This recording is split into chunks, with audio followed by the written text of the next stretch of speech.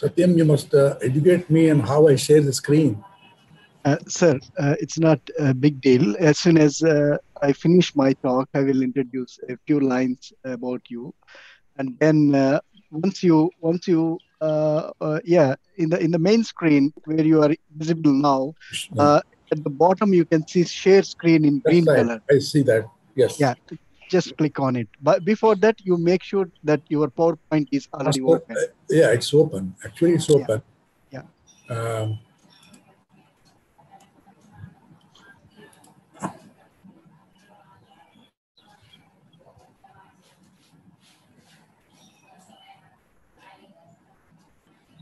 It should be full open.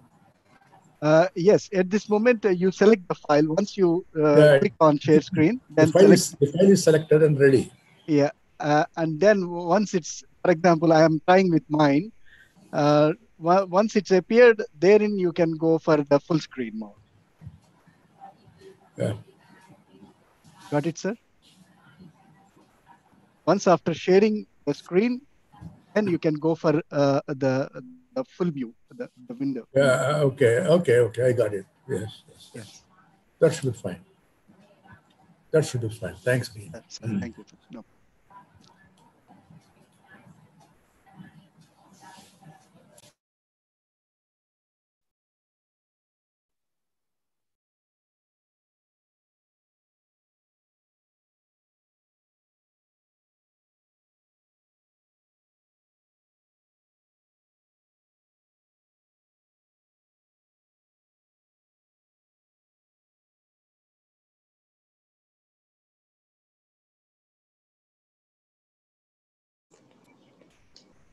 Hello, sir.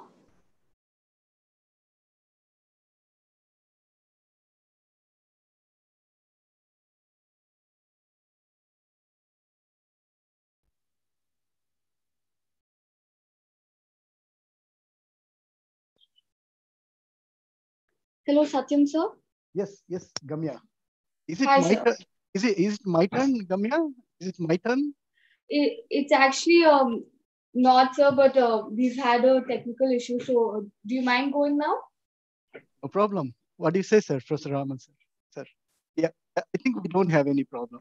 We can go together, myself and Professor Raman Garu. Okay, sir. Hi. You worked in Malaysia as well, sir? Yes, Gamya. Oh, okay. So, like, how different are the mangroves in India compared to Malaysia? I mean, would you like to answer your question now, or you want me to go for the presentation first and then we can go for Okay, sir. answers later? That would be fine, isn't it? Yes, sir. Yeah, right. So let me give a brief presentation on Coringa mangroves and so on. Then we can go for the question and answers. Let me share my screen now.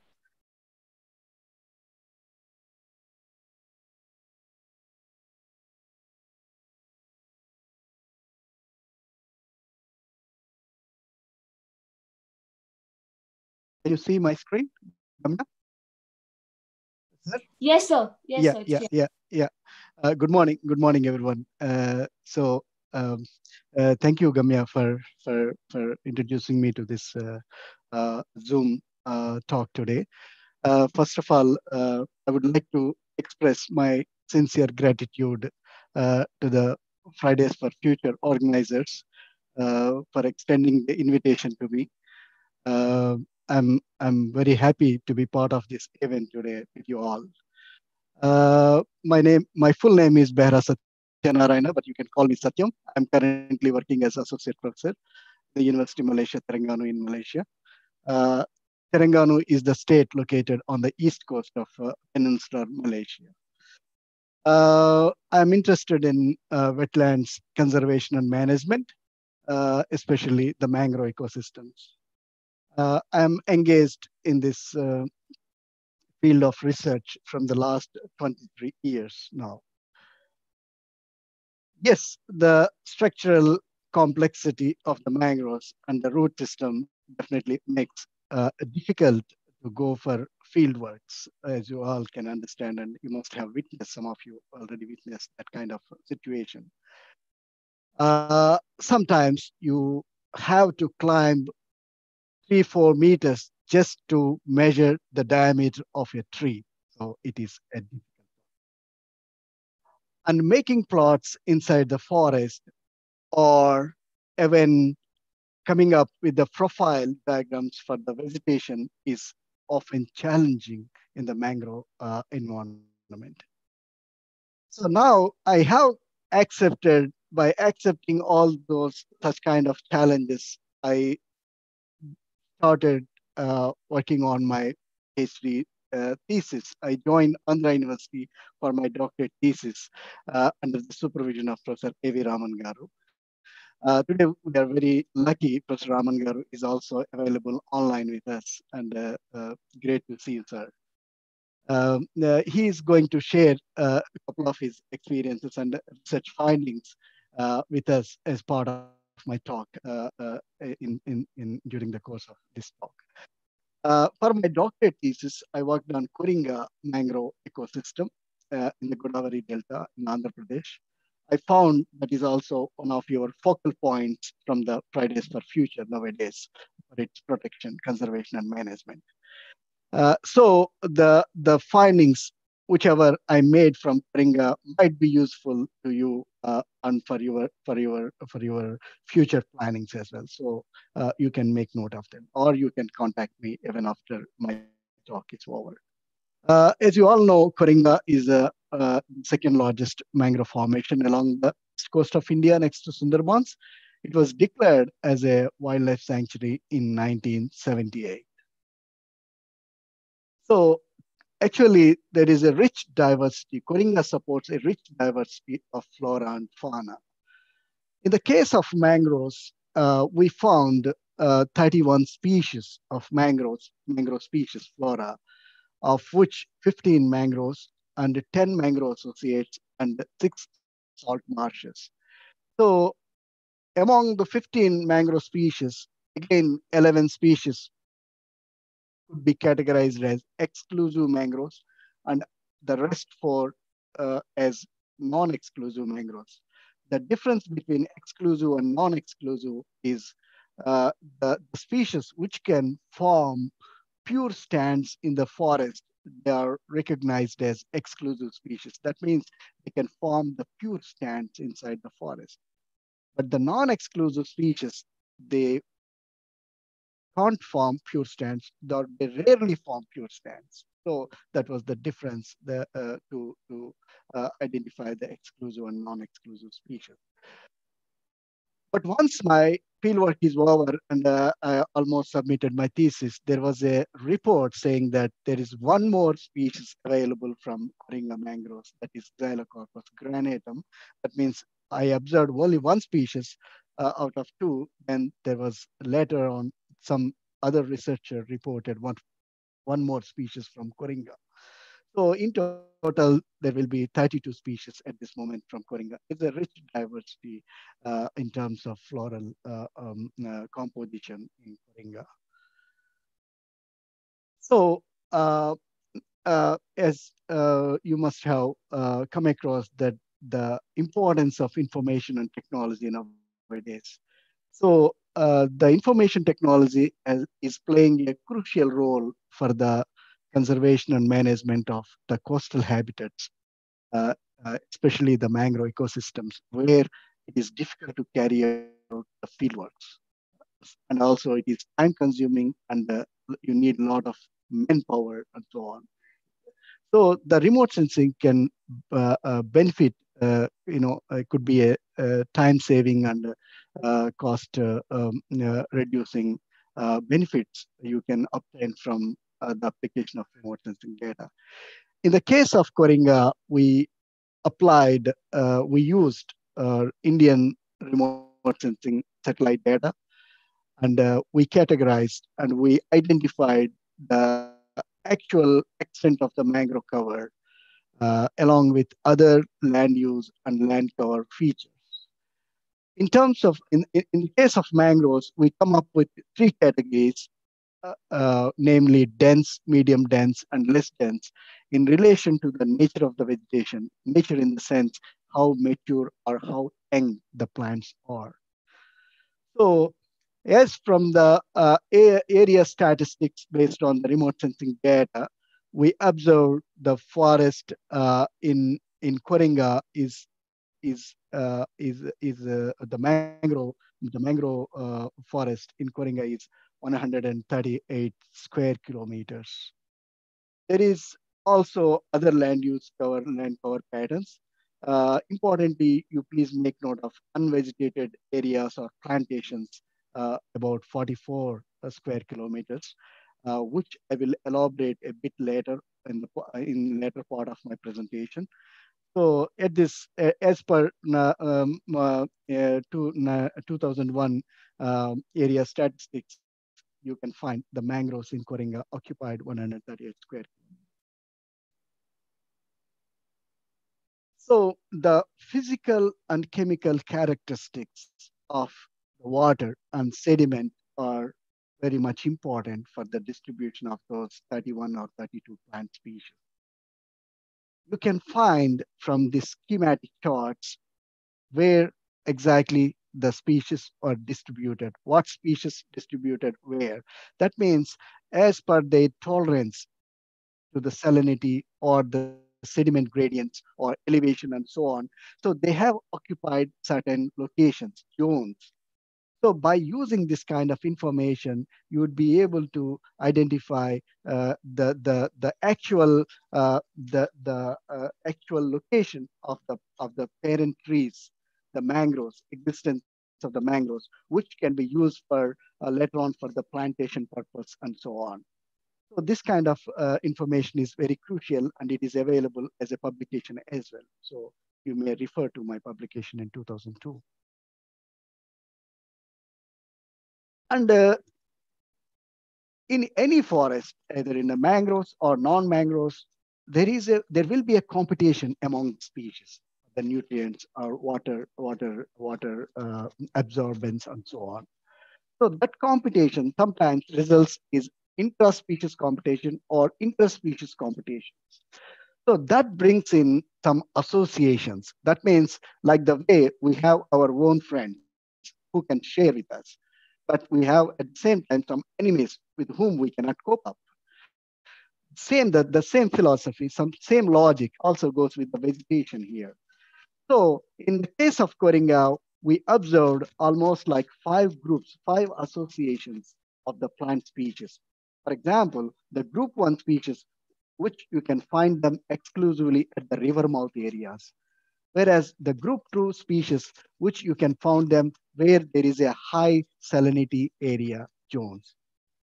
Group 3 species are widely distributed in the forest. That means probably they are tolerable, they are coping up with the wide range of salinity changes or sedimentological conditions. Like group 4 species marked in yellow, they are just prefer to stay in the places where there is a good mixture of seawater and fresh water. So that means not far from the issuerine location. And the group 5, somewhere interior locations. So they are a bit sheltered, they need a bit shelter. So such kind of information is also very crucial when you are carrying out the plantation. Otherwise, the plantations becomes failure. The next, another physical characteristics of the sediment is elevation. Elevation is how high the land in that particular place with reference to the mean sea level. So we observed a couple of points. The elevation is very important for the mangroves because elevation determines the inundation frequency. That means if the land is less elevated, there is a chance that the tidal water can reach to that particular place regularly. But if the land is more elevated, then there is the chances goes less and lesser, depends on the height of the elevation. So in the case of Coringa, we were able to find different areas which are low-lying. That means, for example, the areas which are marked in yellow here, they can easily get water with every rising tide. That means Coringa area, Kakinada Bay, has semi-diurnal tides. That means two high tides and two low tides during a day.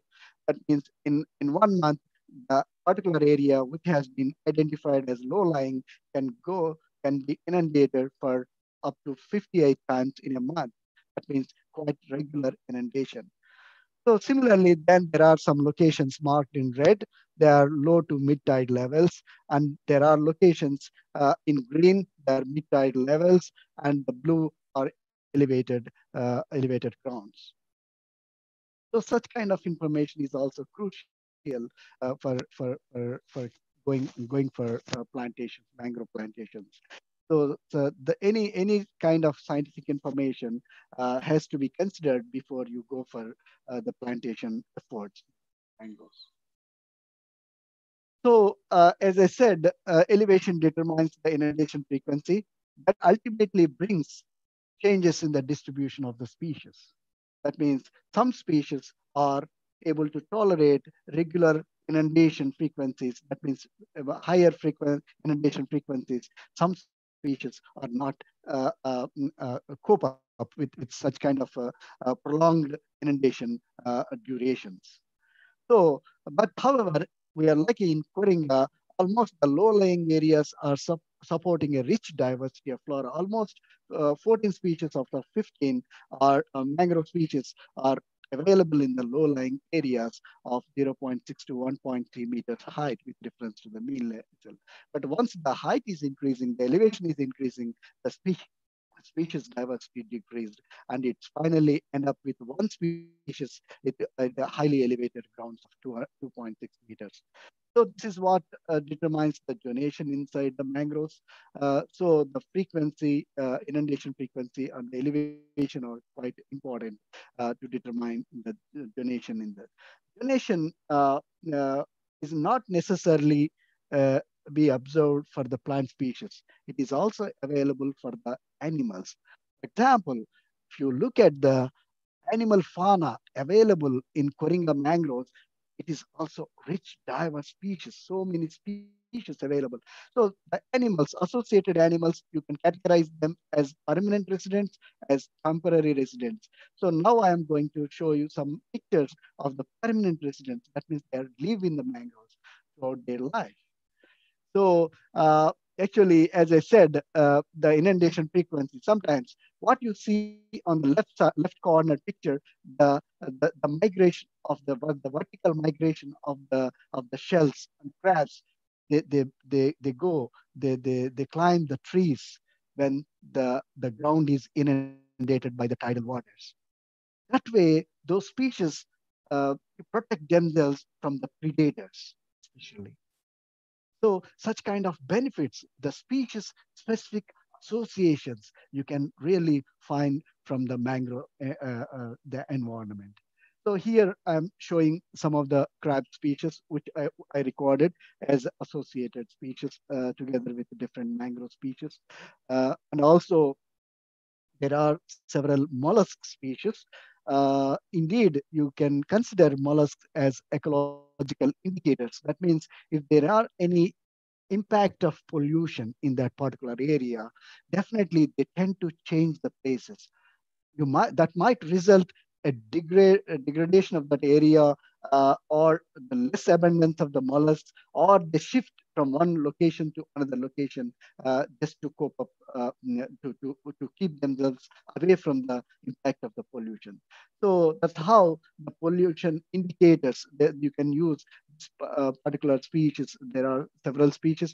There are especially the indicator species. You can make use of them to detect the pollution levels, whether it is impacted is more or less by using the mollusks as indicators.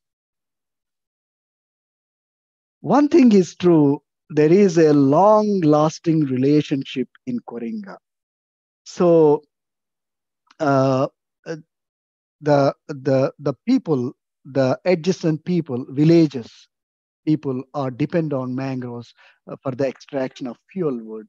And some of them, fishermen, they collect the bivalves, cockles, mangrove cockles for the food or to make lime nowadays, when you go to Coringa villages, some villages adjacent to Coringa, you can find the lime kilns to make lime from the bivalves and sell in the market.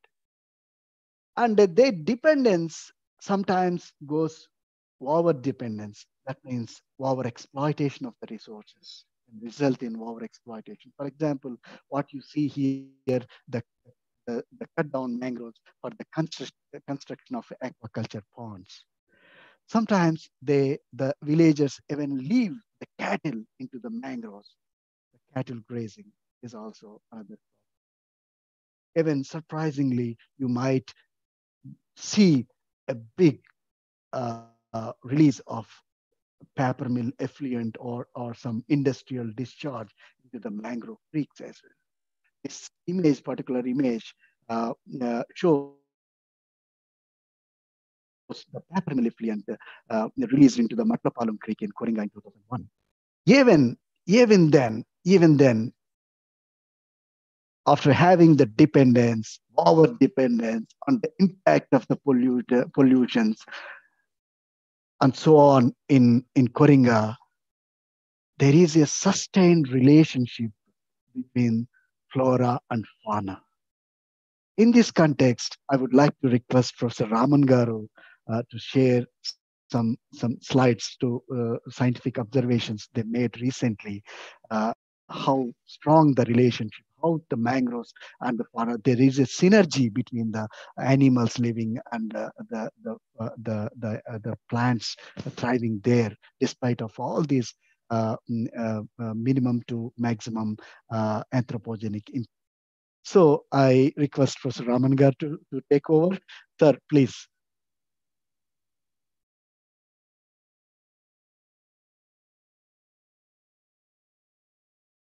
Satyam, now I go to share screen. Yes, sir. Yeah. I stopped sharing my screen.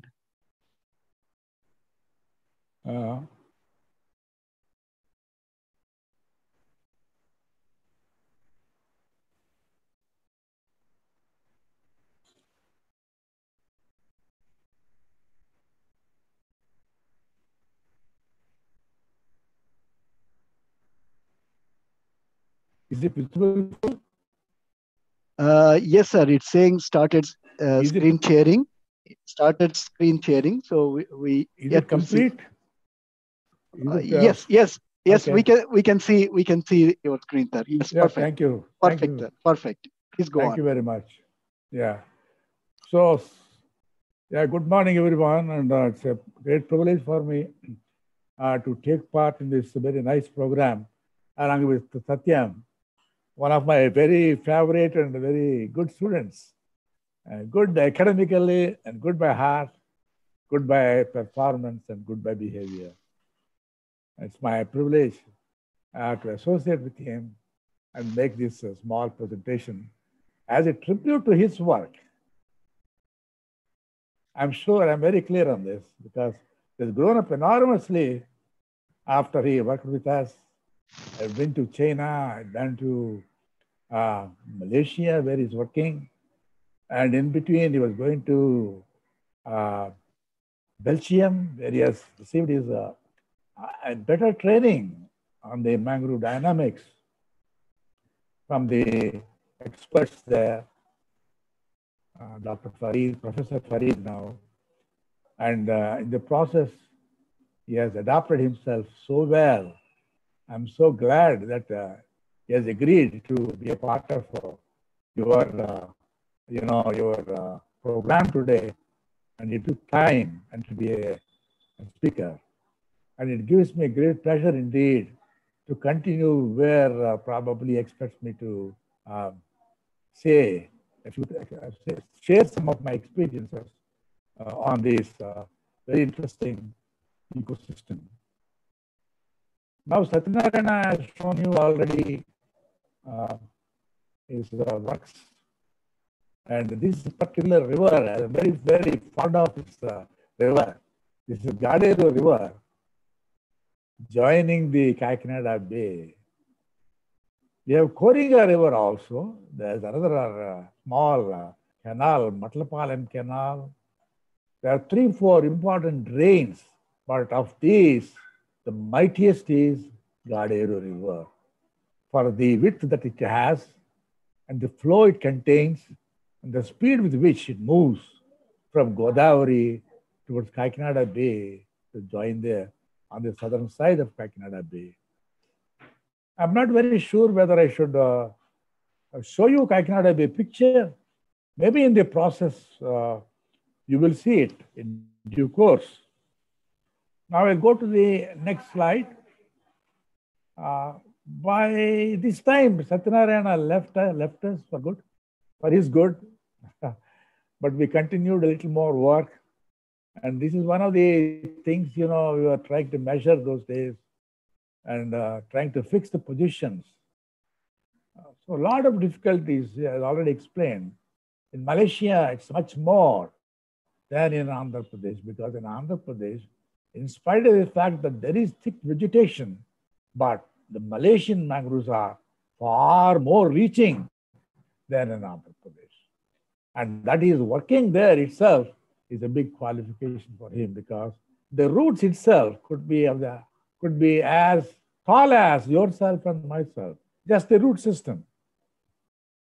Just the root system. Now imagine the stems and then the growing forest and then the vegetation, the canopy, it's huge. Coringa relatively is smaller than many of these systems. Now these are the examples which he had already shown, but what Satyam has shown are organisms which he collected from the mangrove vegetation. Whereas these specimens are not really from the mangrove vegetation, but from the sea floor of Kakinada Bay.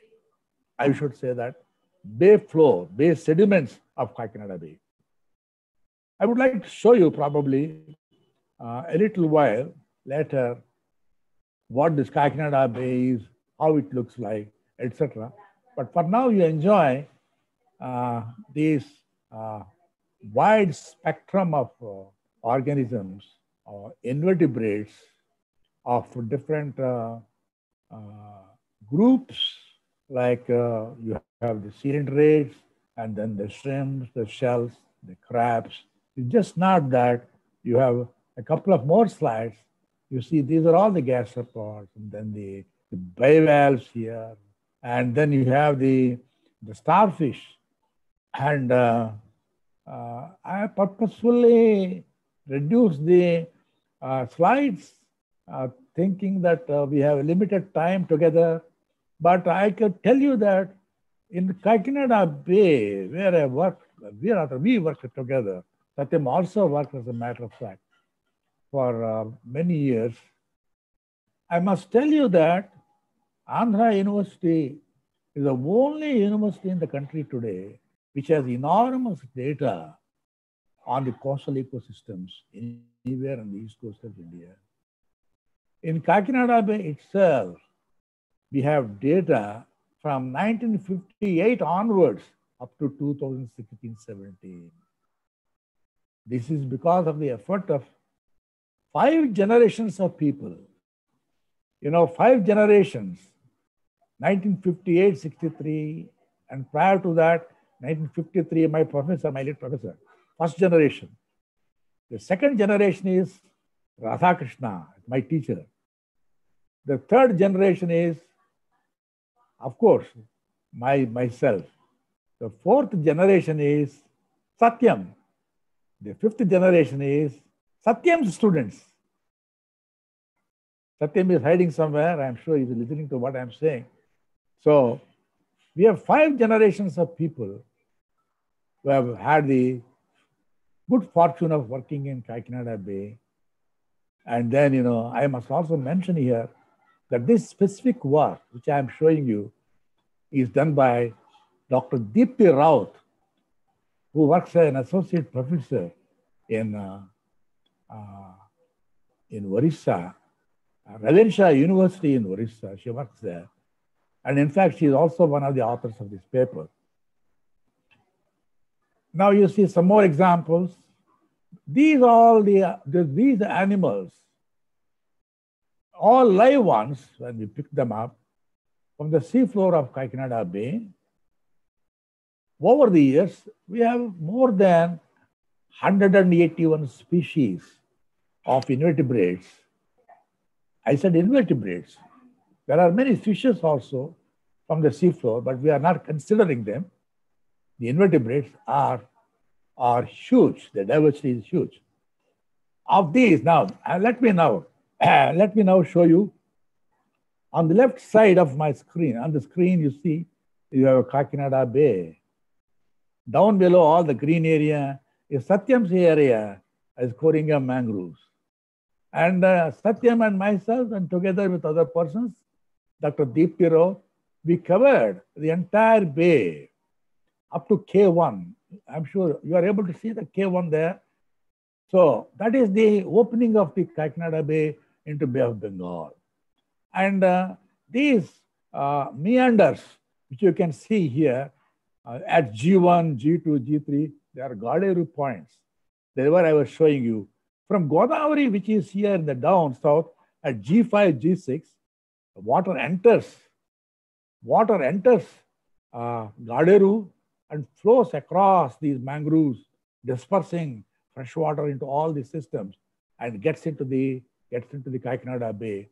And from where it moves out through the KAKINADA Bay mouth at K1. This vast expanse of water of about 250 square kilometers has been studied thoroughly by my seniors, myself, my students, and their students. And prior to that, my professor, late professor. So 5 generations we have had the opportunity, and I take a lot of pride in presenting this information because I'm still alive. It's as simple as that.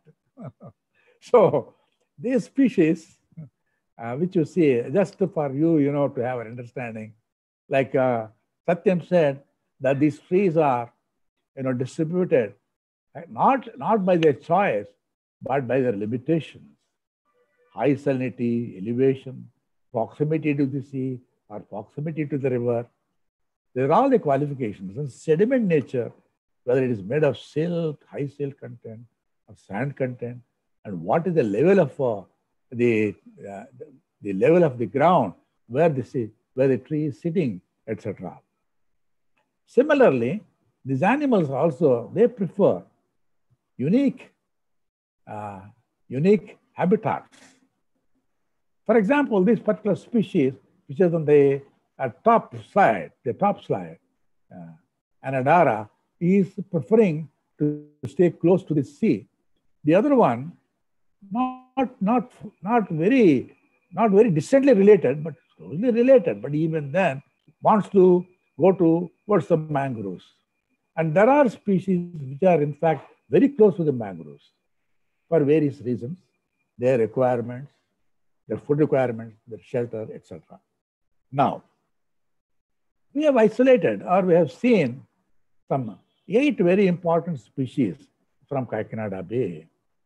There are 5 at the top, 3 below. These are the most commercially, for trade. These shells are exploited for preparing lime by the business people. And Satyam has shown a couple of slides where these animals are being sort of picked in boats and they are taken to the shore, and where they are kept in heaps and sold in kgs. That's the livelihood of these fishermen. And for how many years this has been going on? To our knowledge, for more than 75 years. 75 years is not a small period. It must have been going on there even longer, maybe 100 years or more than 100 years. But we have been recording last 75 years. So to see, when THANMAYI wanted me to say a few words, it just occurred to me that I would talk about the very, very important observation, or I would say very fascinating account of these 8 species of bivalves and gastropods occurring there last 75 years, in spite of the fact that they are being exploited. Narasimham, in 1984, he was the first to present a paper on Kakinada Bay resources on the basis of work he conducted in 1983. And he was saying that the bay has a very wide continuum of macroinvertebrate fauna and living resources, of which 8 species are being commercially exploited. I would like to tell you that well before, nearly a quarter century before, 20 years, 25 years before, Narasimham undertook this study. Radhakrishnan and Ganapati in 1969 carried out even a larger survey, and they found them also at that time, and in large numbers. Then Dr. Narasimham found them, but no doubt with abundant proportions from Kakinada Bay, which I have shown you earlier. Now, some 12, 13 years after Narasimham recorded, I told you about Dipti Raut. She had published this paper in 2005, but conducted a study in 95, 96, 1 or 2 years senior to Satyam. And she found all these 8 species in Kakinada Bay, which her predecessors found 35 years ago.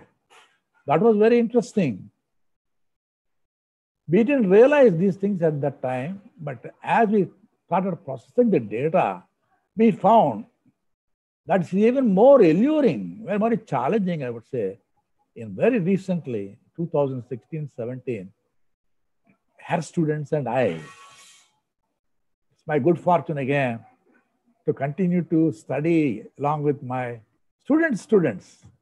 I've gone to the Kakinada Bay, and then, as we started collecting, I was surprised to see that the same 8 species coming from the seafloor of Kakinada Bay, though in reduced numbers, no doubt. And estimates, this is what Satyam has shown you. This is how they are collecting, in baskets, huge loads of the shells on the banks of Kakinada Bay, up to 6,000 tons per year. But nowadays, it has come down to only 1,000 tons. And this slide here is also shown. So I want to tell you that man's exploitation for commercial purposes, and nature's exploitation through, the environmental impacts should have by now ruined that resource, should have by now completely exhausted that resource, dissipated that resource. This is what anybody will expect. At least this is what I expected with my several years of association in Kakinada Bay. Now, we are very fascinated to realize that these 8 species continue to occur, and they constitute, let me repeat, they constitute 50% of the benthic population. Benthos means animals living on the seafloor. 50% of the benthic population until today. This data is 2016-17. And according to very recent estimates, 11 and 13, by another semaphore scientist, one by Dr. Srilata, she found there are landings up to 1,000 tons of bivalves and gastropods continue to arrive on the banks of Kakinada Bay even now, which is not a small proportion. It's a very huge proportion considering that they are being constantly exploited by man and that they are being challenged by environmental issues, exigencies, or environmental perturbations. This is the fascination. I thought I must fascinating view of Kakinada Bay, of the mangroves of Kakinada Bay. I would like to just, another 1 or 2 slides, complete this, saying that the bay underwent several changes. Water quality and sediment quality declined. There is industrial and urban development. Even under these circumstances, that the fishery, molluscan fishery in the Kakinada Bay sustained for nearly 75 years. You know, it's astounding for me, absolutely bewildering. I'm surprised despite the relentless outrage on the ecosystem. It's an outrage on the ecosystem. Now, we have also seen by using a very sophisticated, robust, extremely reliable, authentic, and time-tested protocols for estimating biodiversity. It's not easy to estimate biodiversity when you're dealing with marine systems. You need to be a competent taxonomist, you need to be a competent biologist, and in more recent years, you need to be a competent software user.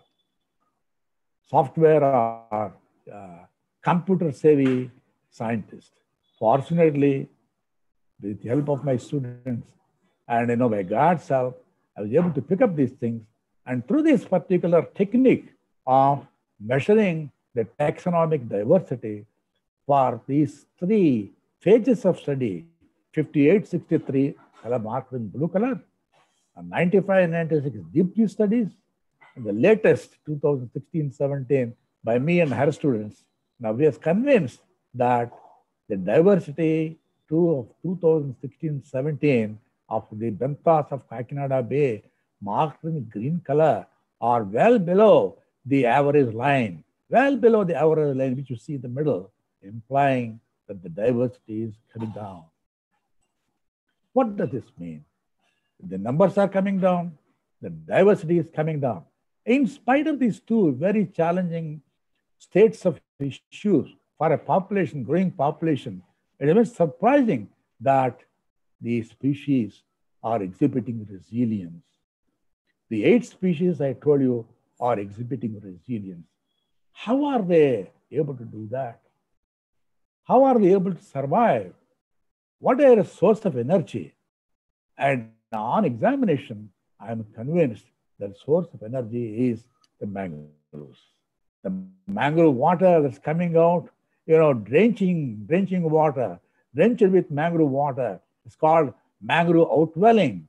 And it's coming out into the bay, rich in the nutrients, particularly carbon and nitrogen. These are organic carbon. Organic carbon and nitrogen, I think, is a reason for them to have developed that kind of resilience over the years. And besides that, these mangrove channels offer the larvae of these organisms a protection from predation, and for the adults, excellent food in the form of organic detritus coming from the mangroves. These are the 2 very important reasons to consider how, in spite of these man-made issues of handpicking, exploitation, and environmental exigencies, that because of the mangroves protection, that these organisms are able to thrive and exhibit resilience. This is how by mangroves, through an intricate process. Biogeochemistry is an upcoming subject in marine biology. When we were students, we didn't have biogeochemistry. But when we started working slowly, biogeochemistry has been introduced. But now biogeochemistry is on the stage. And one who is a good biologist has got to be a good chemist too.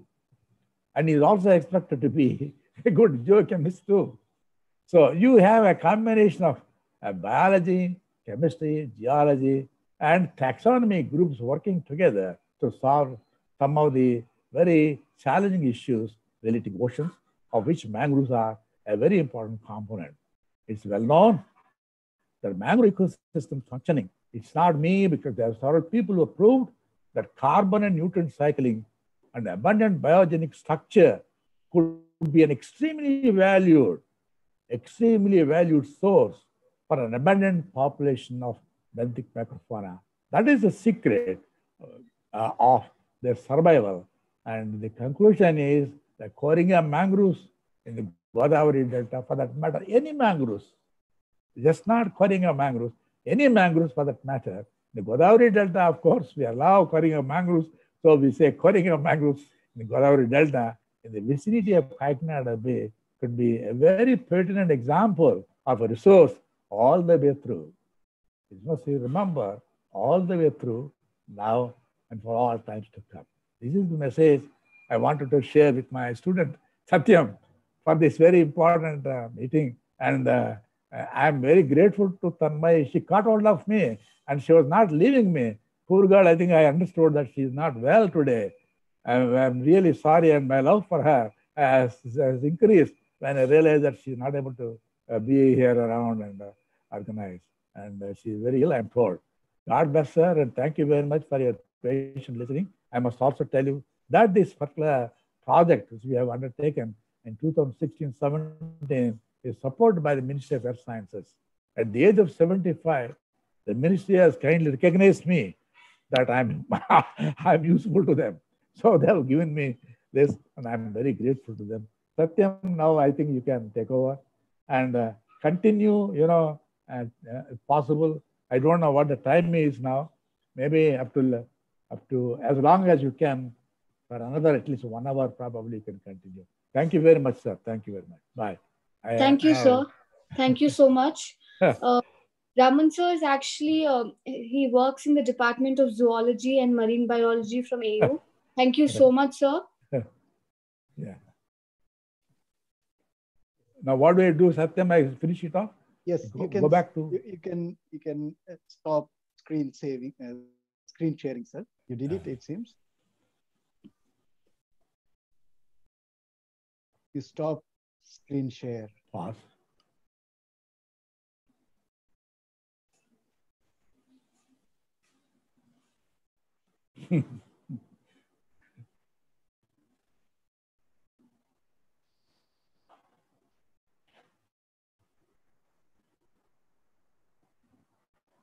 Right. It seems you're done already. Thank you, sir. Thank you. Yeah. Thank you so much. Sir. You really took me back to CORINGA now. I really miss CORINGA, and those days never come back. Nowadays we are almost leading a mechanical life, I would say. That lovely atmosphere, the days I spent with you, ending the things, and getting scolding from you. These are all what put me on the right place, actually. This is a blessing, actually, sir. Thank you so much for being with us today. And thank you so much. We are blessed to have you on board today. Yes, now, actually, yes, to continue with the Professor Raman Garu. 1 minute, I lost something. Okay, let me go with the share screen. Yes, start share screening. Yes. Yes. Yes, actually, it is true.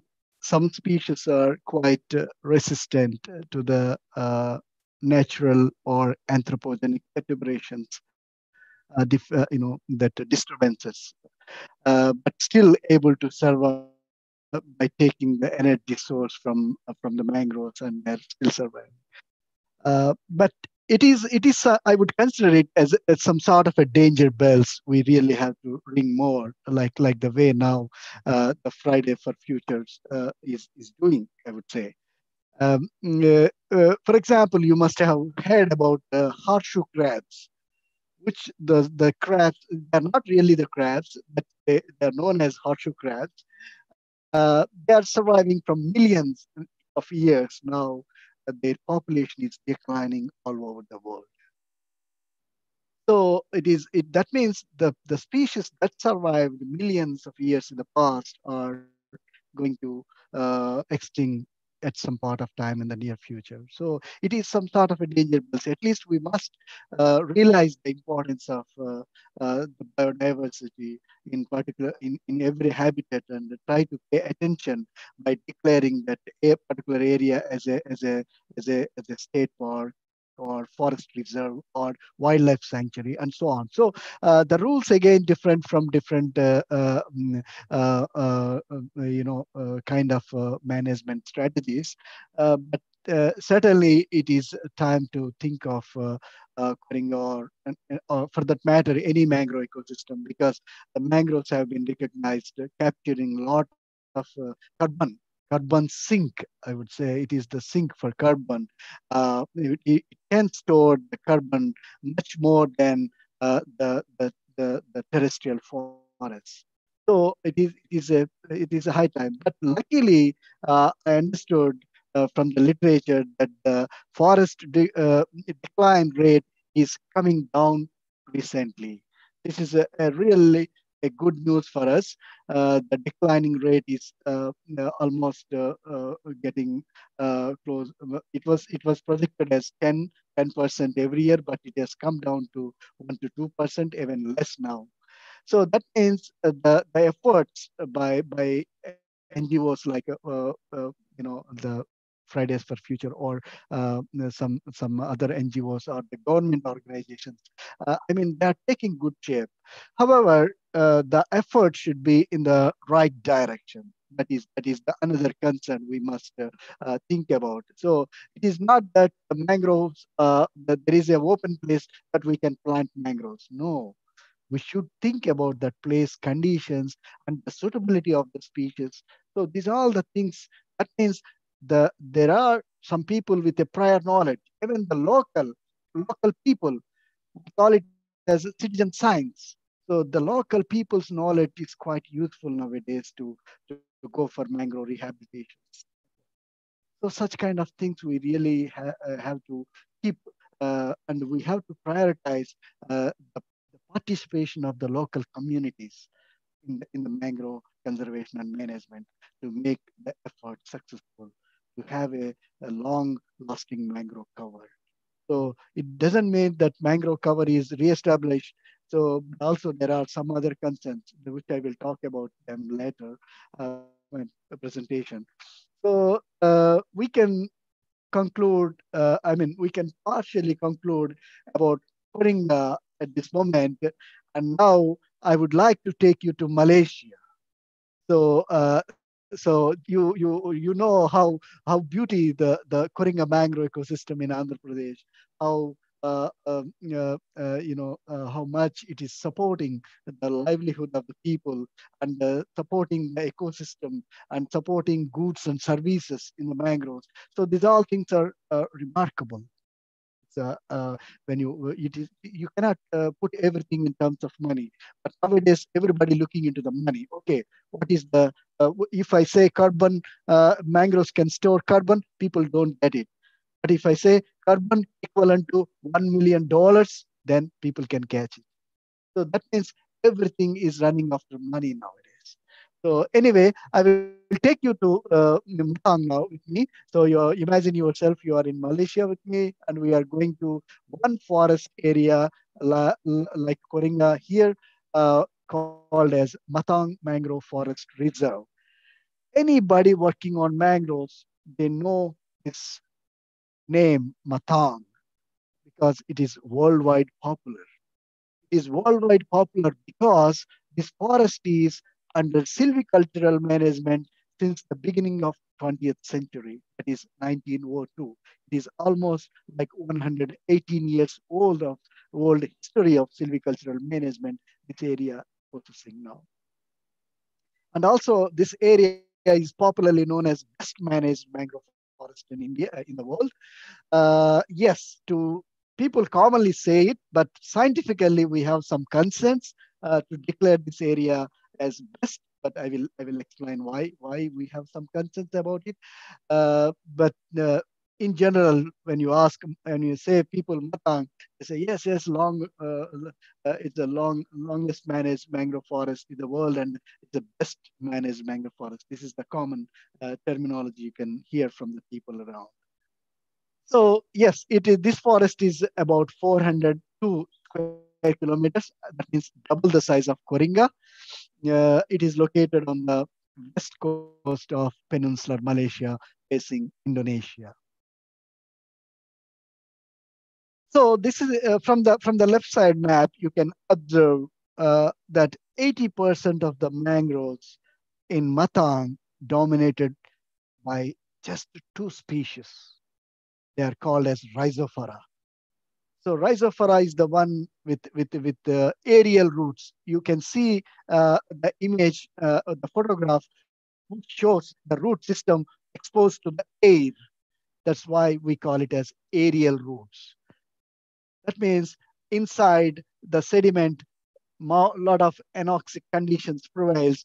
That's where these plants survive by taking the oxygen from the air directly, like humans. So aerial roots, also known as prop roots.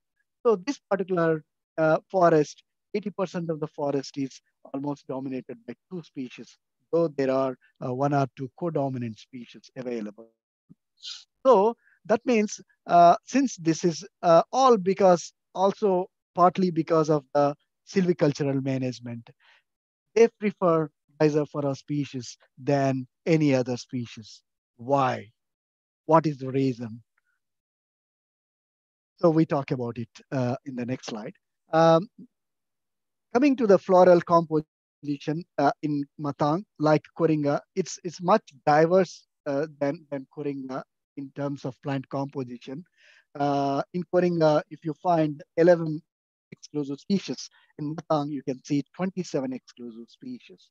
So their extent is limited to 20% of the forest cover. And along with the exclusive mangroves, there are non-exclusive mangroves and mangrove associates that counts for 76, which is a big number. So it is a vast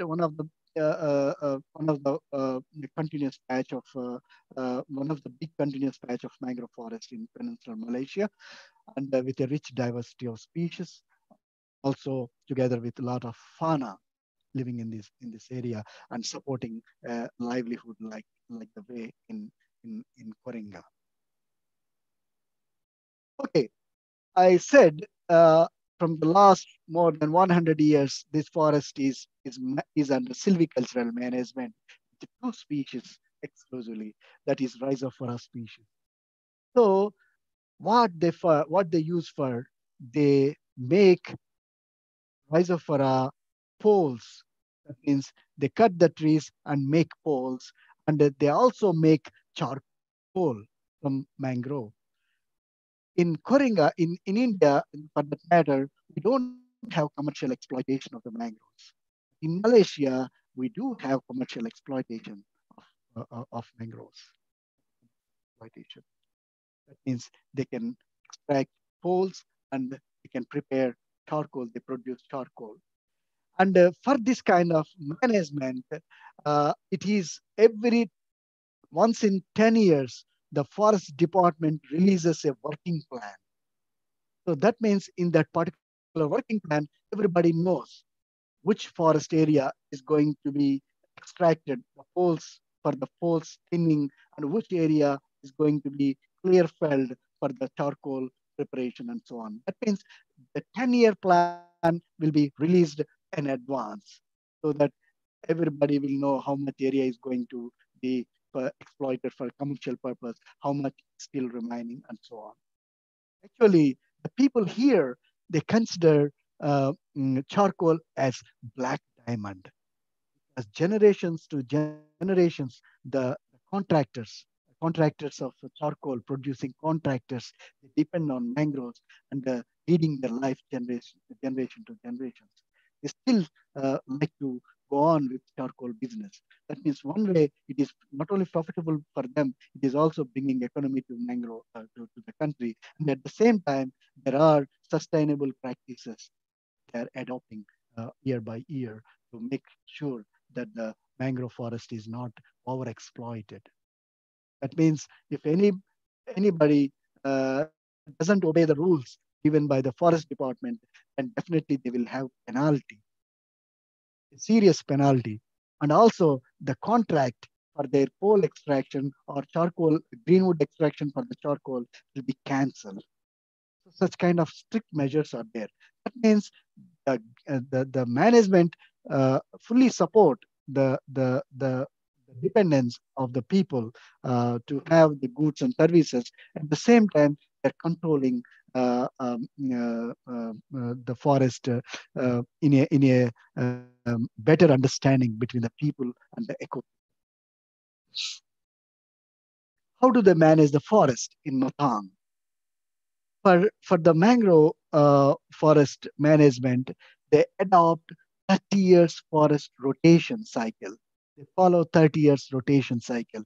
That means once they plant Rhizophora species, they wait for 15 years to go for first thinning. Thinning means they don't clear fell the forest. They thin the forest. As I said, there will be a competition inside for the growth of the stems in the forest. So they reduce the thickness, the density inside the forest. That means the rest of the forest can grow better. So the first thinning, they do it after 15 years of plantation. Then they give a gap of 5 years. That means the forest will attain 20 years old. Then they go for, again, one more thinning called second thinning. The resultant stems, mangrove stems from the first thinning and second thinning, they will use them as mangrove poles. Poles will be used for the construction purposes and the fishing stacks in Malaysia. After that, they leave the forest untouched for 10 more years. That means if you add 10 years, then the forest reaches to 30 years age. So once the forest reached to 30 years, they clear fell the forest. They clear fell, they cut down with the saw chain. They cut down the trees of Rhizophora species, and the green wood they will bring to the charcoal kilns to make charcoal from the mangroves. How do they make the charcoal? It is very interesting process. They're still maintaining the traditional way of charcoal preparation. In fact, there is recent advancements like ovens available, but still Malaysia did not permit any use of ovens to make the charcoal. So they still make charcoal kilns. They call it it looks like igloo shaped houses in the snowfall areas. So they call charcoal factories kilns.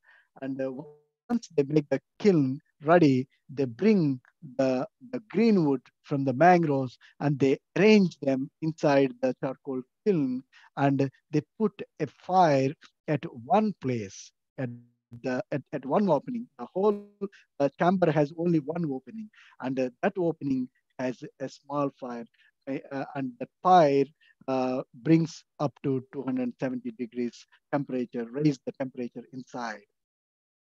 Actually, the process, they don't really burn the greenwood. They expose them to the heat so that all water content will be released, come out of the trunks, mangrove trunks, in the form of smokes. Again, they condense the smoke and they make it vinegar, which is very useful as insect repellents. So there is no wastage. So once the fire monitoring is over, they close it. They close the opening where they put the fire. They close the opening for a couple of days. That means the heat will be inside. So the entire process after 45 to 60 days it takes for one charcoal kiln. One charcoal kiln can support up to 40 tons of greenwood. Once you put 40 tons of greenwood inside the charcoal kiln, and you can get 10 to 11 tons of charcoal only. That means what you find, the greenwood with a lot of water and tissue inside, you won't find them anymore. That means it becomes quite uh, uh, um, um, um, yeah, it's quite light in weight actually. So you can see in the next sixth stage, the bring out the charcoal, and then they export to the units. So some part of the charcoal prepared in Malaysia used locally, and some part will be exported to other countries. Here you can see the production cycles, how the mangrove pole production goes on, how the charcoal production going on in Matang. For example, the mangrove poles, there are several stages that goes on and several people to monitor the activity during the each phase of the pole production cycle. And most of the poles, of course, 100% poles, they only use it inside the country for the construction. Whereas the charcoal production, 80% of the charcoal will be exported to Japan. Only 20% of the charcoal used locally. That too, especially the shop vendors outside who makes barbecue of chicken or lamb barbecues, right? Shop vendors. But household, mostly they depend on gas because in Malaysia, it's a fortunate they don't have any limitation of the cylinders. Like in India, they can buy cylinder every day, one cylinder. There is no restriction. So how they really come up with this kind of plan? Actually, it is a age-old practice from more than 100 years now. In the left side, you can see on the left side, you can see the entire forest divided into some compartments. There are 108 compartments in order to support charcoal and coal production industries. So also they restrict the number of contractors who can extract the poles, who can make the charcoal, and so on. So that given the limitation of the numbers, the cycle can go on uninterruptedly, and they know how much forest is going to exploit this year, how much forest is going to replant this year, and how many years later the forest could be extracted. So these all things are already well planned. So that means the plan continues. Working plan releases once in 10 years, and the people, the stakeholders, all stakeholders will, main actors or stakeholders, they stick on to the plans given, and they continue they adhere to the rules and regulations given by the forest department. It is not only the forest department or the ecosystem itself or the contractors. There are as many as 2,400 local people living adjacent to the mangroves. They are dependent on this industry, charcoal production industry. That means some of them are working as tree cutters, some of them boat drivers, some of the log bearers, and so on. So that means there is a very good understanding between the management and the local people dependents. Along with this, the Matang mangrove forest also support educational activities, ecotourism. For example, here in this picture, you can see the boardwalk. So all along the boardwalk, there are signboards. What is the species? What is its functionality in terms of ecological functionality, and how it can protect you in terms of natural calamities like tsunamis and cyclones. So such kind of information is provided all along the boardwalk. So that means once you are walking, there will be continuous reading, knowledge gaining, and some animals, plant photographs, and so on. So made it more attractive. And they go on plantation plans, and always with the community. And even we, in one of the photographs, you can see me took part in the mosquito diseases, because there is an opinion that mangroves, a lot of mosquitoes. People tend to believe a lot of mosquitoes. AIDS flies are there. So these are all things sometimes we have to create awareness on them. They should not look the mangroves as dirty areas. More beautiful enchanting, energetic. So this is the impressions we have to give people. Even when you go to Matang, there are places where you can have sunset dinners. That means you can have a dinner while sun is setting. In the evening, sunset dinners are arranged. That means one of the photographs shows the sunset and eagle watching. So Brahmini kites, they come to the mangroves, and dolphins, they arrive mangroves for the fish, and they go for ecotourism. Even you can rent chalet inside the mangroves. That means you can live with the nature for a couple of days without having mobile connectivity. Such a beautiful feeling, sir. So that kind of things really bringing this area into the limelight, has brought this area into the limelight, and still continuing that kind of practices. So whether to say best or not, that we can decide later on. But at this moment, this is the management going on. So by looking at all these things, we believe that this particular area, Matang, could be a global reference point. That means many things could be learned from this ongoing management at Matang. So, especially where the places we have over exploitation of the mangroves. So that kind of things this paper goes into at all. One of my students, master students from Belgium, it is available for free downloads, and you can download from your home as well, the publication on Matang. But as I said, there are concerns. The exclusive, the most important concern among others is the plantation of Rhizophora species alone. Why they do it? Because among the mangrove species, Rhizophora can have high calorific value. Calorific value is nothing but the retention of heat capacity in the body. That means the mangrove can keep the charcoal which made from Rhizophora species can hold the heat for longer duration than other species. That's why it has become commercially important. And also the charcoal which you make out of Rhizophora species is considered as A grade, that is special grade than any other species. So it has good demand outside.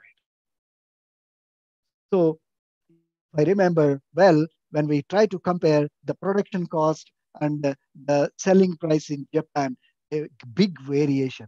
For example, if we get mangrove charcoal in Malaysia for about $12 for 1 kilo, but the same quantity in Japan goes $40 to $50. So it has a good demand of charcoal from the mangroves. However, we are glad that the extraction is going on sustainable way.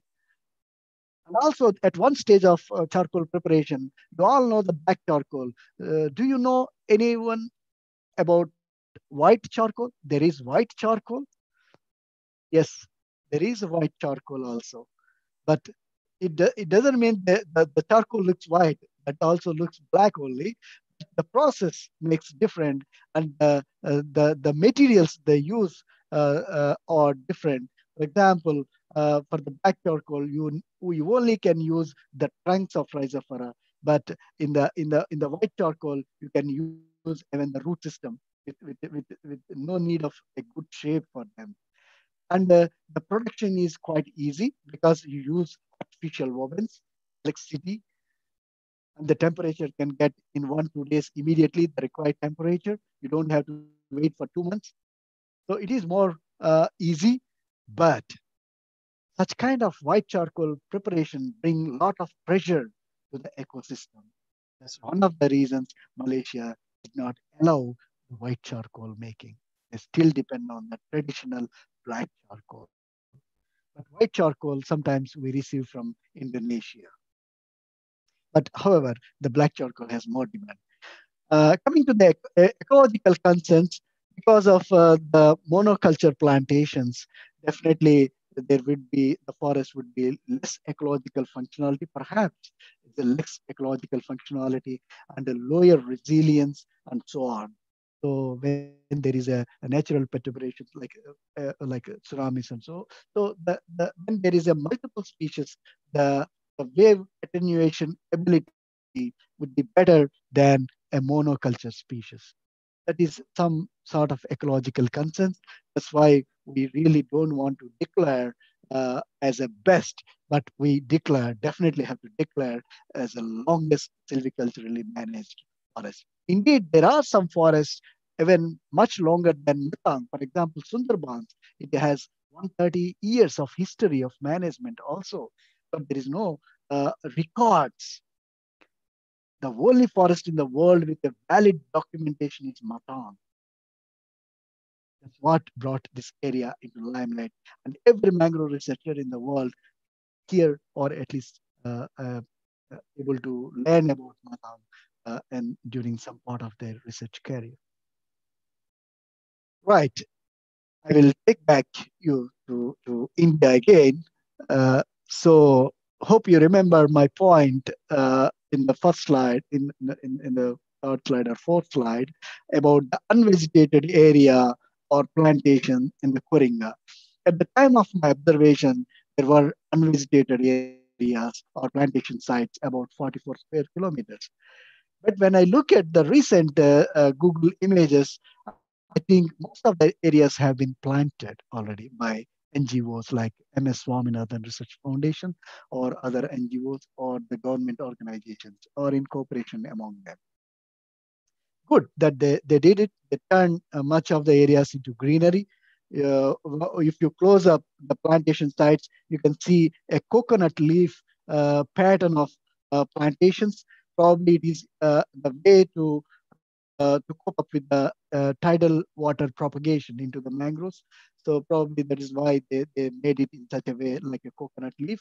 And I'm also happy to see that some of the aquaculture, abundant aquaculture ponds near Bhairavapalam, they have been colonized by the mangroves. It is an interesting thing, and it is, I don't know whether it is done by the plantations or it is by natural colonization, but if it is a natural colonization, that would be much more safer and much more efficient than the plantation works. But the plantation, if I remember very well, Coringa, most of the times they use Avicennia marina, one species.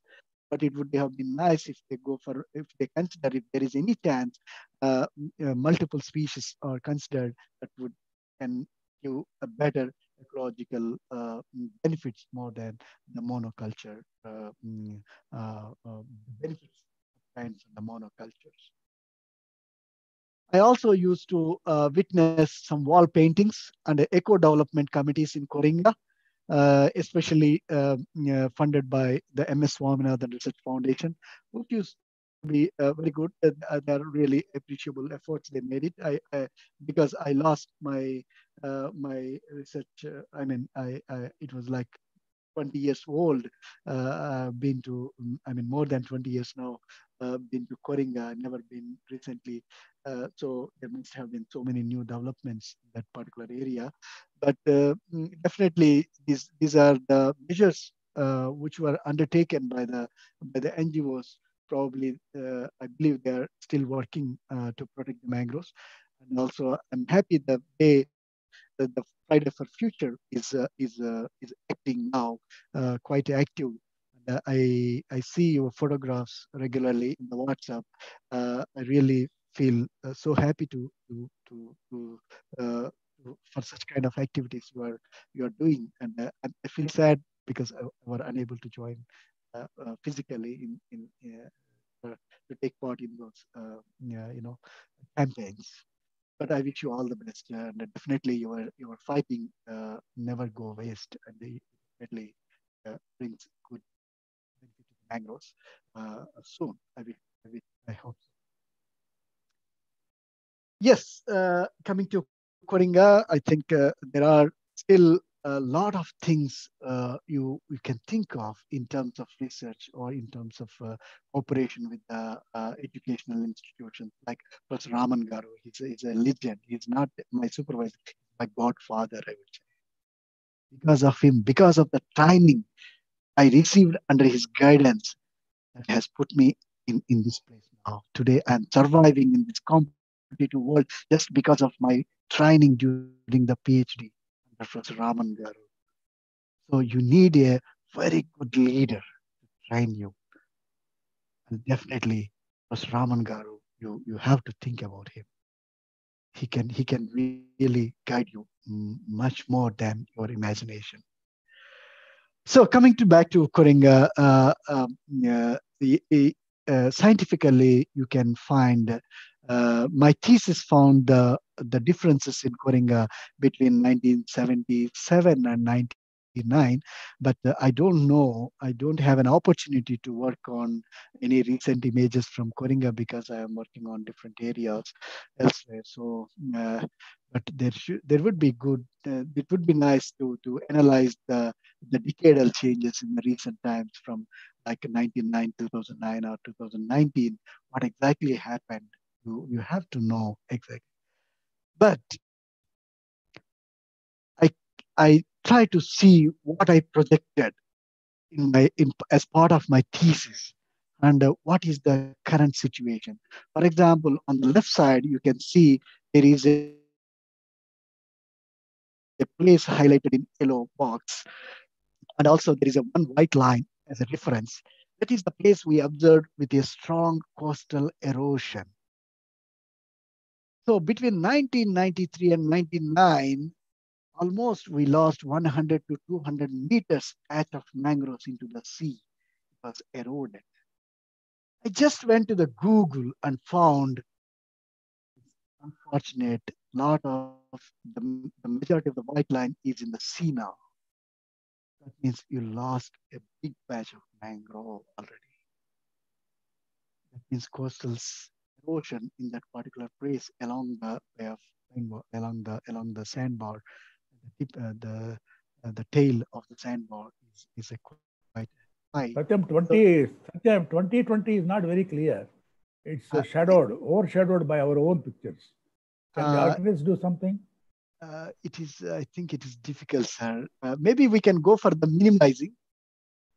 Yeah, maybe. Yeah. Okay, idea. that's fine. Yeah, good. Now, thank you, sir.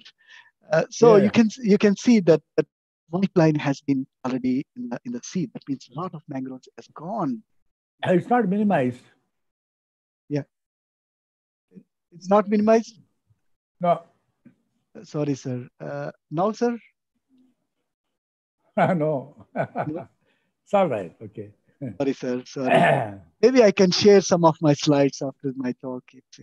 Yeah. I can minimize my our windows in my computer, but sorry, it's not reflected. Yeah, exactly in your computer. Sir.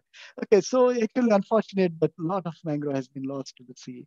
And also there is one more point you may think of is Nelarevu River near Bairopalam. A lot of changes are happening, and I went to the Google Earth and found there is actually as part of my thesis I projected there would be a new sandbar formation like Kakinada Bay, what you see Hope Island, but not that big, but there is some progression taking place actually. The projection was not wrong. So I would say the projection we made in 2002 is actually, but at the same time, we saw a lot of mangrove cover. Again, we are losing.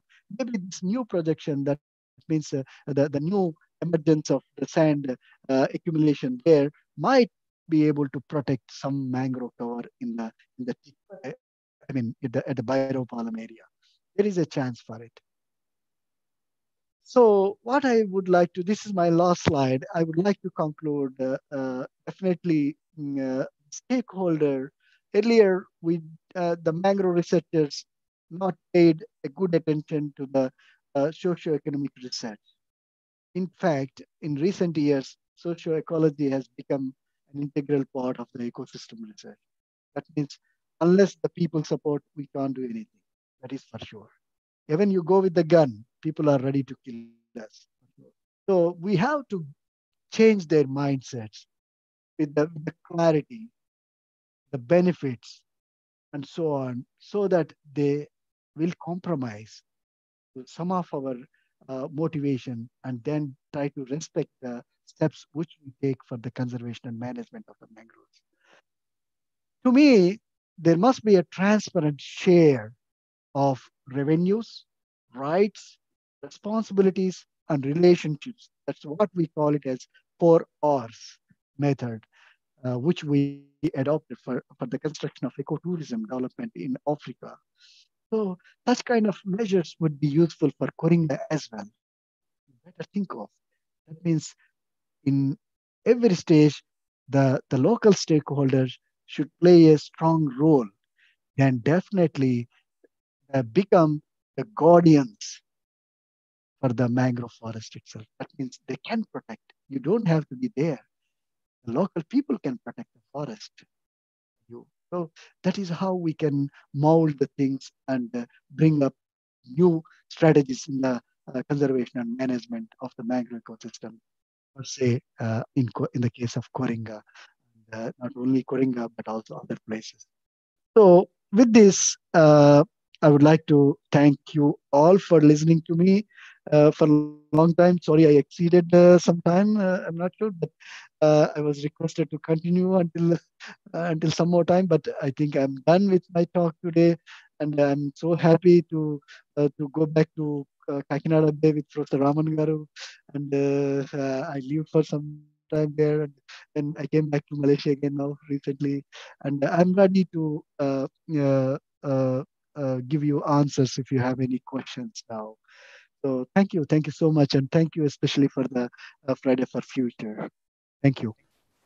Thanks a lot, Satyanarayan sir, and that was such an insightful journey into how mangroves are conserved in Malaysia. It's very we don't see all this on a daily basis, and it's very, I feel, important to know that there's so many sustainable things going on in the world, and we don't look at them often.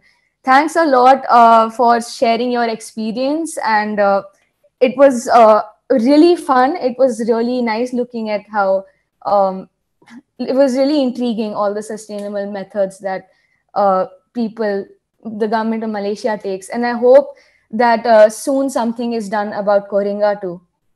Yeah. A.V. Raman sir? No, sorry. Go ahead, sir. Yeah, please. I think you continue. I will. One more point I would like to highlight, that sometimes we think the destruction of the forest, for example, extraction of greenwood for the charcoal, might result in the forest degradation, but not so. So the Matang can show you that degradation can come back again to the normal stage in 30 years' time, and you can extract this. So there is a strategic planning is needed. That's what I learned from that particular exam. Thank you. Yeah, you continue. Absolutely, sir. Thank you. A.V. Raman sir, thanks a lot. I wanted to first of all say a few words, if you please permit me. And I'm very happy to see Satyam's slides. It's the first time I'm seeing Satyam's slides from Malaysia. And I haven't had the opportunity to listen to him after he moved out. And like you said, Anunya, even to me, the experience is accelerating. Absolutely bewildering, I would say, extremely thrilling to realize that you are involved in such excellent management scenarios. God bless you. That's what I wanted to say. Thank you. And like you said very rightly, even we need such management systems. Of course, Professor Swaminathan's institute is done, but unfortunately, there is also the need for local government support. I know that the Forest Department of Rajahmundry, they are an excellent source of support, no doubt about that.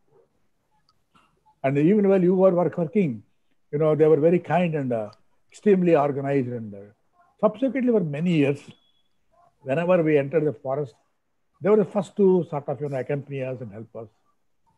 And I don't have anything like saying about the government there. Government, I mean the real government. Government, I meant here the local leaders, the politicians.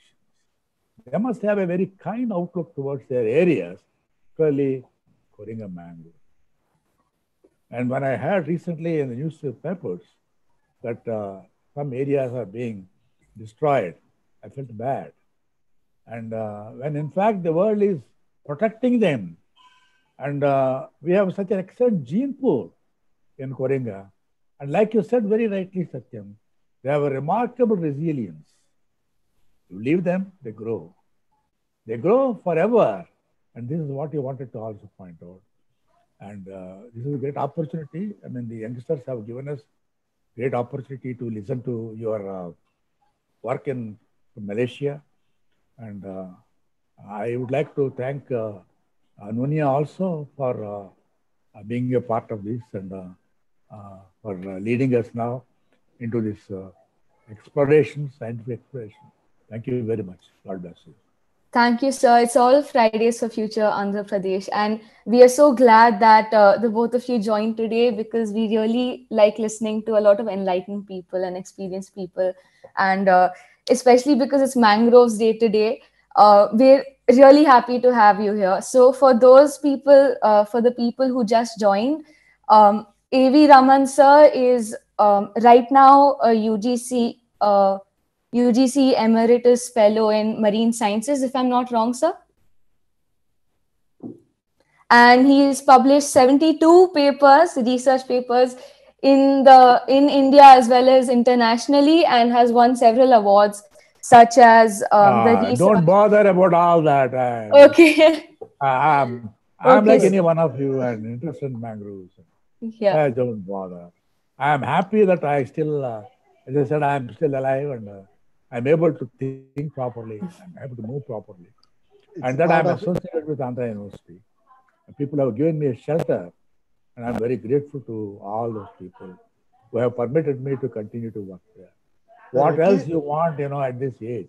Then a little bit of intellectual, inputs and learning. There is no a retirement for learning. I retired 15 years ago, but there's no retirement for learning. And I'm very grateful to Andhra University in that sense, that they have permitted me to continue to visit my lab. We are still working there. And like Satyam said, one day probably Satyam and myself would again go into the woods at Coringa. Yeah, bye. Thank you very much. Yeah, I'm looking forward, sir. I'm looking forward, really. Thank you. I hope dream comes true. Yeah. Yes, Anunya. And it's not only about the mangroves. There's so much to learn from the both of you, and it's so inspiring how you have been guided by A.V. Raman sir, and you still remember all the experience and all the gratitude that comes. It's so important to have a great teacher. Thanks a lot for showing us that too, sir. I have a few questions for you now. So among the go ahead, sir. Yeah, it's to me or Professor Raman garu? For both of you, either of you can answer. Okay, the first one to you then. Among the nations that support mangrove forests, that have mangrove forests, where do you think India stands in terms of its extent? And even if you think of it like the level of management, the level of engagement with the mangrove conservation, where do you think India stands? Yes, Anunya, thank you. It's a much broader question. It's really a big question. Actually, in terms of for your first question about the extent of mangrove, actually the estimates keep on changing from other to other, country to country.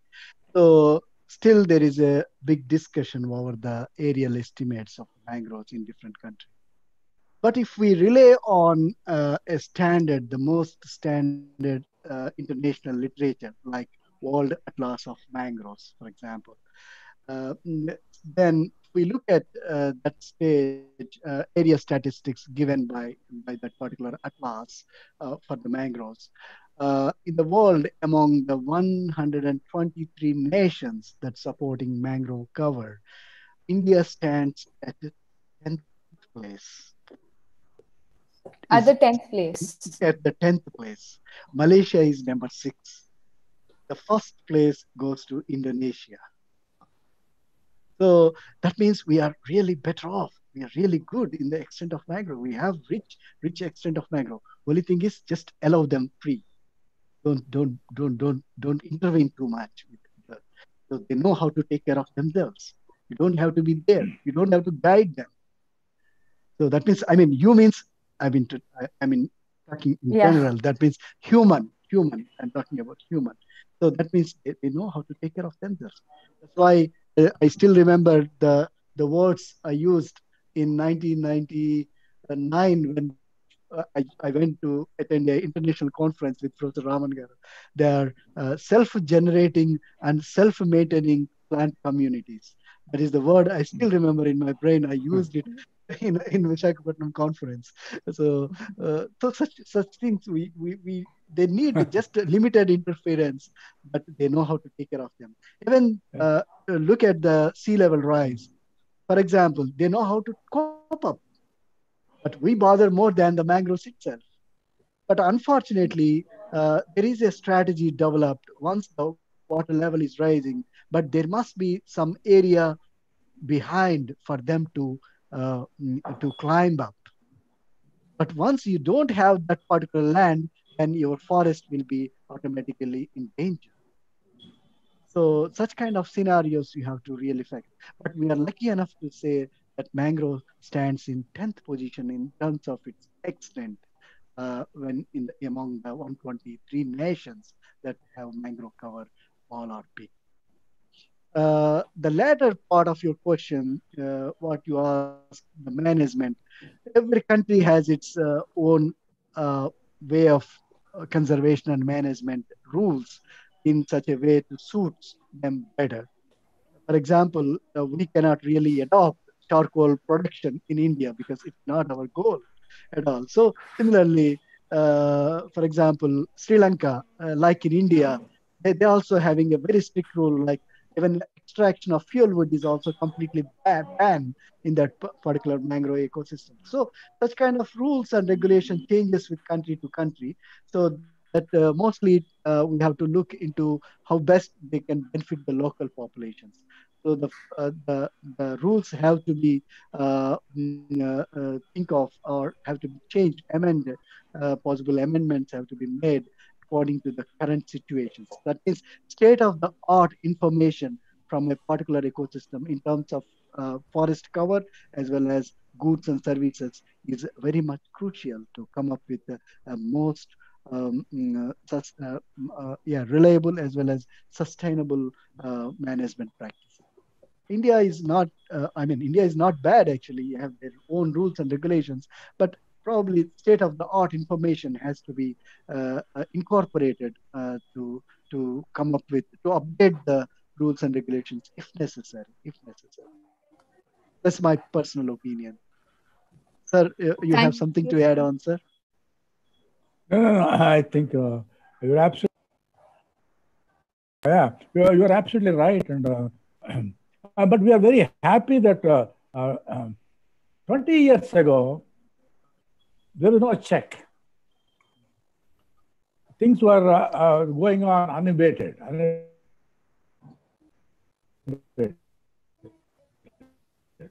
Now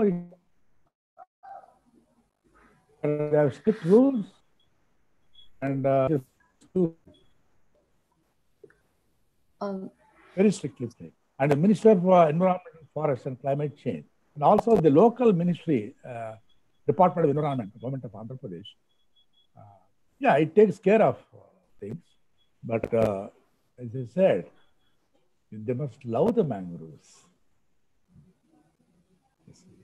This is very important. Not really take care, they must love the mangroves. Very rightly said. This is what I wanted to say. That I don't see.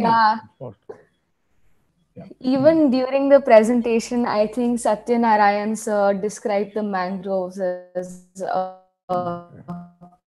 very nice place, a heavenly experience. And I just said, what if everyone thought of mangroves like that? We wouldn't have had problems to deal with mangrove Satyanarayana and myself. Thanks a lot. That was a really great great answer, very insightful. When, And yeah, one. When the European Commission granted a project to Andhra University in 1994, 94, the European Commission had granted Andhra University a research project in 1994 to me and to my senior, Dr. Chandramohan, Professor Chandramohan. We were, both of us, we were the investigators. And together with one of the very senior scientists from Belgium, we went to Godavari, I mean, to see the mangroves. He wanted to see, so we accompanied him. Godavari was in floods. Godavari was in floods. And when our boat went into Gaderu River, which I showed you, the current was very strong. And as soon as we went too close to the trees, first time experience, as soon as we went close to the trees, I saw my European counterpart, Frank Diaz, his name was Frank Diaz, a very tall, hefty, well-built man, but very nice person. He just, undressed himself with, left with a small underwear, and he jumped into water. That was most unexpected. It was undressing, but I thought, he would ask for some permission or whatever, but he didn't ask for any permission. He simply jumped into water. And my senior colleague was aghast. Like me, we were not knowing what to do. Of course, we had a helper. The boat people were also worried whether they would be swept away by the currents. But he quickly caught hold of a tree, and then, he moved into the forest. And minutes later,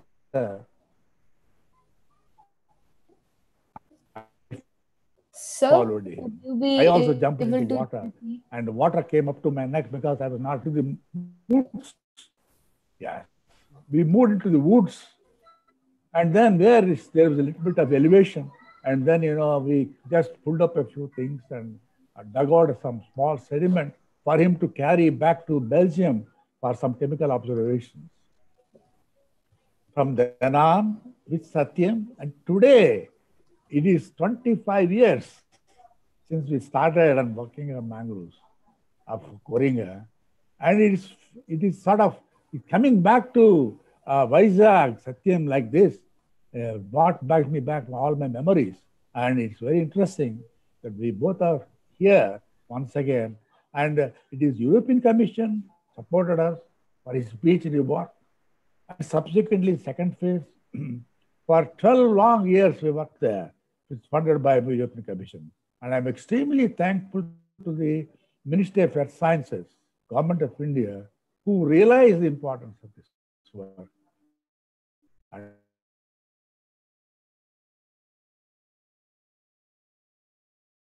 funded us. And of course, to my Andhra, that for any one of us to work there, learn from there, and be there, what we need is absolutely love for the ecosystem. And I'm very happy that Satyam has that love for the studies that he's making. Thank you very much. And I think that's out.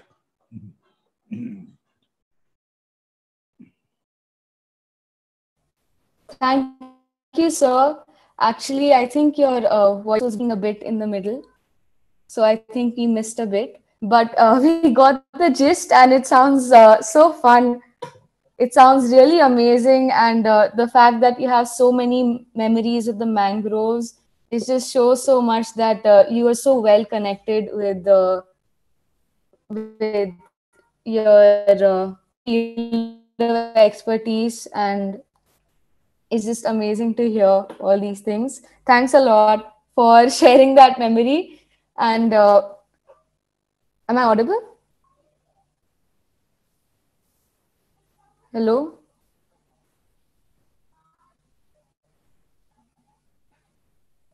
Sorry, am I audible?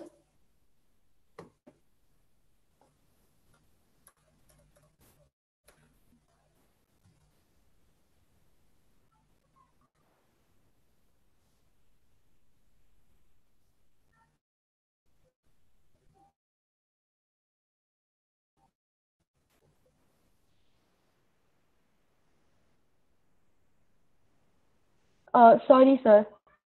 I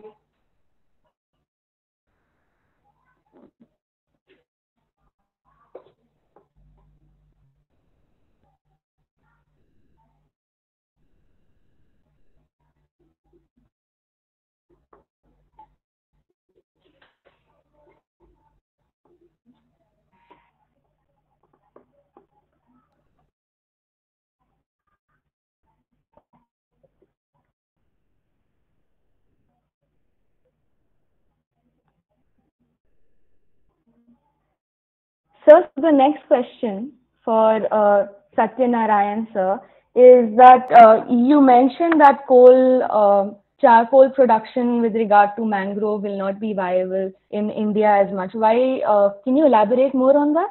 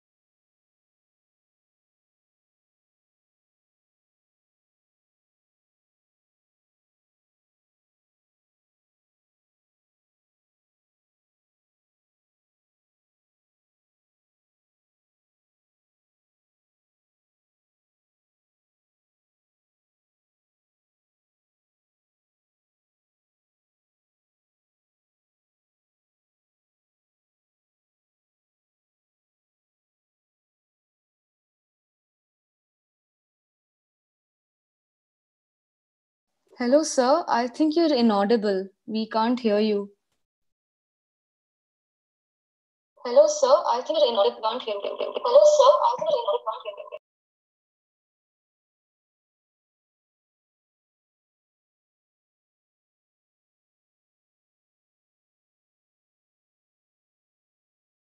No, sir. We still can't hear you.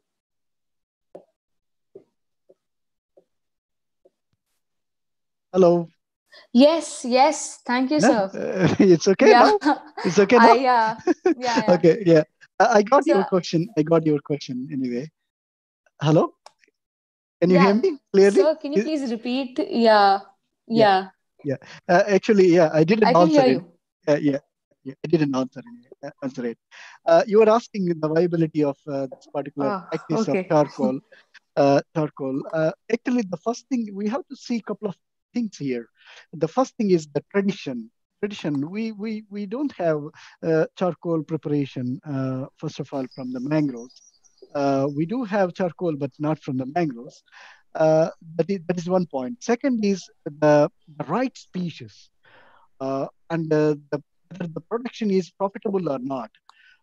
So we all have to see, maybe is there any danger? For example, if we allow one, then it might go for 10. That means over exploitation. So many things we have to think of. Unable to hear you. Can you hear me, sir? Hello? Yes, sir. Unable to hear you. Professor Raman Garu can't hear me. Hello? Unable to hear you. Yes, sir. I got it. I got your message, but now am I audible? Hello? To us, yes. Yeah, maybe there is some problem with Professor Raman Garu there. Yeah, sir's, Raman sir's voice is breaking up too. Yeah. Maybe it is because of the internet connectivity. Sometimes Wi-Fi. Yes, sir. Yeah.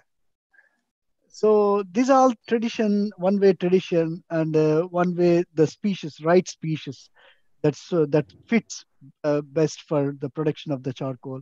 And the mindset of the people also very important. So these all things have to be come up as a tradition first of all.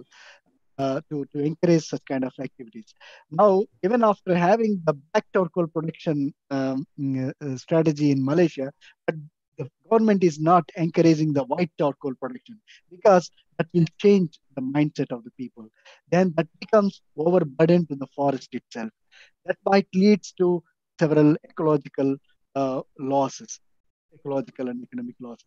And so these are the consequences. So once we think of this, so it is a difficult thing to directly recommend. Perhaps there is an experimental site and how it is going to be benefit to one family or so. So such kind of experimental experimental site and practice could be started, but it cannot be guaranteed. That is one thing we have to think about. The practical things are different than the theoretical things. Right. That's true, sir. That's actually something to think about. And I think the audience has a question for us. Okay, that's fine. The question is directed to either of you. How does illegal sand mining affect conservation, mangrove conservation? Sand mining. Yes. Yeah. Sir, would you like to elaborate a bit? Raman, sir? Yeah. Sand mining is expected to cause changes in the flood dynamics, flow dynamics. So, as it is, the mangroves are seriously affected by the storm surges because of lack of appropriate management measures. You know, the construction of breakwater, for example, in Kakinada Bay in 1997, ocean southeast of CORINGA mangroves are seriously eroded because of a construction of breakwater. And deepening the channels for sand mining may cause changes in the flow because of change in the dynamics, flow dynamics. And it is the admixture of fresh water and seawater which is very much needed for the mangroves to grow. And sand mining can change the course of these rivers. And that sense may bring about an indirect effect on the ecosystem through flow dynamics. This is what I understood. Yeah. Thank you. That's it. Thank you, sir. That was a very nice and simple and understandable explanation. Sir, I had a question myself, actually. So I saw on the news sometime, I think a few weeks back, that Kakinada had its first cyclone on a coast. Is that true, sir? I couldn't understand your question, please. What were you saying? KAKINADA had? Of the first cyclone ever on the coast? I've heard so. I've seen in the news. Is that true, sir? No, so KAKINADA experienced several cyclonic storms. In fact, the entire East Coast is known for its cyclonic storms. The entire East Coast is prone to cyclonic storms, particularly the Northeast Coast. And KAKINADA Bay is no exception in that regard. And to the best of my knowledge, I've seen at least half a dozen strong cyclonic storms hit the damage, although it was more or less a direct hit to KAKINADA Bay because of the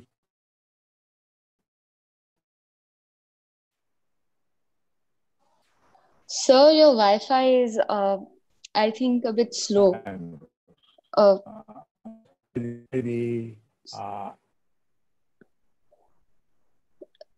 Raman, sir?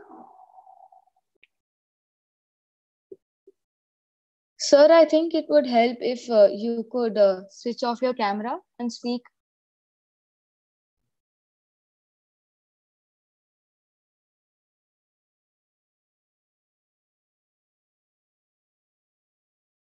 Satyam, sir, can you hear anything? Yes, yes, I can hear you.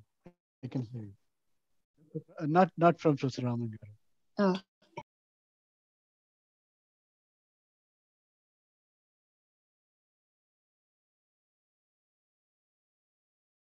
Would you like to say something on his behalf? I think he's now not anymore in the participants list, Professor Raman Garu. Anyway, actually, yes, definitely, I think Professor Raman Garu has completely explained the consequences of sand mining. But sometimes you also experience sand deposition in the mangroves, particularly where there is no strong hydrodynamic exchange of water. For example, in any mangrove ecosystem, for a lively situation goes on, the fresh water comes from the upstreams and the seawater comes from the downstream, from the river mouth. They enter, they exchange, they mix up, and then low tide and high tide goes on. But in some places, especially when there is no enough freshwater discharge, if the freshwater discharge is considerably reduced, only you will have constant input of seawater into that particular area, where the waves and tides can bring and deposit the sand inside the bay, for example, KAKINADA Bay. That means the bay can become shallow year by year. So, and then under such conditions, when the sand deposition can reach up to the root system of the mangroves. So you know the mangroves have different kinds of root systems for them to survive in these waterlogged conditions. So if that root system is covered completely by the sand accumulation, then the plants will become stressful and they die ultimately. So that may not happen immediately. You don't see the change in 10 years of 5 years or 10 years or 15 years, but slowly it happens. So it is like a silent poison you see. That's where we also have to pay attention for the dam constructions and so on. If they have any reduced freshwater discharge into the ecosystem, is also important. I'm examining one area in Malaysia where the freshwater discharge has been reduced just because of the palm oil plantations, because the palm oil consume more water. So ultimately, the water discharge, freshwater discharge into the lagoon system where there is a lot of mangrove has been receiving very less freshwater. And now when you go to the mangrove area, instead of you have to step on clay or silt, you are stepping on the sandbar. So the mangrove roots are covered with a lot of sand composition more than silt and clay, which is not good. That means it ultimately ruins the animals surviving in that area. So everything changes. Then ultimately the livelihood of the people in danger. So such kind of consequences you can expect takes place. Yes. Yeah. Ananya. Yeah, sir. Thank you. Thanks a lot. We are waiting for AV Raman sir to join, but I think we can continue the two with I think a couple of questions. yeah, they have. I think he must have had some Wi-Fi problem or something. Yeah, possibly. Yeah, possible. Let us see if he comes online is okay. If not, then we can conclude the session. So, what are your insights on the Coringa, the plantation at Coringa and other places? Actually, as I hinted during part of my presentation, the monoculture plantations, because for example, in Coringa, I used to see Avicennia marina plantations, lot of Avicennia marina. Of course, that is durable plant species, but monoculture might have some limitations. For example, in Malaysia, rhizophora plantations. So we keep on advising to go for polyculture. That means you can come up with few best suitable species. Professor Raman Garu is coming online. Best suitable species so that your ecosystem services or goods are also not in danger. The ecosystem tends to be sustainable. So if we go for mangrove monoculture plantations, especially because of the free, easy availability of the seed, that is also one of the factors people have to think about it. For example, the collection of rhizophora seed is much easier than collection of other plants. So the people go for it. Collection of Avicennia marina seed is easier than collection of rhizophora, and the people go for it. That means plant seed collection, which is easier, the plant people go for that kind of particular species plantations.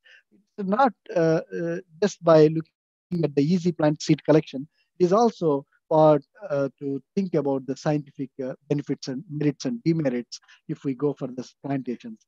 So maybe sometimes we see the entire forest as green. Now, what I'm seeing from the sky about Coringa, if we look at the Google Earth, you see everything is green because there used to be some unvegetated areas before, which have been planted now. So everything is green, everything is perfect. But we cannot think that way also, because sometimes greenery uh, is not a permanent solution. For example, the forest can grow, but it might decrease the biodiversity. What we call it as cryptic ecological degradation. That's what we call it as cryptic ecological degradation. You might see the forest extended another 2-3 kilometers, but the species diversity you're losing. So there is also another negative side of this biodiversity if you go for monoculture plantations and so on. So there are several things. Unless we thoroughly check the area and unless we collect the prior knowledge from the locals or scientific observations and so on, it is not that we can plant anything anywhere. No, not really. That practice is not encouraged. That's why most of the times, almost the government after the incident of tsunami, they are really pumping. Every country is pumping a lot of money for the mangrove plantations wherever it is suitable to grow. But a lot of plantations turned out to be failure because of no citizen science involved, no specific suitability experiments conducted, or at least understand the area. Sometimes the plants as mangroves, which are tough species, they can survive, but they may not go to the optimum growth. Instead of having 20 meters tall, they might end up with 5 meters. stunted growth because of the unsuitability of the environment. So such kind of dangers definitely a worthy practice to really consider when we think of plantations or conservation and management. Thank you. Thank you, sir. That was dot on. That was spot on, and it was. I feel like it's very important to understand that it's not only about greenery. Yep. Thanks a lot. The last question is if you have any recommendations for the Coringa Wildlife Sanctuary. Actually, yeah, yes, I already hinted some of them already. Coringa has been, it has a historical value. Earlier, I remember Professor Raman Garu used to say Korangi. The place used to be called as Korangi when the Britishers used that area as a port for the imports and exports during 1980s and 1890s or so on. So that means it has a historical connectivity with the people, the ecosystem connectivity with the people they are living. And such historical connectivity, the people, with such a historical background, the area should be well preserved in terms of biodiversity, also in terms of involvement of the local stakeholders along with the managers, mangrove managers. And once that kind of a good relationship has been established among the stakeholders, I think they can survive for coming next couple of ages. Nothing can destroy. Even the tsunamis, they might destroy the front, waterfront border, but definitely they have to bend their head. Tsunami waves have to bend their head once it reaches the real core mangrove forest. It will be dissipated. The energy will be dissipated. By the tsunami waves, energy will be dissipated by the complex root structure and canopy structure and so on. So that's where the mangroves are crucial. And when we compare with the areas impact by the giant waves of tsunami. There was one publication in 2017, I remember, examining the whole island of Sri Lanka in relation to the impact they had because of 2004 tsunami. And we clearly found the areas with sheltered by the mangroves in front, they have very limited people and the property loss of people and property was a minimum when you compare with the places without mangroves. So that means they are directly exposed to the waves. So there is no chance for them to escape. But the mangroves are the one really the frontline belt, green belts acting as a green belt, and the warriors, frontline warriors as the warriors, and then they're protecting the people and property. So we also have to protect them. Otherwise, they might vanish at some stage, some places, which might change the lifestyle of the local people there.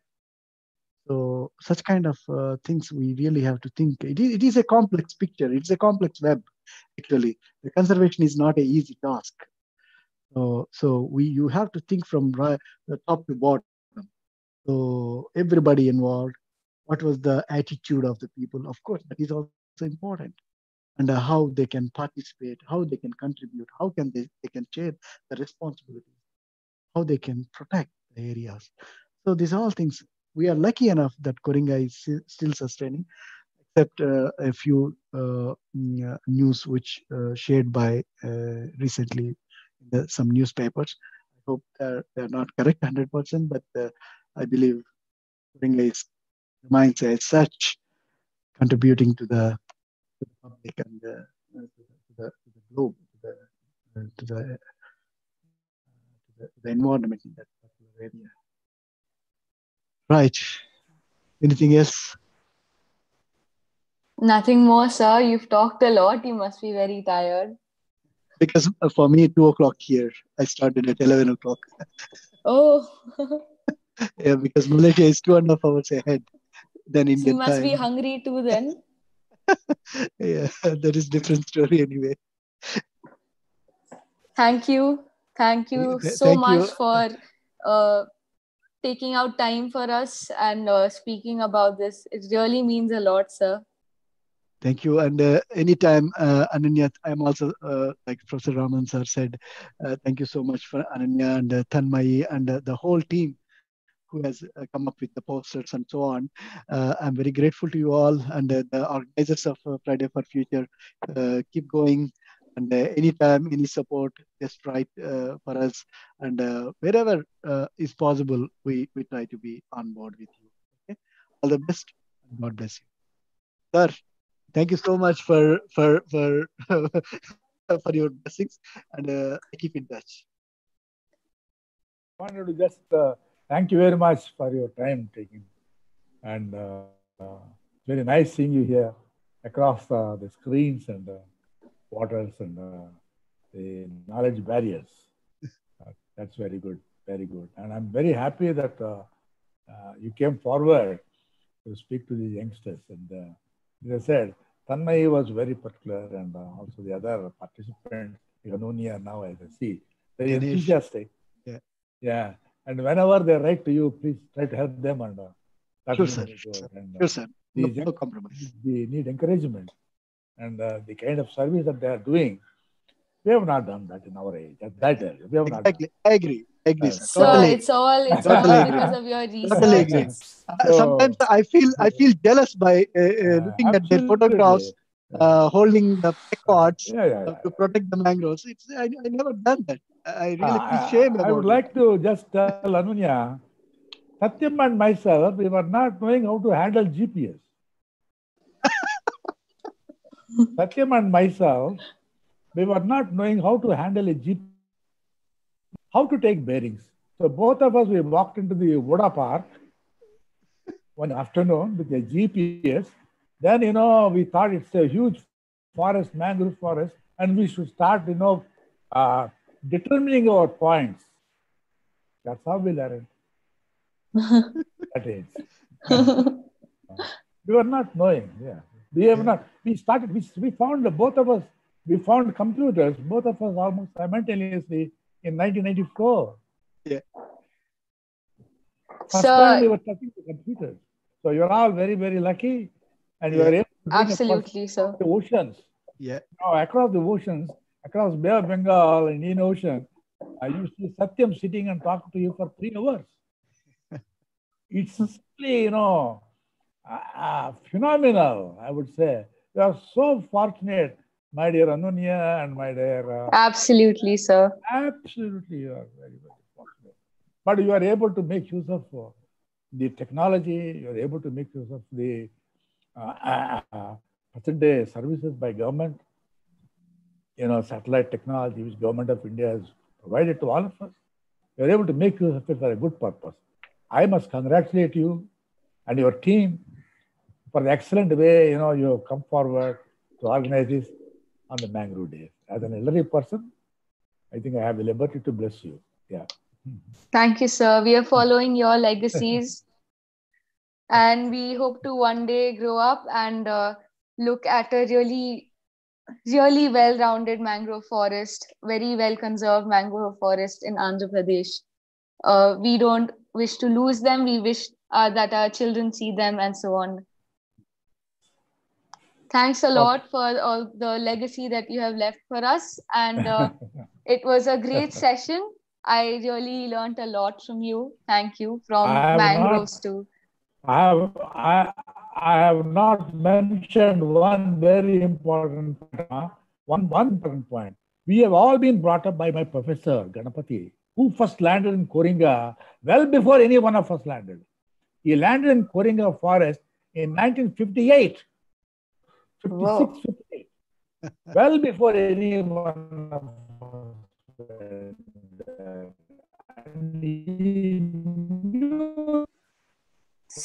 Sir, Your voice is breaking up. As far as you're able to hear. Yeah, it's over now. It's tired. Thank you. Sir, you can switch off your video if that's possible, and it will be clearer. No, I wanted to just thank my professor who took us to Coringa, man, who is responsible for all our research there. And way back in mid-50s, when they worked with the petrol lamps, you know, did you believe that there was no electricity in Yanam, outskirts of Yanam, when they were working with the petrol lamps. There was no electricity. That must be so hard. Yeah, in 1950s, mid-50s, early 50s. So that's how, now from there now to this place with all of you, and that's it. Anyway, thank you very much. Bye. Thank you, sir. Thank you, Satyanarayan, sir. Thank you. Bye. Take care. Sir. Bye-bye. Take care. Regards to everyone. And thanks a lot on behalf of the Fridays for Future Andhra Pradesh, the whole team and all the audience. And it was a very informative session. Thanks to you, all to you. Take care. Bye. Take care. God bless you. God bless. Bye, sir. So that was our session on the learnings of mangrove conservation from Malaysia. And I am very thankful to Fridays for Future Andhra Pradesh for providing this opportunity for so many people to learn from very experienced and enlightened people. Thank you, Fridays for Future Andhra Pradesh. And I think we will go on to show a few pictures, a few slides.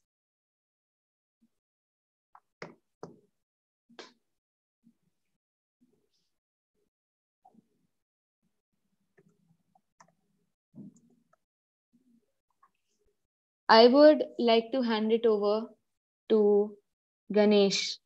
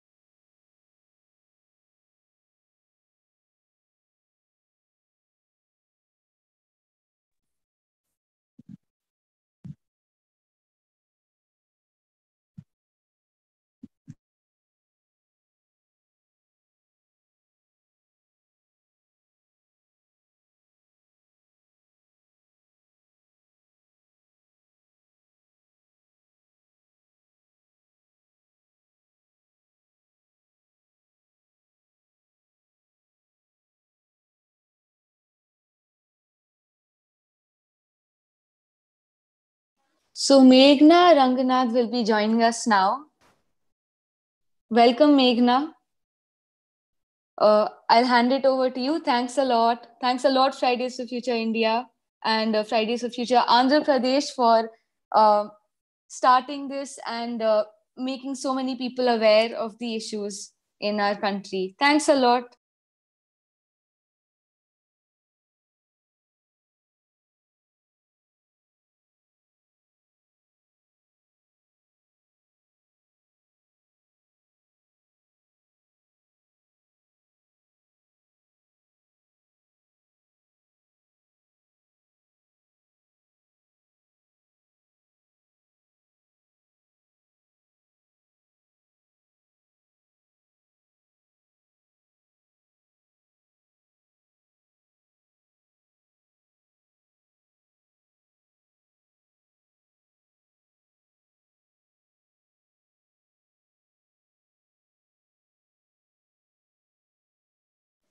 Meghna, would you like to say something?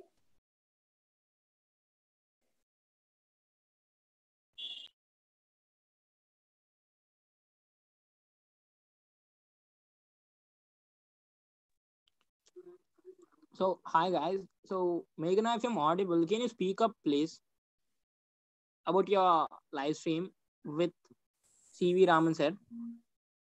Okay, shall I start now? Go ahead.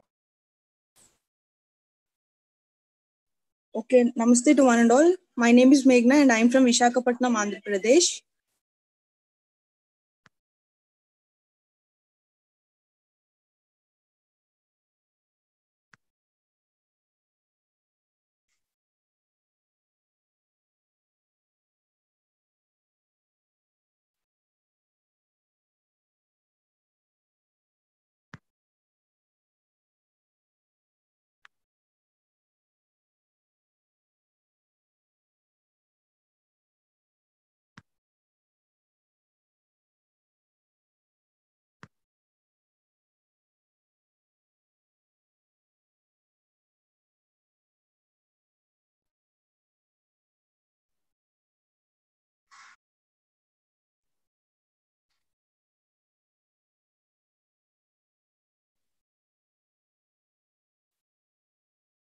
Am I audible? Yes.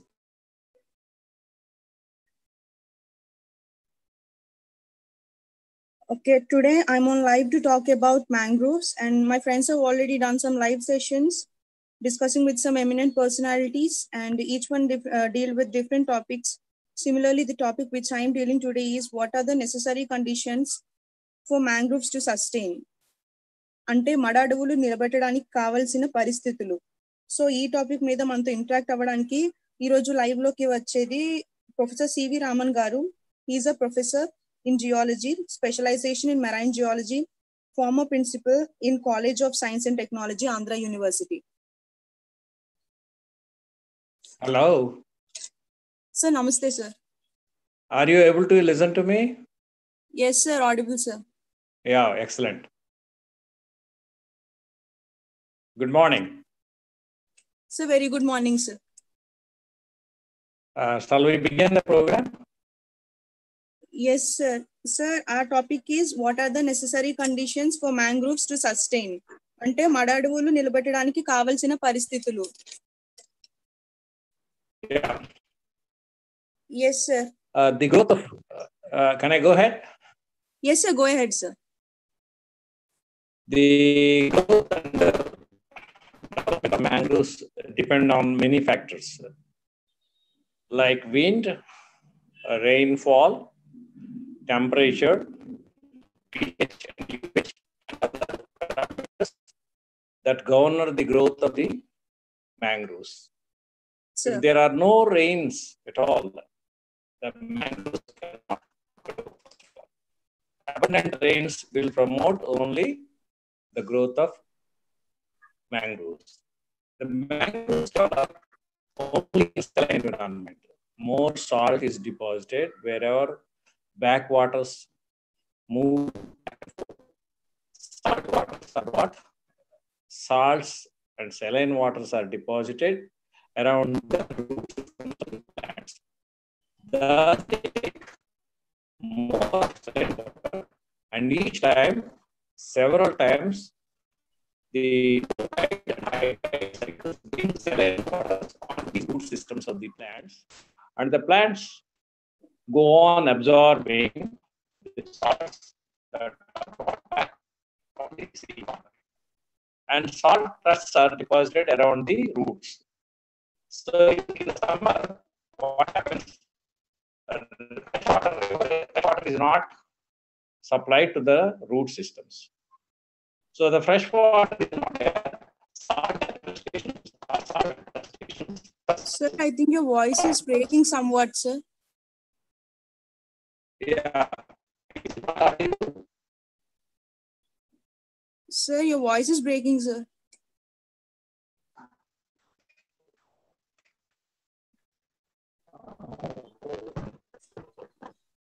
Are you able to see me? No, sir, you has off the video, sir. No, I did not do anything. It went off.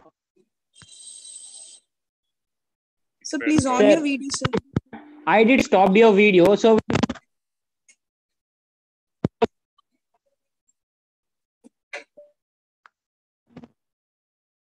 The audio got disrupted.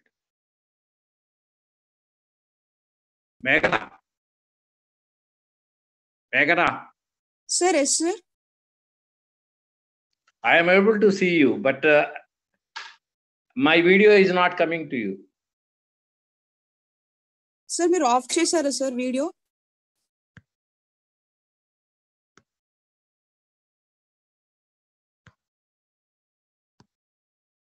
Yes, sir. Yes, you got it? Yes, sir. What is the problem? Sir, nothing, sir. ఇందాక వినిపించలేదు సరిగ్గా, voice break అయింది. Okay. Sir వినిపించట్లేదు sir, break అవుతుంది voice. Sir can you please change the place sir?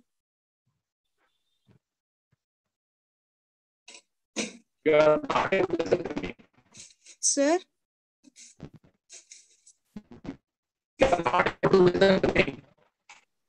Sir లేదు sir, voice break అవుతుంది sir మీది. మీ voice sir yes sir, go on sir. I am able to listen to your voice clearly. Yes, sir. Again, my picture is lost. Yeah, sir, I would like to tell one thing in the middle. You're facing a network issue. So please stop your video for a while and continue after a while with your video so that you'll get your connection problem back. So just stop your video for a few minutes. I'll on your video again. Give me 5 minutes. Hope you understand.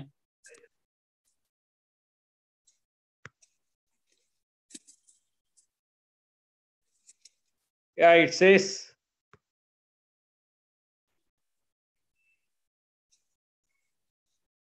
Thank you, sir. So you can start your live discussion now.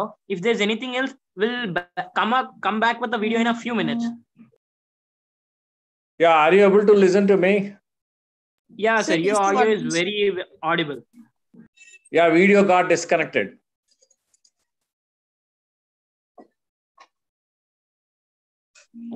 We'll do that in a few minutes, sir. We'll get back to your video in a few minutes. Continue your discussion, please.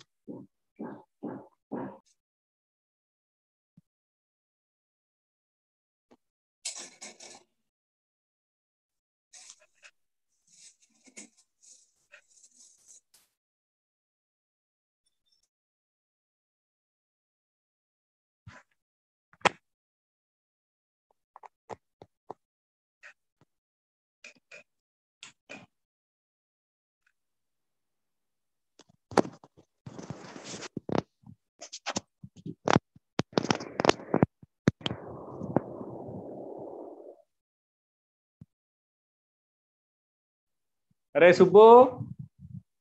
Arey.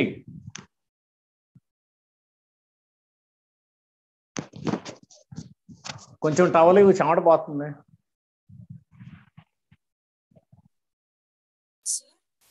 Hello.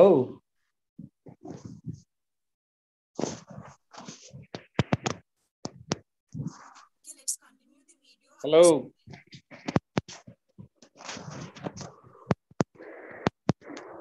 అసలు AC వేస్తే best.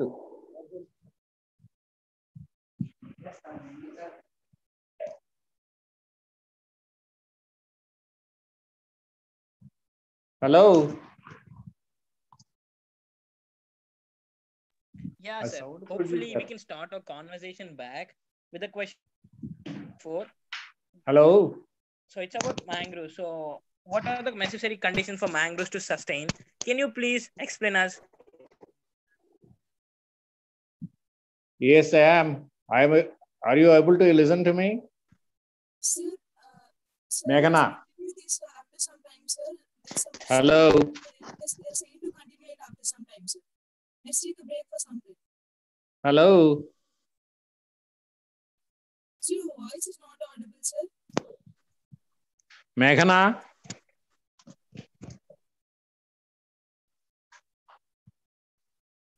తొందరగా ఏది పని చేయదు.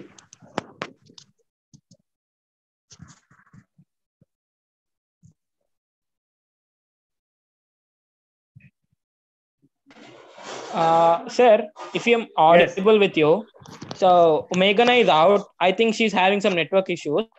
Okay. But we'll resolve to our main topic that we have discussed. So what are the necessary conditions for mangroves to sustain? This is the topic. Are you able to listen to me? Yes, sir. You're very audible. Audible is. Yep, sir. Thank you.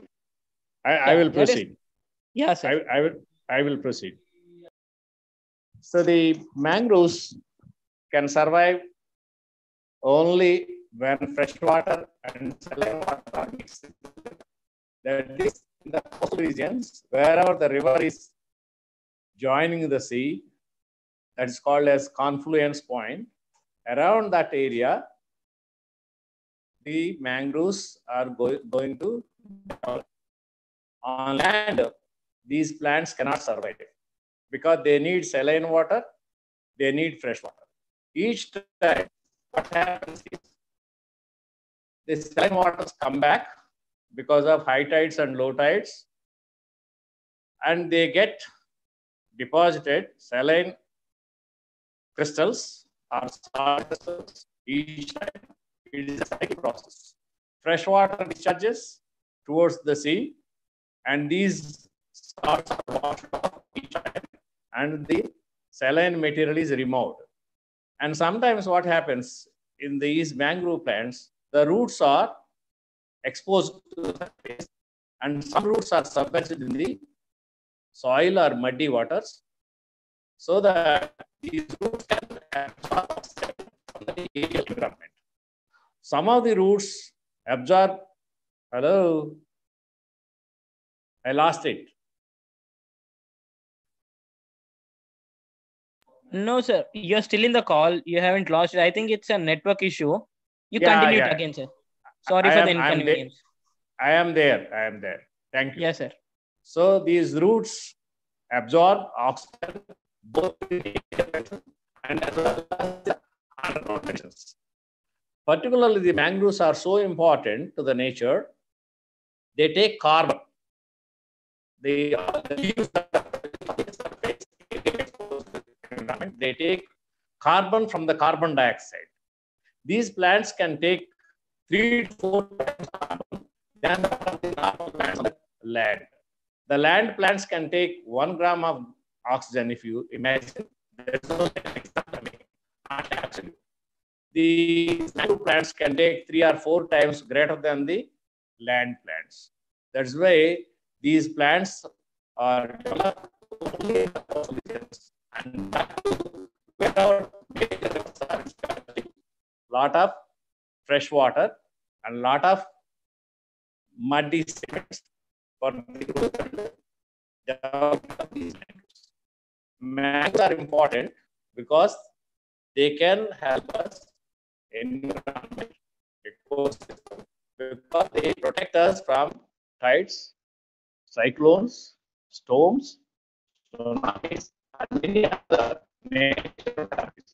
That's why mangroves are so important, and their percentage when compared with the forest is not as rainforest, and 2 million hectares of mangrove plants are available. So we have a very lesser number of mangroves developed in like Peshawar, like in Odisha, in Sundarban. That Sundarban forest has developed both in India and other countries. So these. Hello, sir. Yes, sir. Just a minute. There's a request, sir. Me Wi-Fi connection chala low undi. Me video vastunte audio vinipiyatledu. Can you mute your video? Appudu me audio baga vinipistadi, so you can explain everything.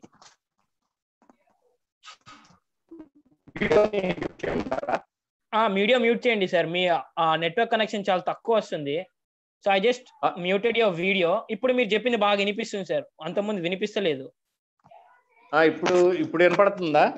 ఇప్పుడు బాగా వినపడుతుంది sir. ఆ వీడియోను ఆపేశాను.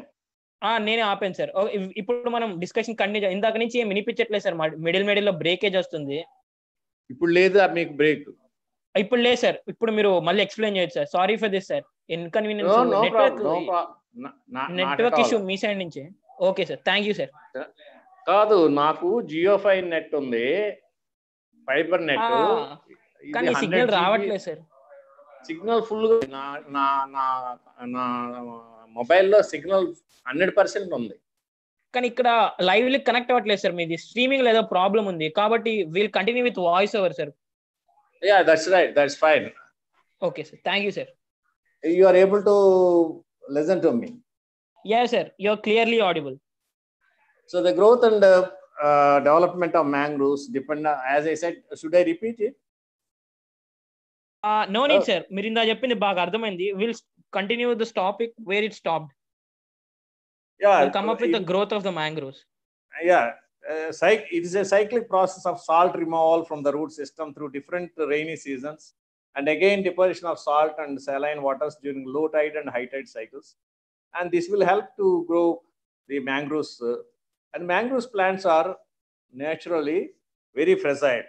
They are destroyed by cyclones and river floods. Most of the time, cyclones and river floods can destroy these mangroves. So they experience flood cycles during rainy season, and summer they experience more of saline environment because rainwater is not coming to the coastal regions because there are no rains. So that's why lack of fresh water will promote more salt deposition. Whenever water comes, the salt waters are removed and fresh water is provided. So tidal creeks, tidal inlets associated with a river confluence can promote the growth of mangroves. There is a theory quite often said. It's called as blue carbon. The blue carbon is understood as absorption of carbon into the sediments. Because mangroves are very good in absorbing and storing carbon from the atmosphere. That's why whenever they get buried, so these plants use carbon as building blocks for their leaves, roots, branches. Once these plants die and are embedded in the sea environment, they get buried, and this process is understood as blue carbon since it is stored in the seabed in underwater. Mangrove forests, seagrass beds, and salt marshes are all buried in ground below seawater. So mangrove forest cover is less than 2% of marine environment, but they account for 10 to 15% of. For example, if you take 1 acre of mangrove forest can store about 1,450 pounds of carbon per year. That means 163 grams carbon per square meter per year. Some studies indicate that global mangroves carbon storage at about 75 billion pounds or even 34 million metric tons of carbon per annum. Mangrove forests are lost due to conversion of these forests into paddy fields, aqua farms, and sometimes pollution can cause great damage to the mangroves since roots are exposed to absorb aerial oxygen, and these aerial roots are filled with sediment, solid waste, oil. Sometimes sea level changes can greatly affect the growth and distribution of mangrove plants. For example, urbanization and human density in the coastal regions is a threat to the growth and survival of mangroves. For example, if leather plants are established on the banks of a river, they discharge pollutants to the river, and those pollutants reach to the coastal regions, and those pollutants are going to disrupt the root systems of the mangroves. Hence, pollution is a factor that can destroy the growth of the survival of the mangroves. Sometimes mangroves are survived with their roots submerged in water. Mangrove trees thrive in hot, muddy, saline conditions that would quickly kill most other plant varieties. In other plants, if you give hot environment, muddy environment, salt conditions, no other plant on the land can survive. Only mangrove plants can survive in hot, muddy, salty conditions. For example, if you take that temperature is a factor. They can survive between 20 to 35 degrees centigrade. They cannot grow in a cold environment like in Antarctica or in Arctic Ocean or in near Himalayas. Even though river water is available, they cannot grow there. So between 25 degrees north, between 25 degrees south only, these mangrove plants can grow. So they are mostly tropical and subtropical coastal areas across the globe. So these are the important parameters that need to be looked into for understanding the growth of mangroves. Do you have any more questions? Please ask. Hello? Hello? Hello?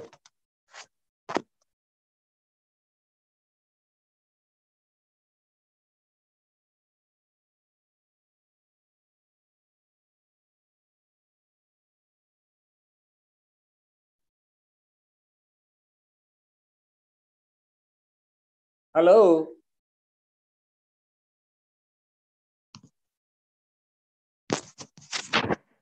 Hello? Yeah, sir, you're audible, sir. Are you able to listen to me? Hello? Yes. Yeah, sir. Till now, I spoke. Did you hear? Yeah, sir. So there's this technical issue with this Zoom thing, and we're not able to hear each other. So that is it. Can you just leave and join again so that we can start this again from the start? Like it's 12, you have your time up to 1, right? So can you just leave and can you just come back again? I don't know. Yeah, he left. He left. Yeah, Aman, do add him when he's up. I'll speak with Mogana in that time. Yeah, can you please? I don't know what's. Yeah, I'll resolve it. Okay.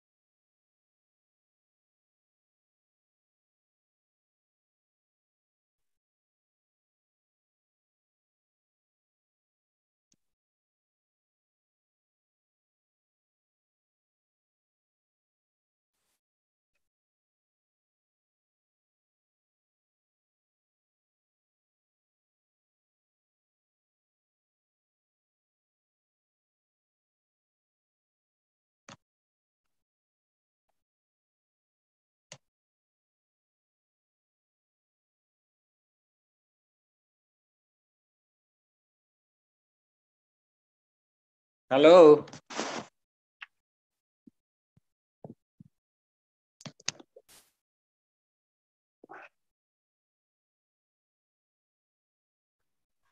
Hi, sir. Hi. You're audible, sir. You're audible right now. It's very clear. Okay. So, just give me a minute. So, guys, we are with CV Raman, sir. So, the topic about which he's going to talk is regarding the conservation mangroves and what are the necessity conditions for mangroves to join. That's it. So, that's it. So, sir, you can continue with your topic, sir. Should I begin with fresh? Yeah, hope sir. That will be really good so that people can listen what's happening. Yeah, I can do it. That's not a problem. Yeah, thank you, sir. That's not a problem. But I don't get video, right? Hello? Yeah, sir, you don't get a video, sir. Yeah, sir, you don't get a video. So video is a problem. Yeah. Yeah, that's fine. That's not a problem for me either. So once again, good morning and good afternoon to all the people who are hosting this. Mangroves forests they form part of ecosystem and they are diverse in nature. And they are unique on the face of the earth. The most interesting aspect of these mangrove plants are their root systems. Some of the roots are exposed. Some of the roots are fixed in the subsurface of the soil. Most of these roots come out of the system from the subsurface to absorb the oxygen in aerial conditions. For example, if you take fish and crustacean animals, they live in between the tree trunks. They are great assets in the coastal regions as they can absorb more carbon dioxide than those of land forests. Mangroves support livelihood as they provide food and shelter and also help them reduce the loss of property in the coastal regions. The new research shows that the vast mangroves of the Amazon store twice as much carbon per hectare as the region's tropical forests. Amazon is well known as it has 160 million hectares of rainforest, but is less known for being home to close to 1 million hectares of mangrove forest. So mangrove forest acts as a barrier zone against the coastal storms, tsunamis, high tidal waves, winds, and further they act as a shelter to the villages and the agricultural lands of the coastal regions.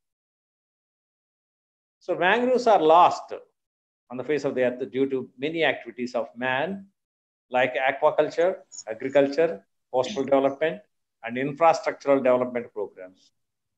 Various studies indicate that during 1980 to 2000, the loss of forests and their degradation in terms of mangroves is more. Most of the people are poor and illiterate living in the coastal zones. They largely depend on the mangroves, which are open for destruction and utilization. Various governments fail to show much interest to protect them. For example, Pichavaram mangroves in Tamil Nadu, India is one of the largest mangrove forests. And equally, Bhitarkanika mangrove forest in Orissa, adjacent to the Bay of Bengal, is India's second largest mangrove forest. And Andaman Nicobar Islands also do have mangrove lands. As everyone knows, Sundarban mangroves, which are spread in India and as well as Bangladesh, are a heritage type of forest for the understanding of mangroves. Many mangroves are the breeding ground for many birds. For example, in the Godavari, we have toured in Godavari Delta many times, and we have taken many of the pictures of those mangrove plants and the life embedded there. They indicate many animals and birds are nesting in the mangrove plants. What are the important factors for the growth and development of mangroves? They depend upon wind, temperature, rainfall, soil, sedimentation rates, tidal regimes like low tide and high tide. And it should be frost-free, F-R-O-S-T, frost-free. There should not be any radiation. They influence the mangroves growth. The ideal temperature for the growth of these mangrove plants is between 20 to 35 degrees. The growth of mangroves is influenced by heavy rainfall. There should be a good rainfall. The rainwater would promote the leaching process of the saline soil or salt particles deposited in and around mangrove root system. During successive tidal floods, the salt water inundate the land surface and the subsequent exposure of soil substrata evaporate the water from these salt mixed solutions. Thus, salt crusts are periodically deposited through tidal actions of the adjoining seawater and washed off by rainwater. Each time the salt crusts are forming because of low tide and high tide, and each time the floodwaters wash off them. This is the cyclic process of salt removal from the root system through different rainy season flows, and again deposition of salt or saline waters during low and high tide cycles will help the mangroves to sustain and grow. Mangroves are very fragile and they are destroyed by heavy cyclones and heavy river floods. Mangroves experience different cycles of weather, which include flood cycle during rainy season, and in summer season, they experience more of saline water due to lack of fresh water through rivers. In general, mangroves develop at the confluence of a river where fresh water is discharged into the sea. Quite often, mangroves are developed in and around a lagoon, which is connected with sea, where the backwaters move back and forth into the lagoon. Thus, you find salinity gradients are noticed in a lagoon, which promote the growth of mangroves. Mangroves are the breeding ground for many animals, birds, as they freely rest in these mangroves. Tidal creeks and tidal inlets associated with a river confluence can promote the growth of mangroves most of the times. Hello. Sir, I have some questions to ask. Can I go ahead? You are welcome. Sir, can mangroves grow completely underwater, sir? They cannot survive underwater. They do not grow at all. They need carbon dioxide. Sir. They cannot live because the leaves and trunks are taking carbon as building blocks. Without carbon, they cannot live. Sir. So without oxygen also, they cannot live. They take more carbon, they take less oxygen. Yes, go ahead. So, can mangroves grow in a glacial environment like Arctic Ocean and Atlantic like that? They cannot survive temperature below 20 degrees and above 35 degrees. Yes. Suppose if we go to Dubai, you can't find mangroves because the temperatures are very high there in Dubai. So the temperature is a regulating factor between 20 to 35 only. Less than 20 degrees, these plants cannot survive. Yes, go ahead. Sir, what is the role of the Ministry of Environment of India, and what is specifically what is the role of the government of Andhra Pradesh in protecting our mangroves mostly, sir? The government of Andhra Pradesh can do many great things, like regulation of the Land Utilization Act should be brought up. The mangroves should not be destroyed for the purpose of aquaculture. The mangroves should not be destroyed for the sake of agricultural production. These two are happening in Godavari Delta. We have observed during 2014 to 2017, 3 years I have toured in these areas. I have observed many mangrove plants are cut off and land is converted into a aqua pond or agricultural paddy fields. So these things can be stopped by the state government because the land is in the control of the government of government. Yes.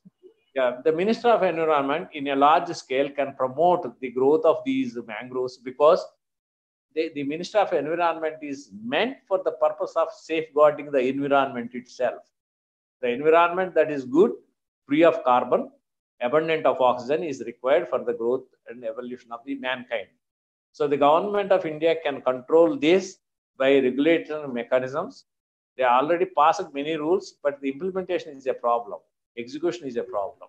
Yes. So the government of India can do many more things because mangrove plants take more carbon from the environment, 3 to 4 times greater than a land plant. So that's why the carbon is a problem in the atmosphere. So if carbon levels are going up, so the greenhouse gases are going up, the mankind will be disturbed. Yes, sir. Thank you, sir. Sir, I have studied that mangroves are of 3 types, that is black, white, and red, sir. Sir, can we find any difference in the adaptations of those 3 types, sir? Yeah, we have got the Indian mangroves comprise approximately 59 species in 41 genera and 29 families. Of these, 34 species belonging to 25 genera and 21 families are present along West Coast. There are about 25 mangrove species which have restricted distribution along the East Coast and are not found on the West Coast of India also. So there are many different species, but all these species can also coexist in a similar environment. They can take saline waters, they can take fresh water, they can take oxygen, they can survive, they can coexist.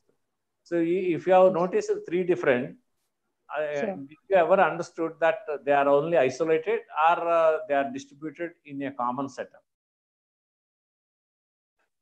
Yes, sir. Yes. So there is a theory called, you may be interested to know about blue carbon. That's called as blue carbon theory. Yes, sir.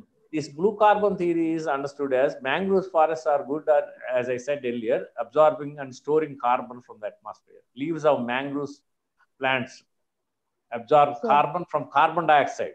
Suppose in the atmosphere there is carbon dioxide, they can take only carbon from the carbon dioxide. Yes. And they can use as building blocks for their leaves, roots, and branches. So in all the branches, in all the roots, in all the leaves, and all the trunks of the mangroves are made of largely carbon.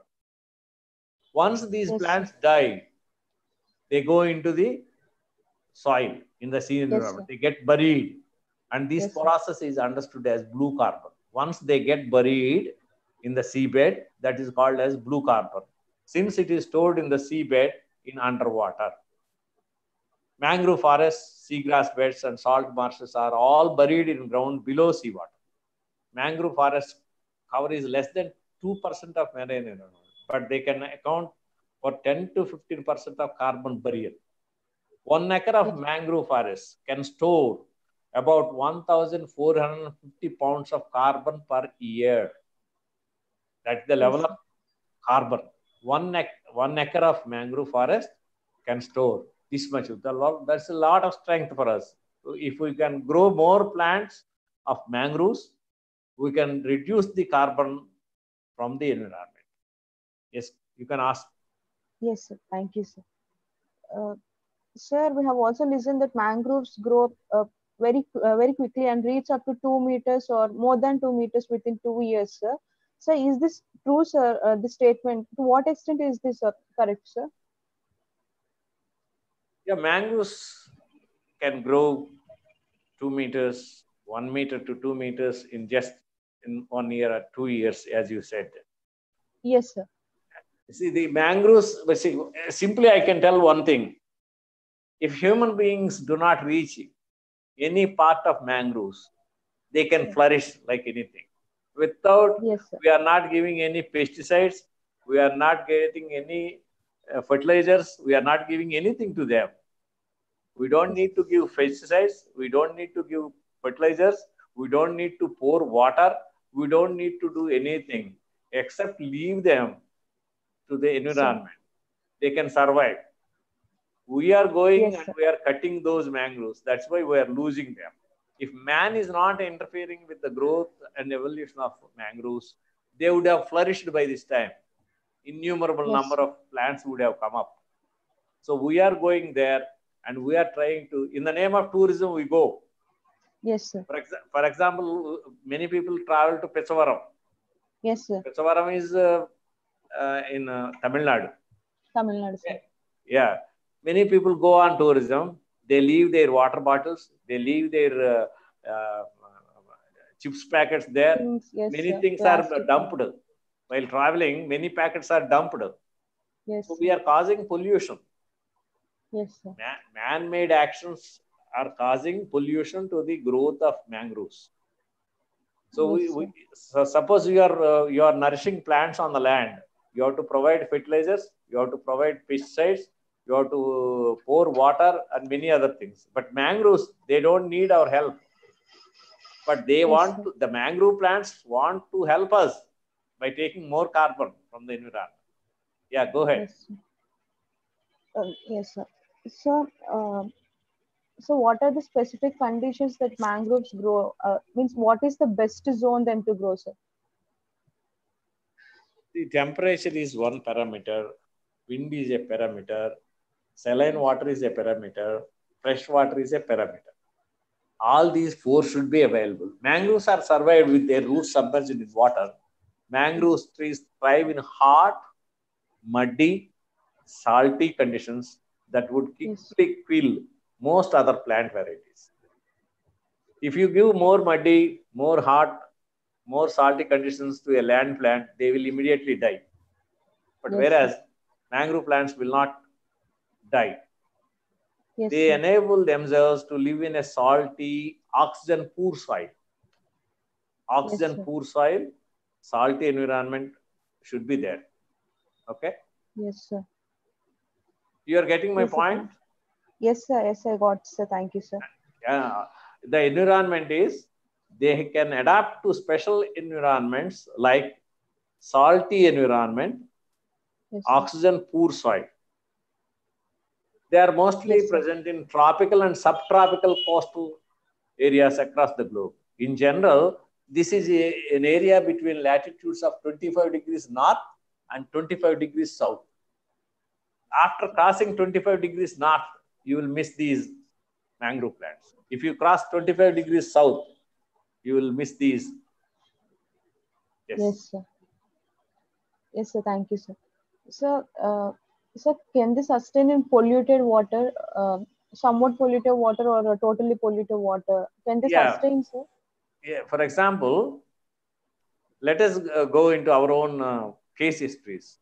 You know, Yes, Kanpur is a famous for leather industry. Yes, That is situated on the bank of Ganges. Yes. So when pollutants are added to the river, they carry these pollutants and get deposited in the confluence point where these mangrove plants are growing. So pollution is a dangerous environment for the mangrove plants. Oil spillages, leather industries debris, industrial pollution, all these can kill the growth of mangroves. Yes, sir. For example, you know, the wonderful point I can tell you now, mangroves can excrete excess salt through their leaves. They take more salt from the roots and they liberate that excess salt through their leaves. That's a wonderful mechanism that can be only noticed in mangrove plants. No other plant can do this exercise. They take salt water and they leave that salt through their leaves also. You can see the wonderful phenomena in their body structure. Yes, sir. The underground roots, again, they access to air. Some of the roots are aerially exposed. Yes, even when they are submerged by the tide, sometimes when the tide goes off, these roots are exposed. They take oxygen from the aerial environment. Go ahead. Yes, sir. Thank you, sir. So, what effects does the natural calamity show on mangroves, sir? Yeah, well, to a large extent, like great cyclones, great tsunamis, great floods, for example. Yes. If suppose Godavari is flooding in a high level, heavy rains, floods can uproot the mangroves. Because of heavy floods, their system becomes weak. So they cannot resist more floods and more cyclones, more storms, more tsunamis. They should be moderate. They can withstand. Yes, sir. But extreme conditions will destroy the mangrove plants. Yes, sir. Thank you, sir.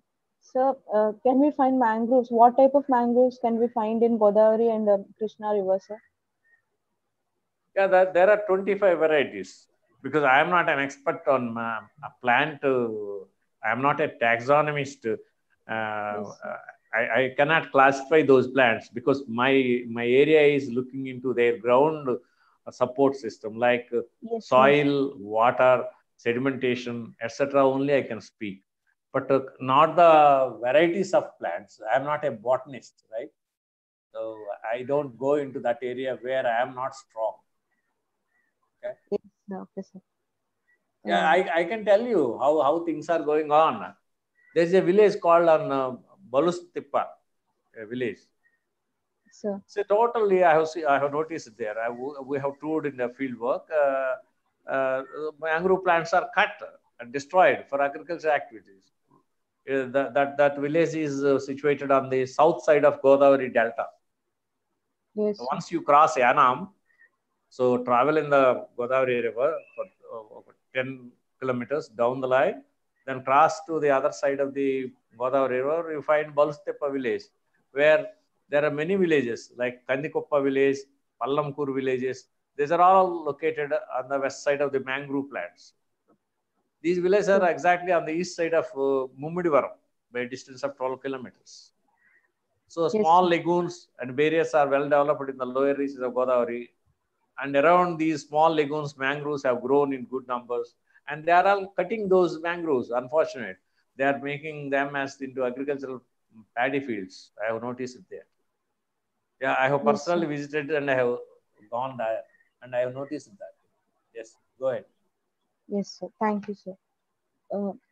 Sir, can we find them? Can we find mangroves in a small river, sir, like River Sharada, Nankapalli, sir? Yes, sir. Yeah, because we cannot notice Sarada or Vamshadhara. A good delta system is not developed. These are all ephemeral rivers that just flow on. Sometimes seasonally they flow. But Godavari and Krishna and Mahanadi and Ganges, they are eternal rivers. They bring a lot of water supply to the delta. They have built deltaic systems. Kaveri, Mahanadi, Godavari, Krishna, all these are well-built deltaic systems are there. So whatever the river or soil that comes through Vamshadhara or Nagavalli or Sarada river, they just debauched into Bay of Bengal. They are not building any stable soil environment where these plants can be rooted.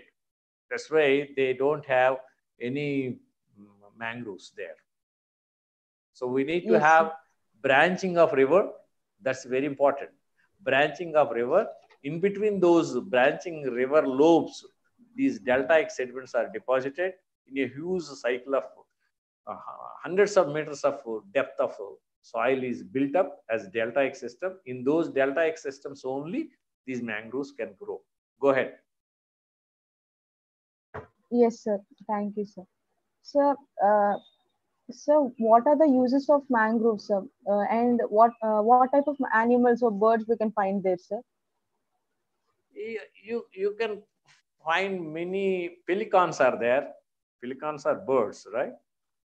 So many birds, they live there. And crocodiles, for example, they live there. They swim and they enjoy the environment. Many animals, marine animals, many tortoises, they lay eggs there and they live there. Leopards, many animals, they can survive there. Many plants can live there. Many animals. Okay. Yes, sir. Thank you, sir. So that's it, sir. Sir, you have visited and studied about the mangroves very well, sir. So can you explain and share your experience with mangroves, sir? Yeah, if you go to Kakinada, and if you go to from there, you travel to Yanam and take a boat and travel along the Godavari river practically. In and around Kakinada also there are Coringa mangrove plants are there. And in the recent past, people are cutting those plants for the development of a layout or sites are being done. And it's very unfortunate that people are going to use that for living purposes. So this is a problem here. Excellent mangrove forest is developed on the northern side and northeastern side of Yanam up to Kakinada. Yes, sir. On the eastern part of Kakinada and on the southeastern part of Kakinada, mangrove forest is disturbed due to man-made activities. Some aqua farms have come up. I have noticed the aqua farms have come up and they are disturbing. For example, if you take Uppada, many people know about Uppada. Uppada is under beach erosion for the last 40-50 years. So a beach wall is constructed. Even this construction does not augur well. And several times the road adjoining the coast is disturbed because of high wave activity. So the mangroves, once allowed to grow there, they can stop the erosion. Mangroves can stop the erosion of the sea onto the land. Yes, so that's a problem there. Okay. Yes, sir.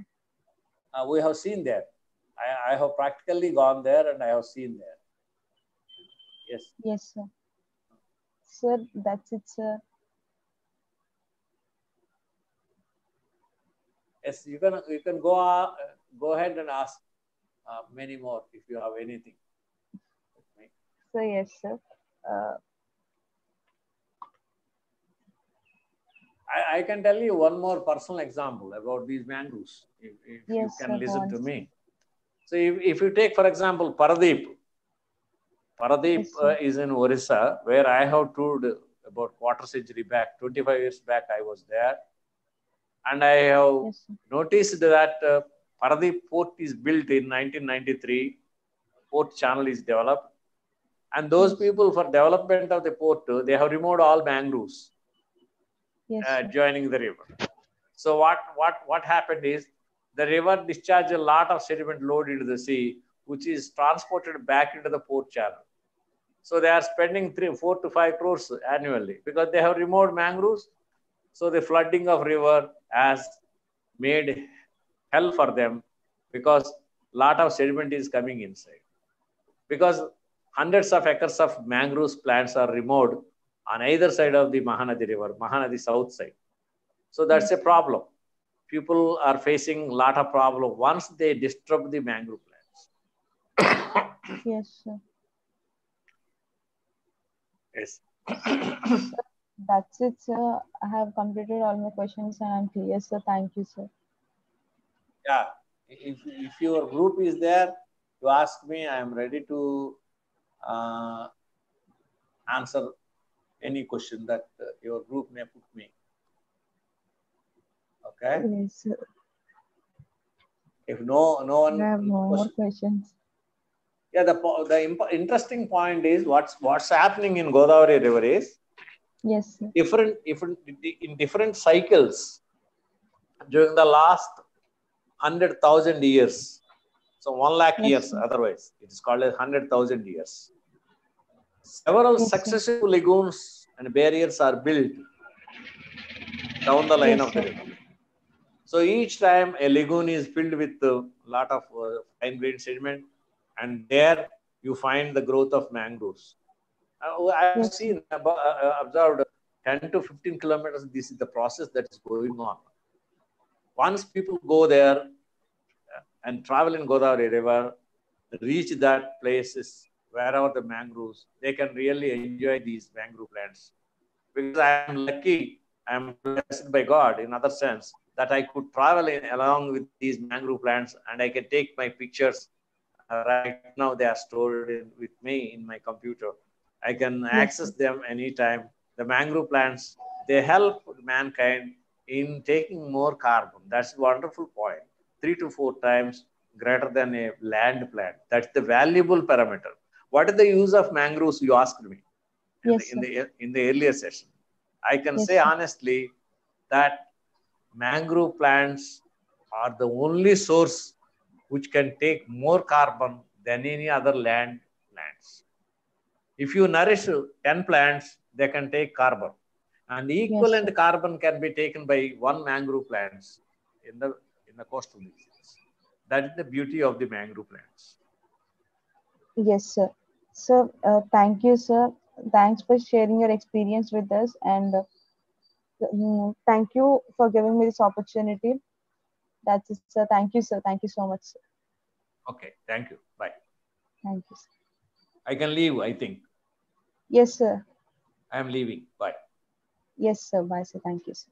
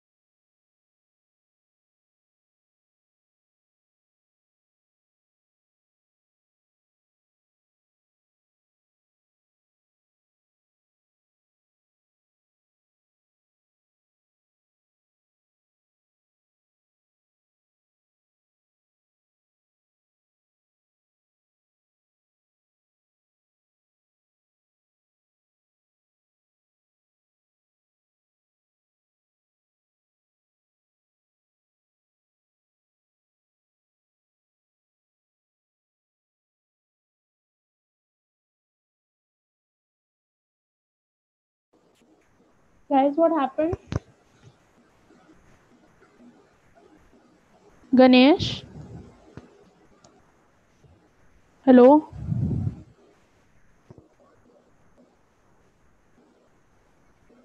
Yes, can I leave?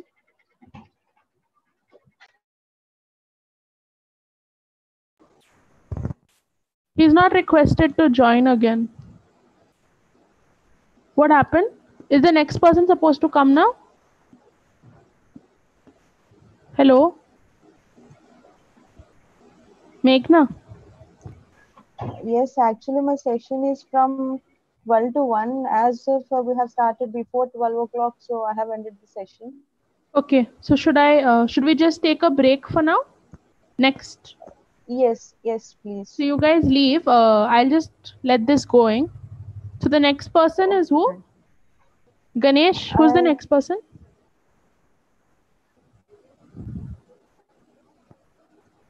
Where's this Ganesh?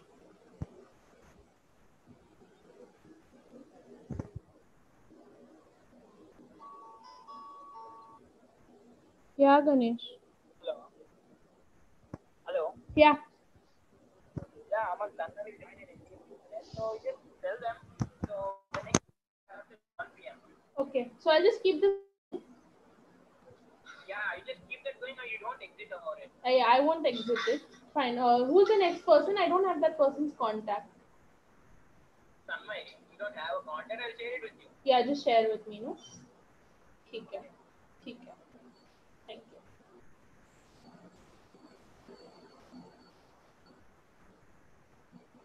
Aman, can I leave?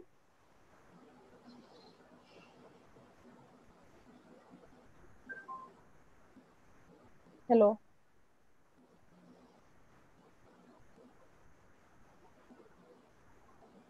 Aman, can I leave?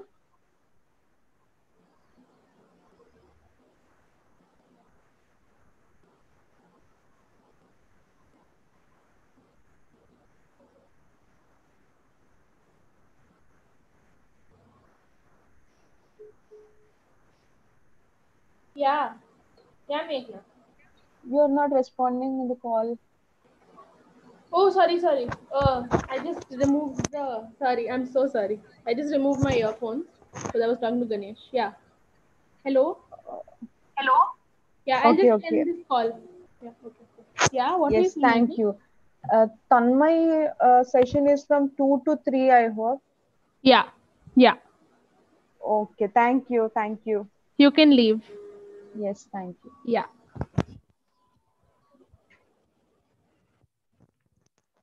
Hi, Kafu.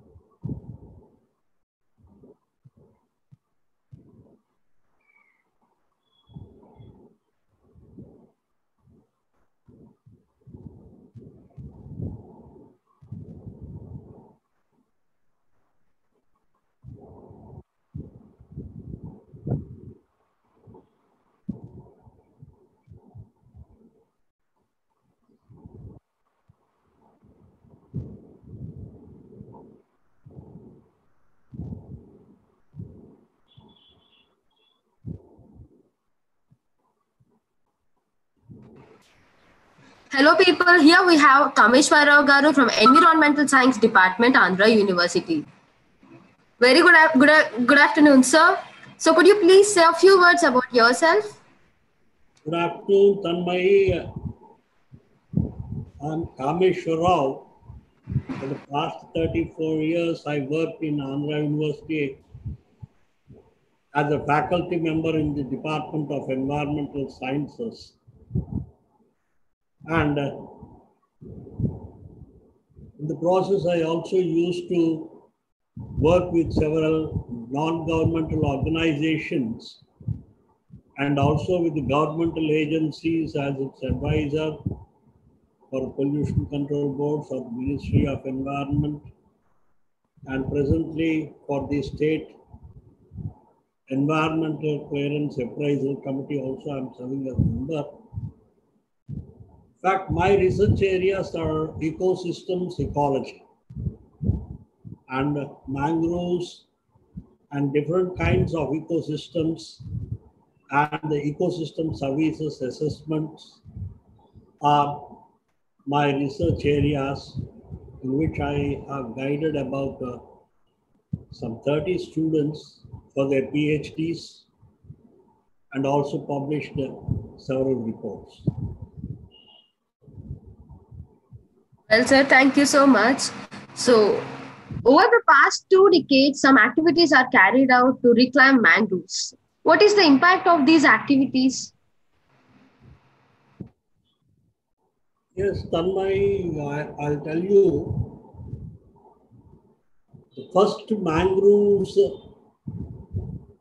workshop in our state was held in Andhra Pradesh in 1982.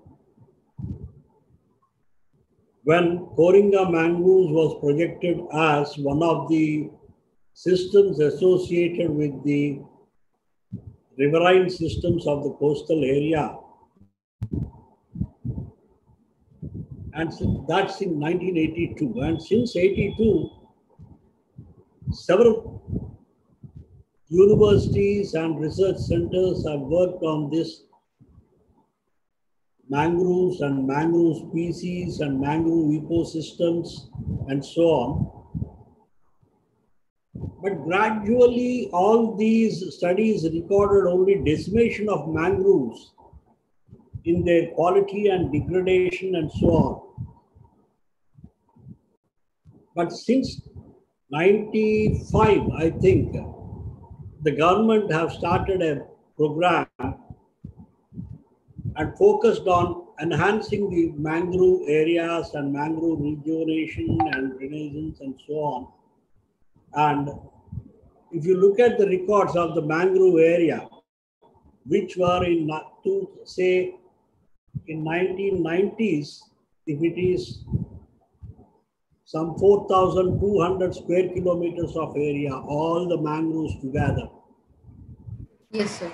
But now the Forest Survey of India claims that we have enhanced it to 4,900 square kilometers of area.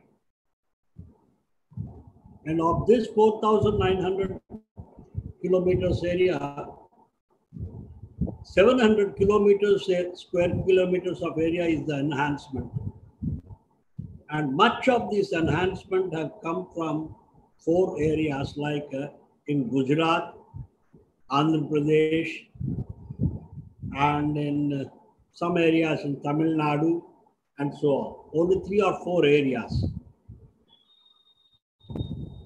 But they could restore the area, reclaim the area to incorporate in the mangrove area and to identify it as a mangrove area.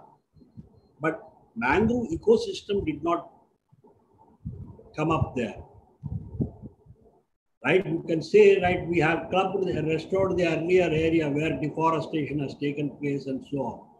But the mangrove ecosystem requirements were not fulfilled over there.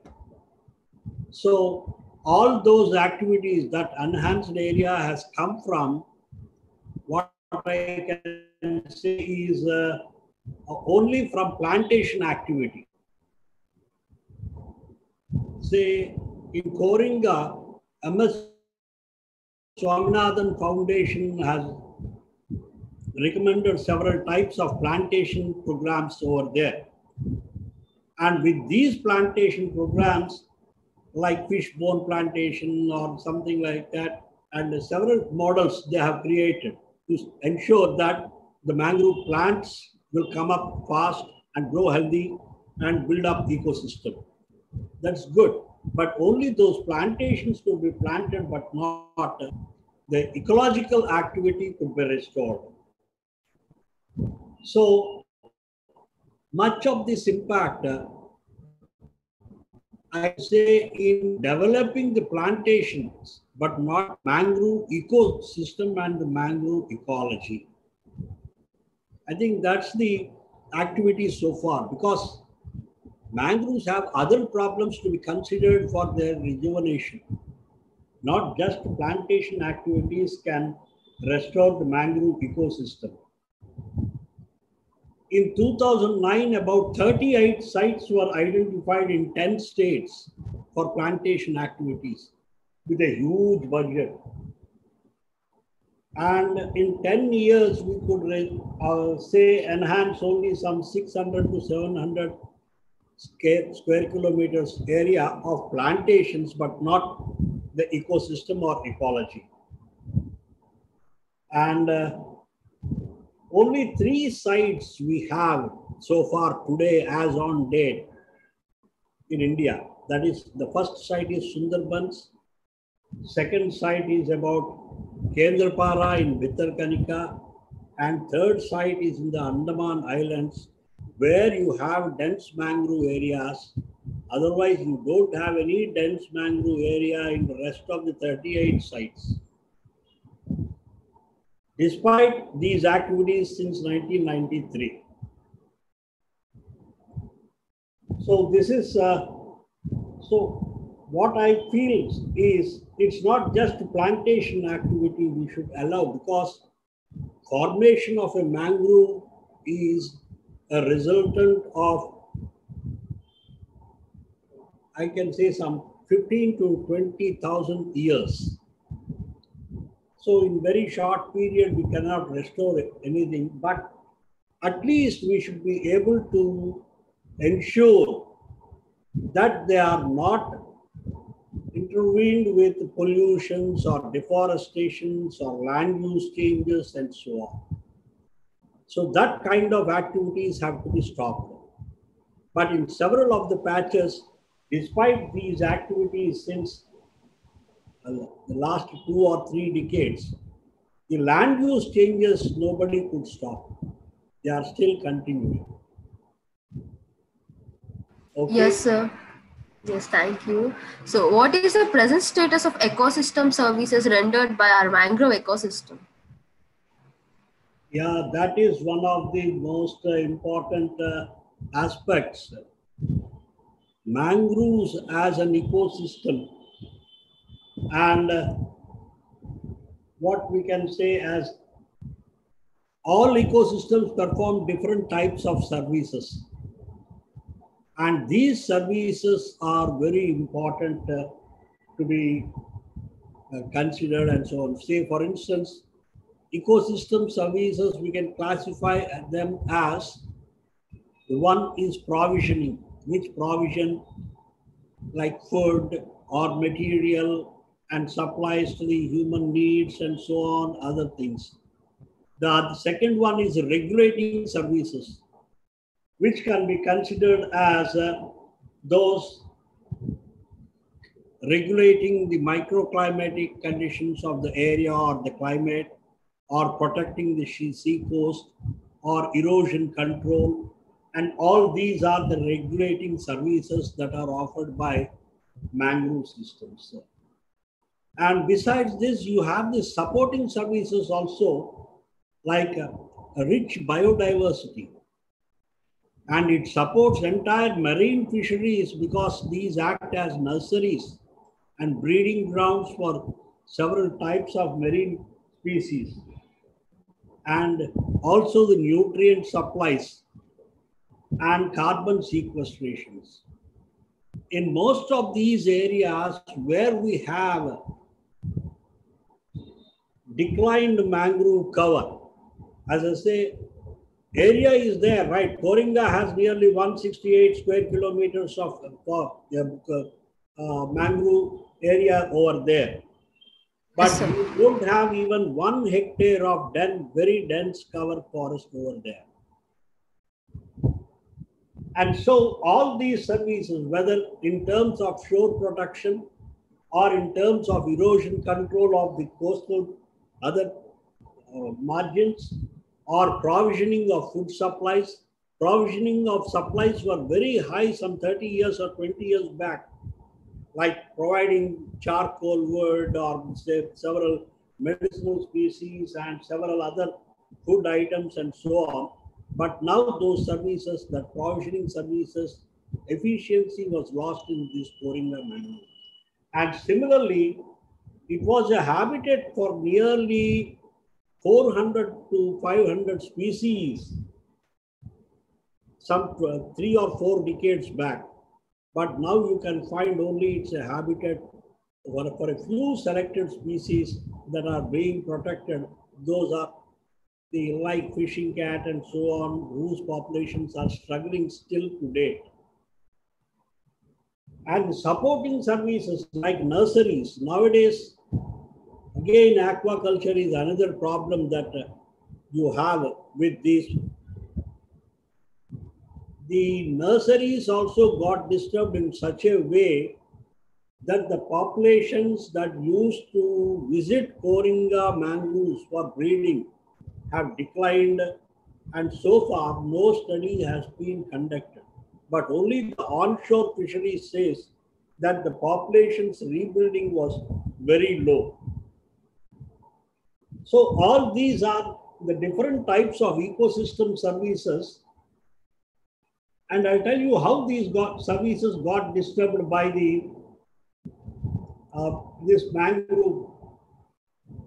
As I told you, these mangrove systems will get formed at the tail ends of the riverine systems where it confluences with the sea. So a huge inflows from the rivers should come into these systems.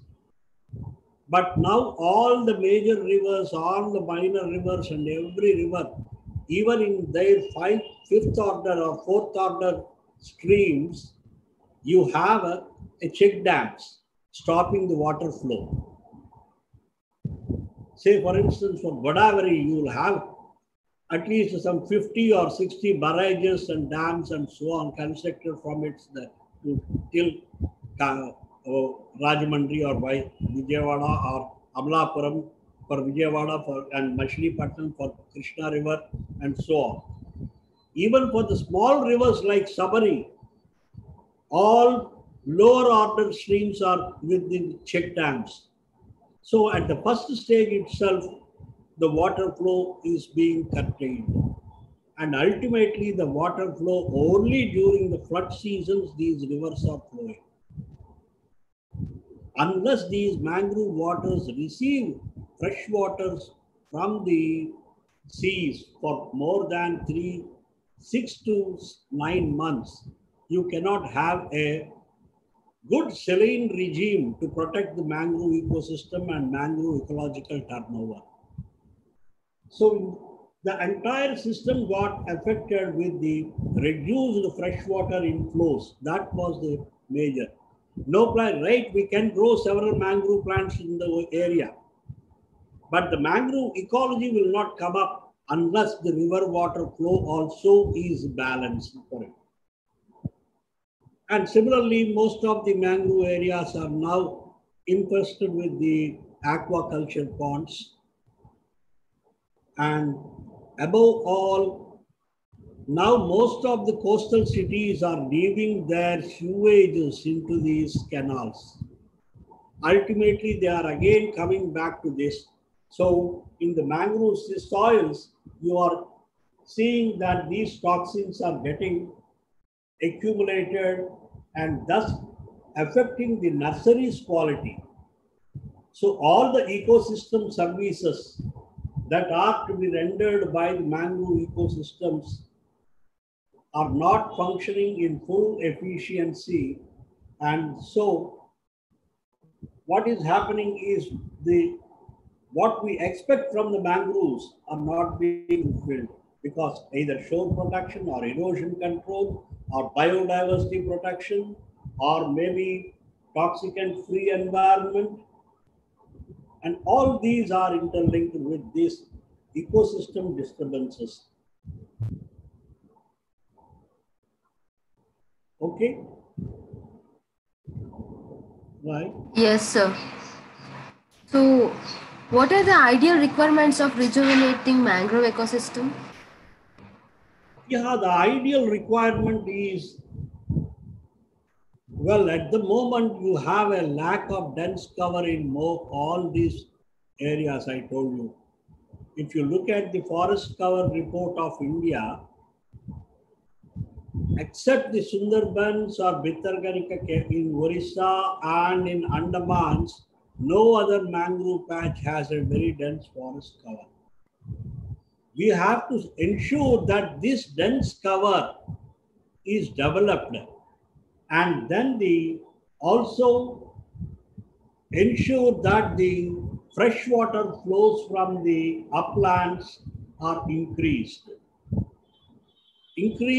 and the period of availability to the system also is to be enhanced, because these water flows will bring in alluvial soil, silt and nutrients from upper lands and accumulate here, so that they will be available readily for the marine species which come here for breeding and breed there, and until they are at some stage again before they going back, the feed and nutrients are available for them. So if we stop that flows from the inland, these nutrients will not be renewed and will not come up. So assured flows from the uplands are to be enhanced. And then the third one is stoppage of the sewage from the local areas. Not only the urban or domestic sewage, but also the agricultural sewage, which in the recent times contain a large quantities of pesticidal residues. So all these are they cannot easily be washed away into the sea also, because mangrove soils are such, they filter and trap there all these material for long period, just as they also store carbon. So these three activities, I considered them as major threatening factors more than the deforestation of mangroves and so on. Even if you deforestate, maybe it takes another 20 or 30 years to come up again. But if you stop the river pattern and if you contaminate them with the toxicants, and if you see that the entire land use was disturbed, irreversible, you can never bring back these areas. So rather than deforestation, these three are very important for the development of the mangrove systems. So these are, and the next important consideration is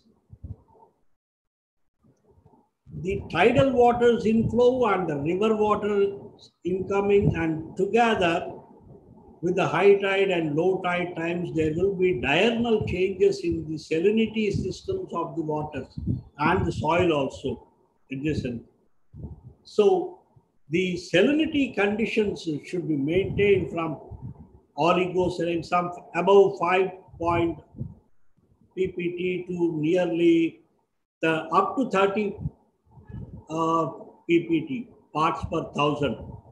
This salinity regime will determine what kind of species will come up in different parts and so on.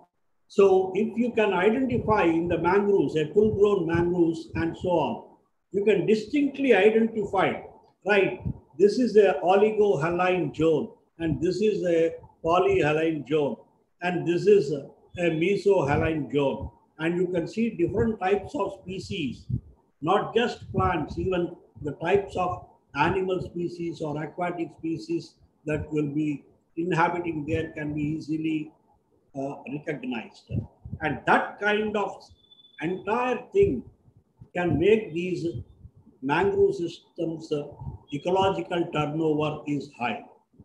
In fact, they are considered as a very rich in ecological turnover, including the carbon sequestration that we now refer to the climate change.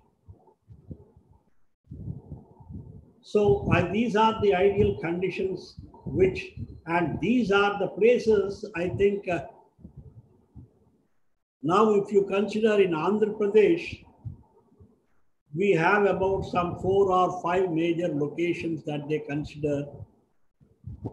One is about Coringa, and the other one is at the Krishna River, Kottapalam and Nijampatnam, and another one is at Prakasham district, and another one is at Nellore.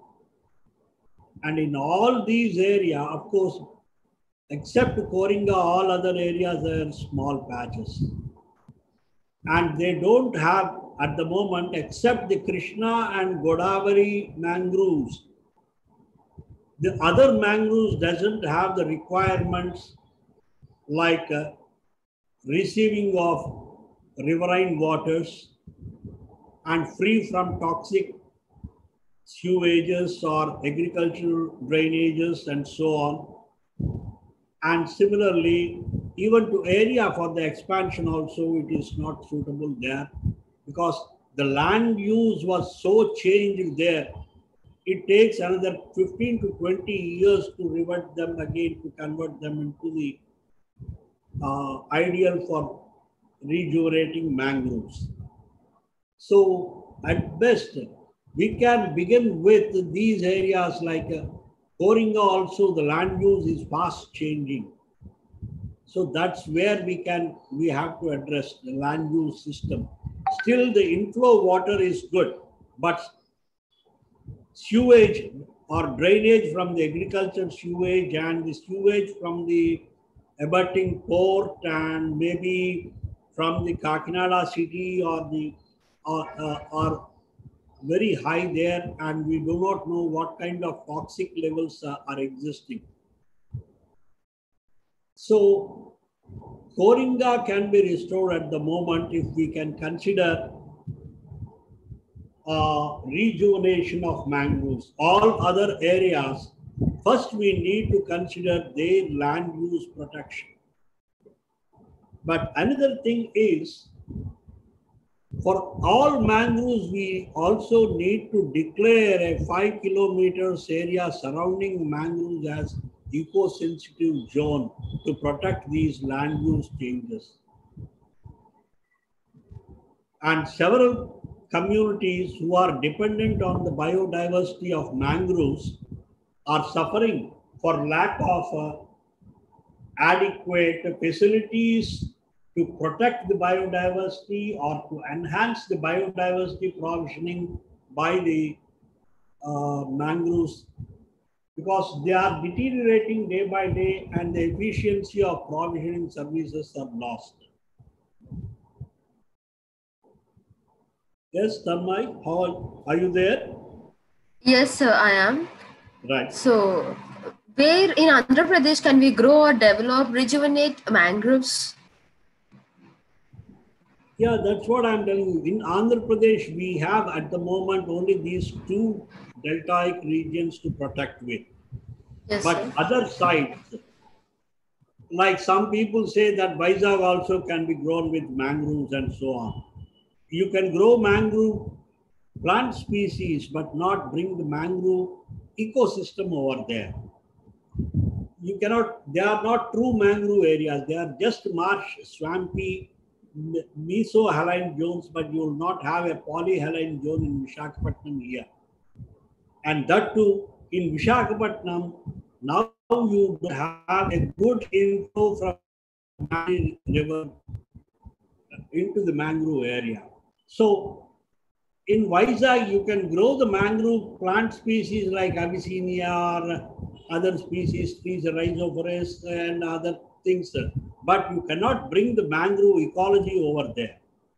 Okay, And the species mix is most important because if their species mix is not balanced, you do not know what type of pathogens may grow up in this. Because you must have heard of the mosquitoes of mangroves.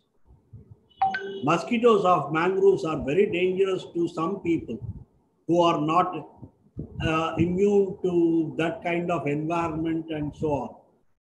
And maybe in upland people like from Madhya Pradesh or Maharashtra or Delhi, if they come there for a tourism purposes and some of these mosquitoes bite, we do not know what kind of diseases may emerge and so on. So that is one aspect. So species mix and the quality of the species that are inhabiting that mangrove is very important. So it is not just mangrove plant species to be grown there. If you want to bring all that species mix and balanced zones and so on, at the moment you can develop and rejuvenate only in Coringa, Kottapalem and Nijampatnam mangroves. We tried at Bhavanpadu. Bhavanpadu also has such kind of environment. But we could grow the tree species or other plant species, but could not bring the total ecological turnover and other systems over there. For various reasons, it's not big. Some industries have come up there now, and some people are starting now fisheries board, and some Sagarmala port also is coming there. Land use changes are the major threat over there to ensure that experiment is success. So now you have a very little scope, or only 3 or 4 areas that can be considered for mangrove rejuvenation in Andhra Pradesh. Even Coringa mangroves, Coringa is considered as the 4th largest mangrove in India. After Bhitarkanika, Sundarban is the first and Andaman second and Bhitarkanika third and fourth. In fact, Coringa used to be in third, but now Bhitarkanika is third because Bhitarkanika has very dense forest cover over there, while Coringa doesn't. And in Bhitarkanika, you have saltwater also over there. It comes into those areas. Yes, so sir. that's the species diversity over in that Kendrapara ecosystem. That's one of the beautiful mangroves. If one could visit, they can enjoy. But in Andhra Pradesh, Coringa, Kottapalem and Nijampatnam, and these are the only areas that at the moment we can hope for creating good mangrove system and ensure that these mangrove ecosystems render their services in efficiency. Yes, sir. So could you please say me how can mangroves plays an important role in natural disaster times? Natural disasters, you see, the Kottapalem Nijampatnam mangrove, it's a very small area, smaller, I think half in the area if you consider or compare with the Coringa. In 1977, probably you were not born. Okay, there was a very big, you must have heard of this Divisima Tufan in 1977. It was a very huge disaster at that particular point of time when disaster management and disaster mitigation was in its infancy in India. Almost nearly some 70,000 people or 80,000 people were killed in that disaster. Okay. And that is the area where you have this mangrove forest, and that at that particular point of time in 1977, these those mangrove forests were relatively good. And some models predicted if those mangroves were not there, the impact would have been 2 times more than that. And that was proved again when in 2004, when tsunami came. When tsunami came, even for a small, because this Divisima is a low-lying area, even a high tide of some 5 to 6 meters can inundate the area. Even during the tsunami time, that area was not much disturbed. It could absorb the shock and protect the coastline. So that is where these help us, because these are these areas, because you will have a very long inland water tunnel projection where these rivers confluence. So those areas will absorb the entire shock and divert, whether these cyclones or water or tidal waves that will enter into those regions and absorb the shock, and the southern and northern or downstream and upstream coastlines will be protected if these tides or these can enter. And above all, in shoreline protection also these mangroves will help. If these mangroves, forests and systems are not acting as a shelter belts and along the shore and so on, especially where the rivers are. Why rivers will have finger-like projections in the entire where they confluence with the river is that, not that they foresees this one, but they wanted to enter into small strains and so on. Otherwise, what happens is each one can become a major tidal area that can form and inundate the areas. So that's how I think these are important in the protecting from the cyclones, tsunamis, and even tornadoes. So, and coastal erosion, and these are the other things that they help us there. Yes, sir. So, what is the difference between mangrove forest and forest in terms of contribution towards the environment? In terms of? Contribution towards environment. Contribution towards environment, I think they contribute equally. You cannot say that this contributes high and this contributes low and so on. Well, if mangrove forest grows in the intertidal, riparian, tail-end regions, and they'll cause ecological turnover and ecological productivity in that area. But the general forests, they are there on the land where they have to contribute their ecological turnover with all the tires, whether they are trees or shrubs or herbs or whatsoever it is, they will also be contributing to it.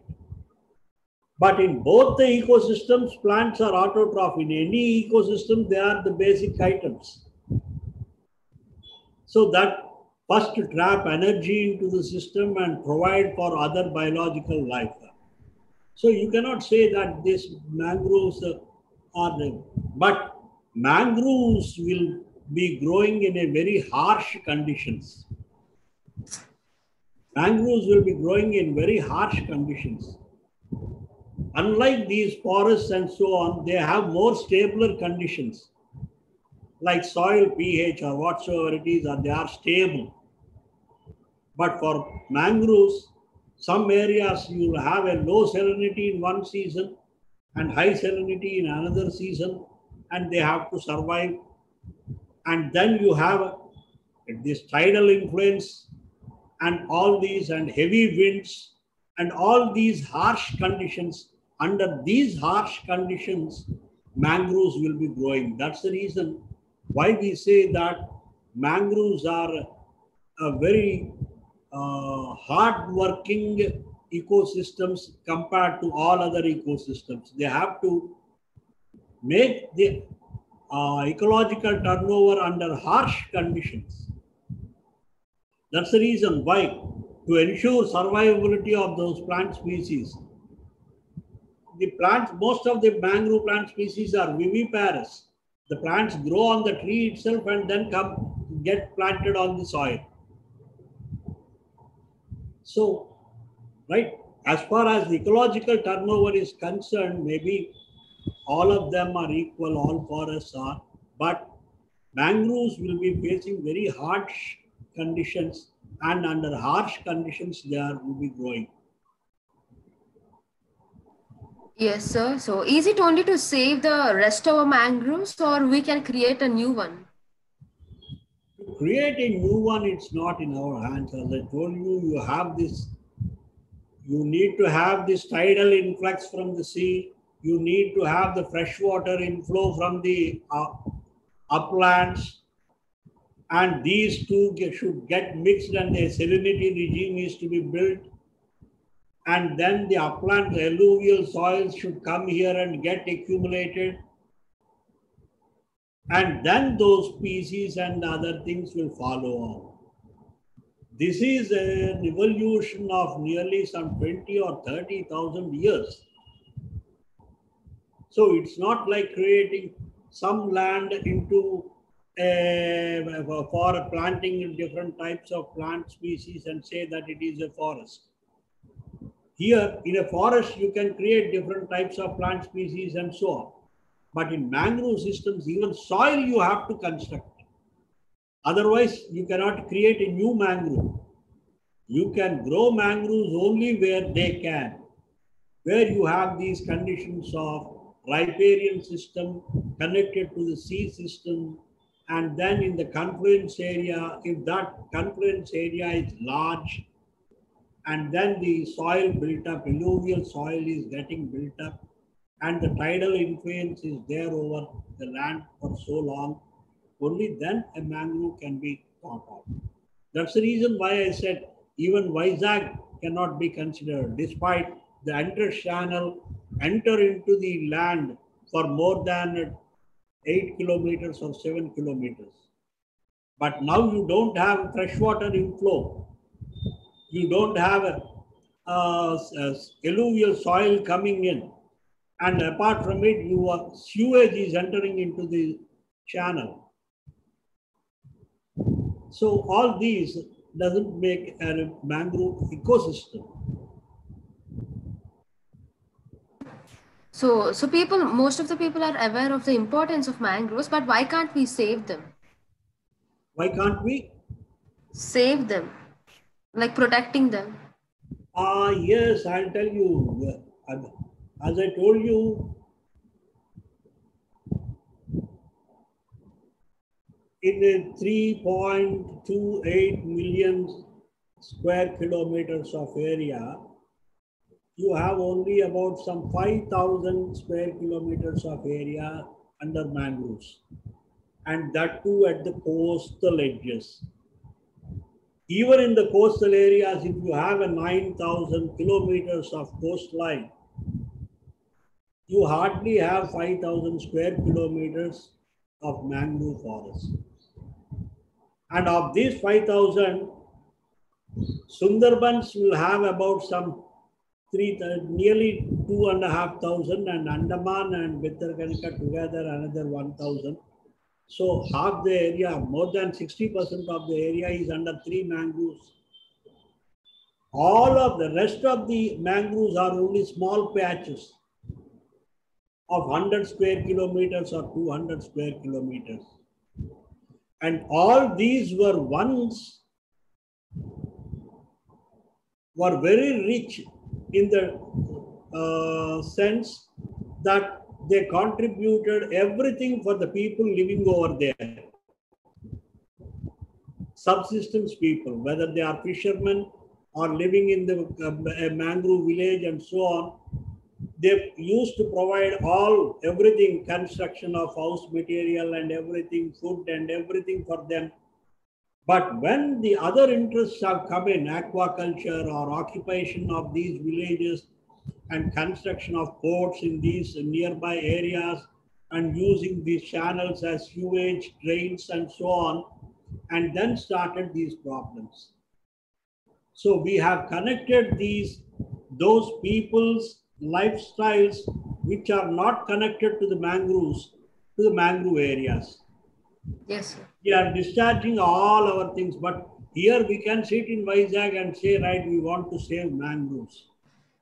But if you go to the Lothpudi village and if you ask that person, he will say, how can you do that, right? You are interested, very good. But can you stop that sewage? Can you ensure the river flow? Can you ensure that the agricultural drains do not bring pesticides? So this is a vicious circle that has got into it. And so Sundarbans, of course, it recognized by Ramsar, and maybe the whole world is interested in Sundarbans and Uttarkanika and so on. So their management is very high. So even the government say, right, we are now protecting. That's the reason why you now find even the Kutch mangroves are being protected to attract the international community, saying that we are doing something. But always the problem comes with these small patches only. Because they are small, they will neglect. And people around them are not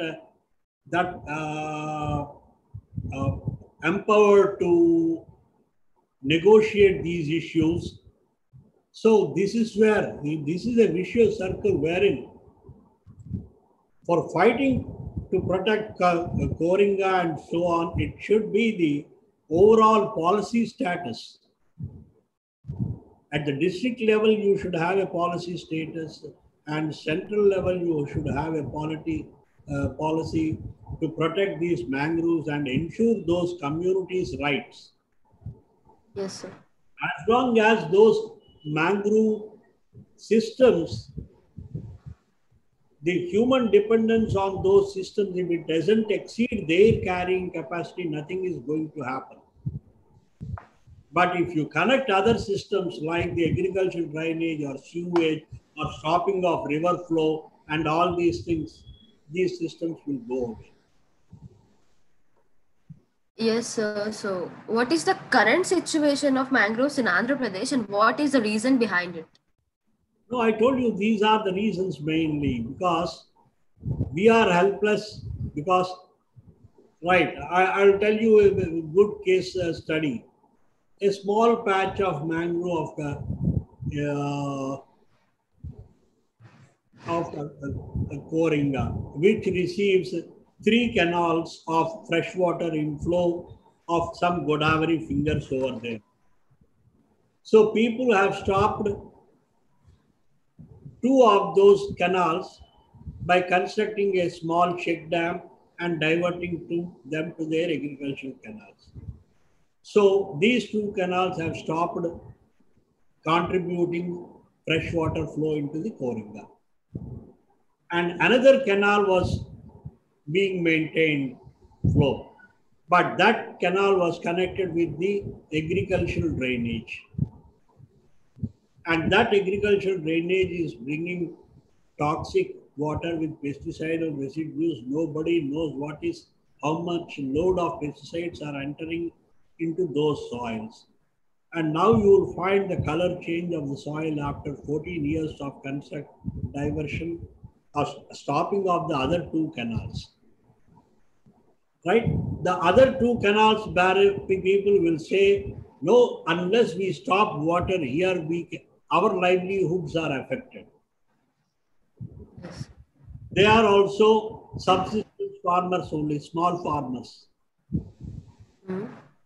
So they have no choice but to stop waters, and they are stopping it. But earlier, they did not stop that, and they used to grow different crops in different times based on the water availability. But now what they want is, they want to grow paddy all the 3 seasons. Yes, sir. That shift in cultivating paddy for all the 3 seasons have forced them to stop the waters. So ultimately, the system that got evolved after 30,000 years or 40,000 years got disturbed, and everything is wrong. Now, where you can justify an action.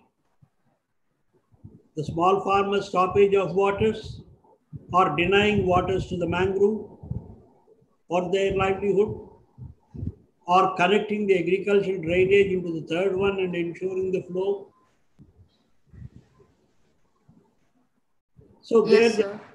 this is only for producing food to the entire country. Yes. So this is where we don't have an interlinked policies, at least in those areas, in the tail end region areas, you need to ensure at least a minimum supply of this much of water to ensure the coast protection. So that kind of policy has so far not emerged. And I think this is where what all organizations can do to work towards that kind of policy, where ecosystems are suffering from anthropogenic activities, their ecological efficiency are lost. Such ecosystems need to have just not mangroves, it could be forests also. But mangroves, it is most important. Yes, sir. So, Because mangroves are specific area, they are site specific. You cannot grow anywhere. Maybe you can grow a forest anywhere you like, but not a mangrove. yes, sir. So, how does industrialization impacting on mangroves? Deforestation? As I told you, yeah, how much industrialization was there in Sundarbans or in Andamans? Yes, sir. In the smaller patches only you have this problem. Because they are small, okay, we will be leaving another 10 hectares over there and they start constructing some industry. First they will begin with some foundry and then with some a furnace attached to it, and maybe then a rice mill, and there may be some other thing. In that way, slowly, one after, first they use a very small stone, and later on go for a big boulder. So these small areas, small patches, are nobody are taking interest, and genuine protection measures are not available so far, even in the policy. Yes, sir. So, what is your intention on laws on mangrove forest in India? Laws on mangrove forest in India, right, for the past 4 decades or 5 decades, NABARD and all other Ministry of Water Resources and several other departments are promoting construction of check dams. Well, these construction of check dams should be strictly reviewed for those rivers and watersheds which are connected to major mangroves in India. Yes, sir. That is one. And the second thing is, for every mangrove, there should be a 5 kilometers all around eco-sensitive zone declared, notified, where no activity that adversely affect the ecosystem can be taken up in that zone. So that 5 kilometer eco-sensitive zone should be declared. And then the third thing is, wherever you have these mangroves are connected with sewages, there should be a facility for treating the sewage to a such extent where it is safe to release into the drain. The treatment quality need to be monitored every day, ensuring that there are no pesticidal residues and the heavy metals or other toxic materials. So these three are very important. So where you have these sewage or agricultural drainage connections, there you need to have a treatment facility, water quality treatment facility. And then the second thing is declaring eco-sensitive zone. And third thing is about reviewing the watershed management programs for the rivers connected to mangroves. Hardly there are about 5 rivers only, major rivers that are connected to mangroves, 5 or 6 major rivers. So these rivers can be easily addressed. And lastly, in the mangrove region, all mangrove species and mangrove species utilities and mangrove species production utilization should be limited to natives of that villages. Yes, sir. Wherein they can manage their own resources participatively. So these 4 are the major conditions, I think, for the policy to begin with. Yes, sir. So, how to eradicate mangrove law from coastal areas? I didn't catch you. How to eradicate? How to eradicate mangroves laws from coastal erosion? No, I don't think coastal erosion, you have lost mangroves because of coastal erosion. No. Maybe in Bangladesh you have some incidences, but not in our coast. Okay, sir. So, yeah, what do you think of mangroves loss in India?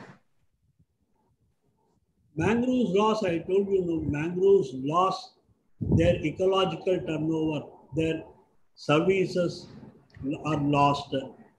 And I mean loss, sir. LAWS, loss. LAWS. Yes, sir. Do you have any such loss for mangroves? Yes. Heard of any law of that kind? I think we do have some laws regarding mangrove protections, right? So how does they help in saving our mangroves or protecting our mangroves? Rules. Yeah. Yeah, it's not any law or something like that. It is Okay, a rules under coastal zone management. You have some rules. Under Environmental Protection Act, you have some rules. And under wetlands management, you have some rules referred to mangroves. So as long as they are in the rules states, so now you have these 3, and for these 3, you have different enforcement agencies to enforce them. But unfortunately, Fisheries Department is not involved in this except for utilizing fisheries or identifying the aqua farms in that area. Or maybe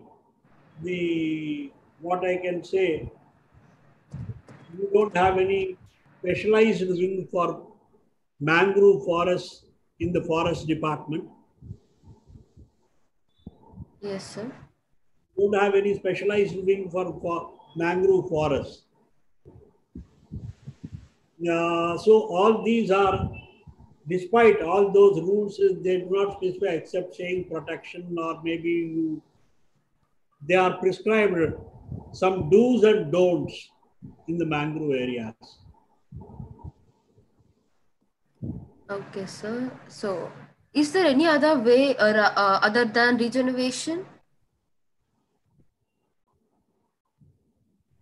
No, the only way is to protect or give them liberty to grow on their own. You don't need to do anything at all even.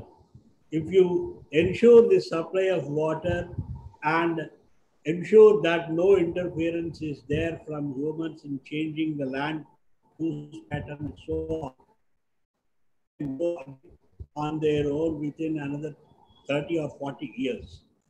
But we are always trying to say that we are occupying some land and say that we are going to plant somewhere else, or we are going to do this, and say even the Swaminathan Foundation, Yes. they have only some 3 or 4 types of species planted in large number, like a monoculture forest in a forest. You cannot claim that it is a mangrove species mixed mangrove forest. It's more than 8 years or something like that now. But still, Yes. your forests are still in the open category forests only, not even moderately dense category. Yes, sir. So I think as long as you wanted to see that like in zoo, you wanted to keep those species, there will be a zoo type of species, but not wild species. So give them freedom to grow on their own by giving them what they want, like fresh water inflow, tidal water inflow, and without any toxicants, and with no major interventions on land use and so on. Then we can harvest as many fish as possible and good stocks in the oceans, and ensure that the coastal water quality also is filtered and so on. A good amount of carbon also is sequestered by the mangrove soils, because mangrove soils will have some more than 2 or 3 or meters depth. And in that depth, you have an enormous amount of carbon stored. Yes, sir.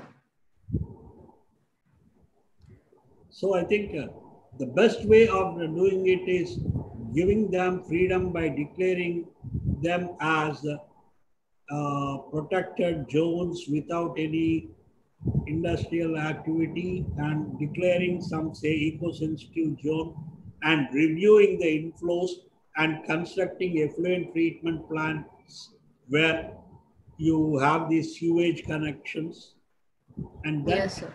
can give them freedom to grow on their own. Yeah. Okay, sir. So, whose participation plays a vital role in the process of regeneration? Well, departments of agriculture and revenue, pollution control board, Yes. and then maybe irrigation department, which regulates these watershed areas management and so on. And these departments together with local bodies of where these mangroves are situated should work. Yes. So, is there anything that you wanna say to the people about mangroves and importance of it, like a small message from your side? No, my message is only to visit them if possible, and understand the ecosystem, how it is different from other systems, and then know about how it has protected that area or the India or whatsoever it is for the past several centuries from different cyclones and so on. Yes, sir. Well, for each of these mangroves, Bangladesh is still protected because of Sundarbans only. Because all major cyclones, almost they terminate with Bangladesh or West Bengal in our country. So West Bengal and Bangladesh are the major shock absorbers. That's the reason why you have a largest mangrove forest built over there by the nature. And so is the case with the Andaman Islands, which need to absorb a major shock from these cyclones. So you have the second largest over there. And like that, the Gujarat region, That is again the culmination point for the west coast of India, where it has to receive all these shocks. Yes, sir. Wherever such shocks are there, there you have those kinds of things got built up at the riparian system tail and mouths. So that is the role of, if you look at the history of why only at Sundarbans, not in Vizag, that kind of a mangrove got developed.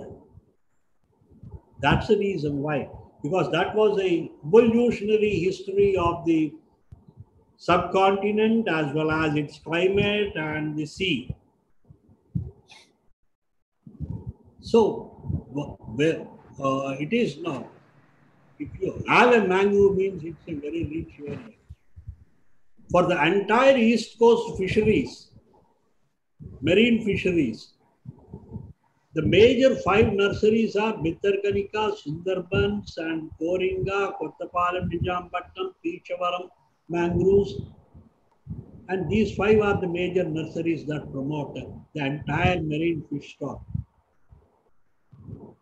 Half of the world turtle population is built in just Gahirmata Island, where every year 2 lakh turtles comes there or 3 lakh turtles comes there and lay eggs and then build up the next generation. So that's the kind of nurseries that these mangroves act as.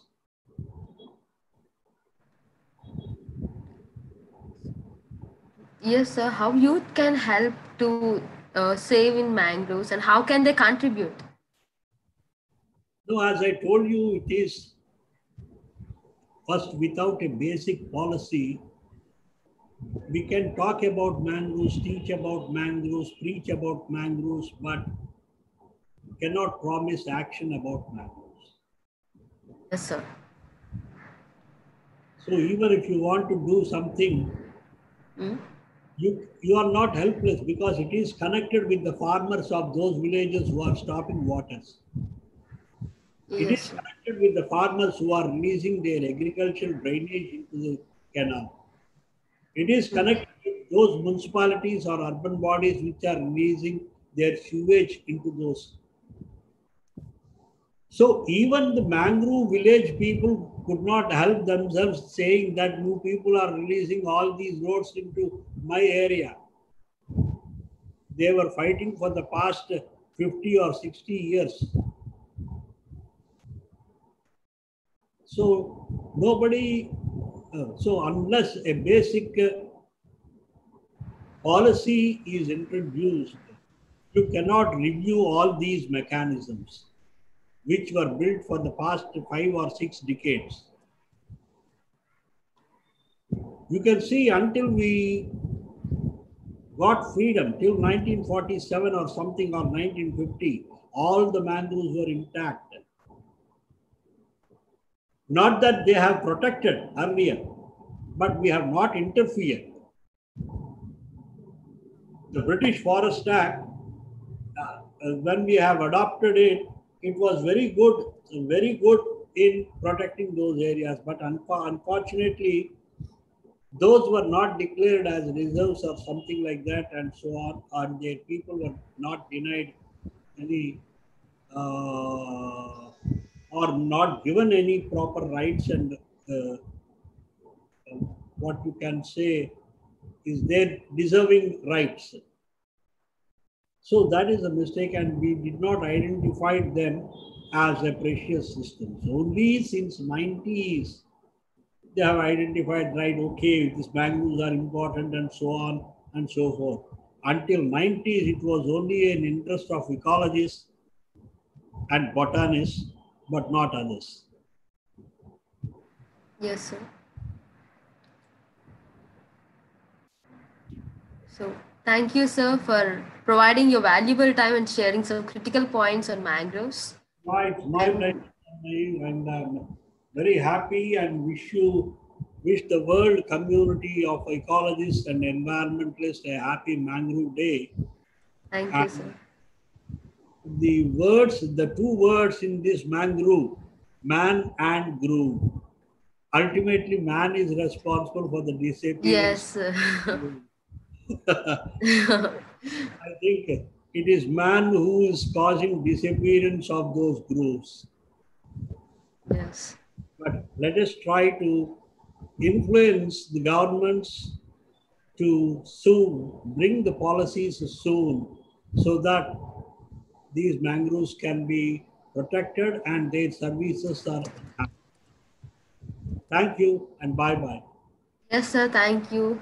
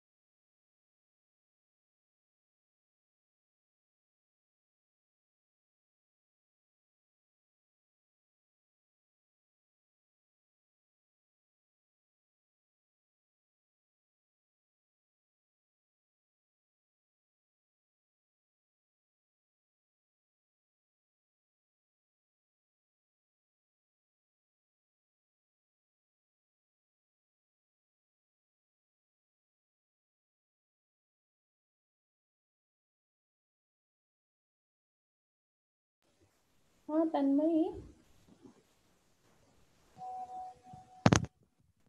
Listen, just tell Ganesh, no?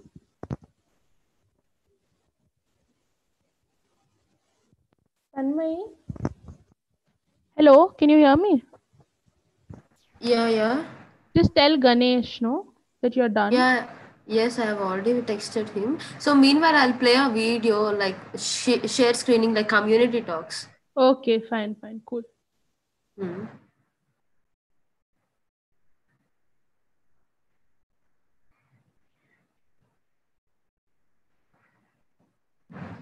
You can leave whenever, huh?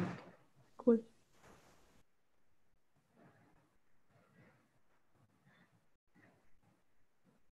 Is it audible?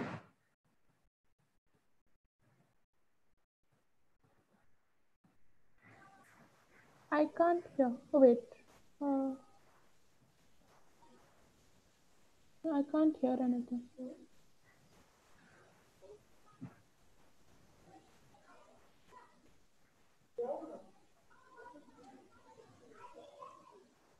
I still can't hear.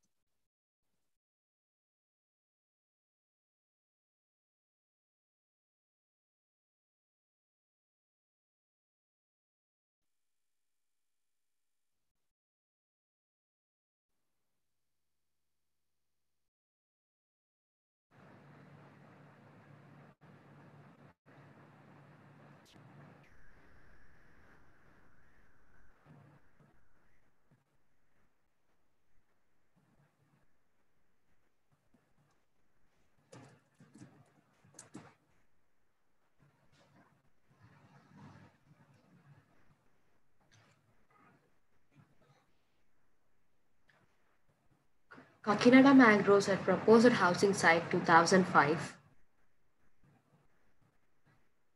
And the same Kakinada Mangrove is proposed housing project at 2020.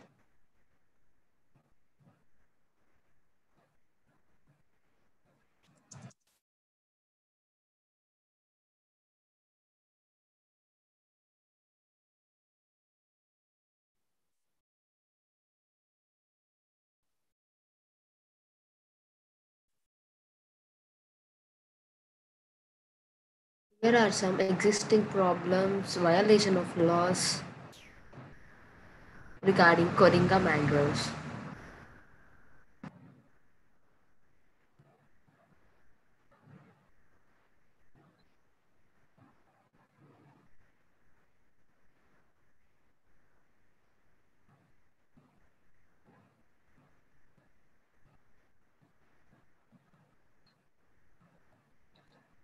Deforestation of mangroves in Andhra Pradesh.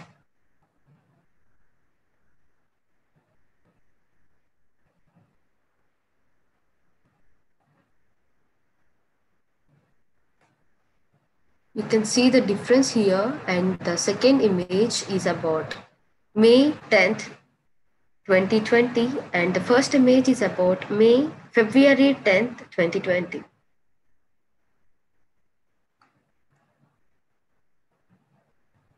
The deforestation happened here.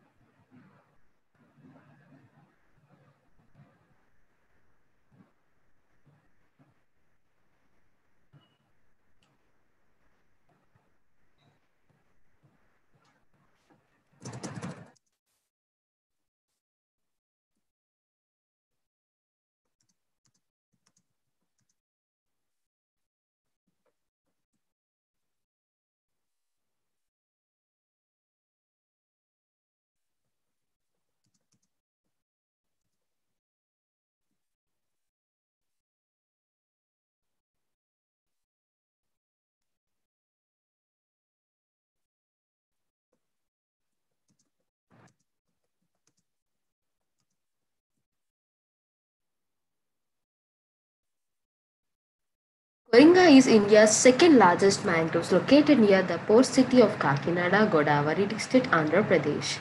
Spreads over 86,000 acres, which wildlife sanctuary. The forest has been protecting the coast from erosions due to cyclones and natural disasters like tsunamis.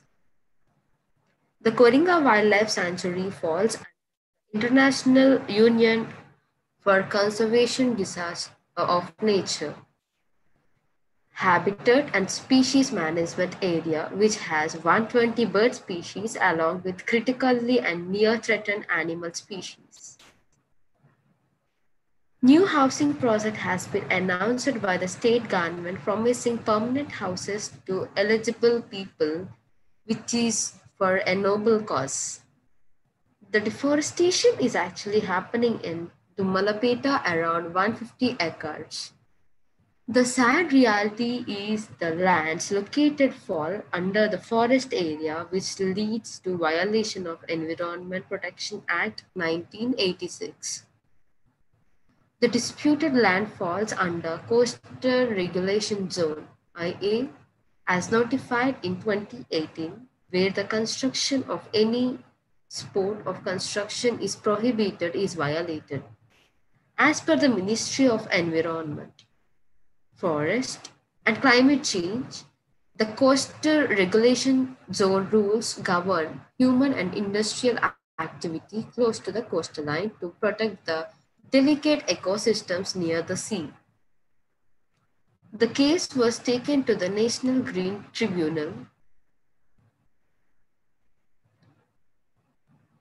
National Green Tribunal Act 2010 is an act of the Parliament of India which enables creation of the special tribunal to handle the expedition disposal of the cases pertaining the environmental issues.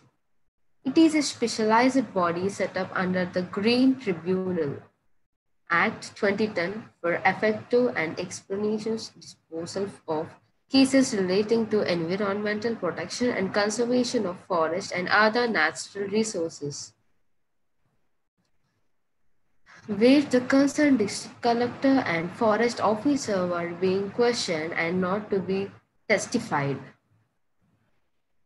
The case proceeding have been adjourned to August due to corona pandemic on the country lockdown.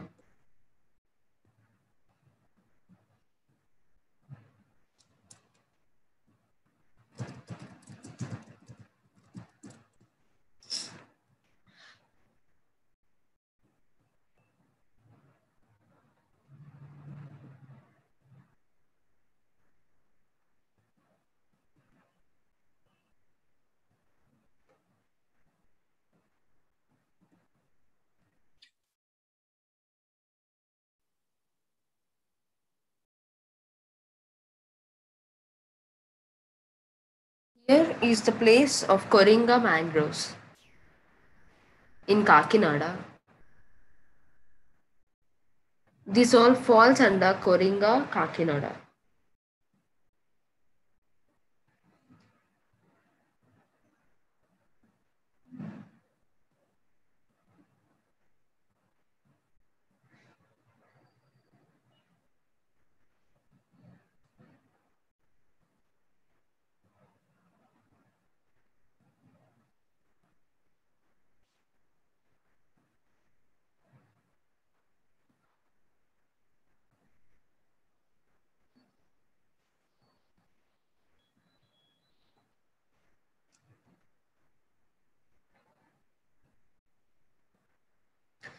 గత కొద్ది రోజులుగా social మీడియాలో viral అవుతున్నటువంటి కాకినాడ మడ అడవుల గురించి Google earth మ్యాప్లో చూసి అసలు అది ఎక్కడ ఉందా లేదా నిజాలన్నీ తెలుసుకోవడానికి ప్రయత్నిద్దాం. ఇది ఇప్పుడు చూస్తున్నామంటే ఇప్పుడు మే 13వ తారీఖు నైట్, ఇప్పుడే గూగుల్ ఎర్త్లో చూస్తున్నాం. సో ఇది కొరింగా వైల్డ్ లైఫ్ సాంచురీ ఉంది చూసారుగా, which is 10 kilometers away from Kakinada. So ఈ కొరింగా మ్యాంగ్రోవ్స్ ఇది తీరాన్ని ఆరుకొని ఒక పల్చని బెల్ట్స్ లా ఉంది. ఇదిగోండి చూసారా, ఇది ఎక్కడి వరకు ఉంది? ఈ స్థలానికి 4 kilometers ఉండడం కాదు. ఈ కెనాల్ చూసారా మధ్యలో కెనాల్, ఈ కెనాల్ దాటిన తర్వాతే ఇప్పుడు ఏదైతే ఉందో ఇల్లు స్థలాలకి క్లియర్ చేస్తున్నారో ఆ site. Yes, this is Kakinada port కి బ్యాక్ సైడ్ ఉంది. నిజానికి ఈ స్థానం కాకినాడ పోర్ట్ కే చెందింది రికార్డ్స్ ప్రకారం. ఇది కొరింగా మ్యాంగ్రోవ్ వైల్డ్ లైఫ్ సాంచురీకి చెందదు. So as per the record, it's not the forest land, but those are mangrove forests. So let's see how do water comes there.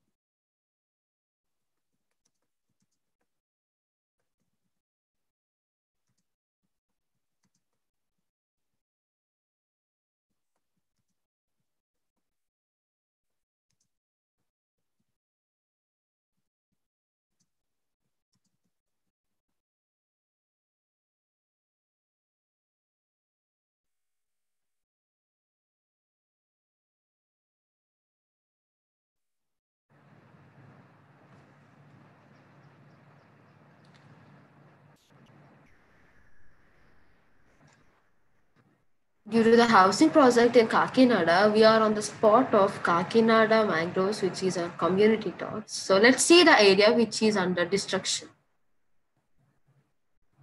We are exactly on the creek right now.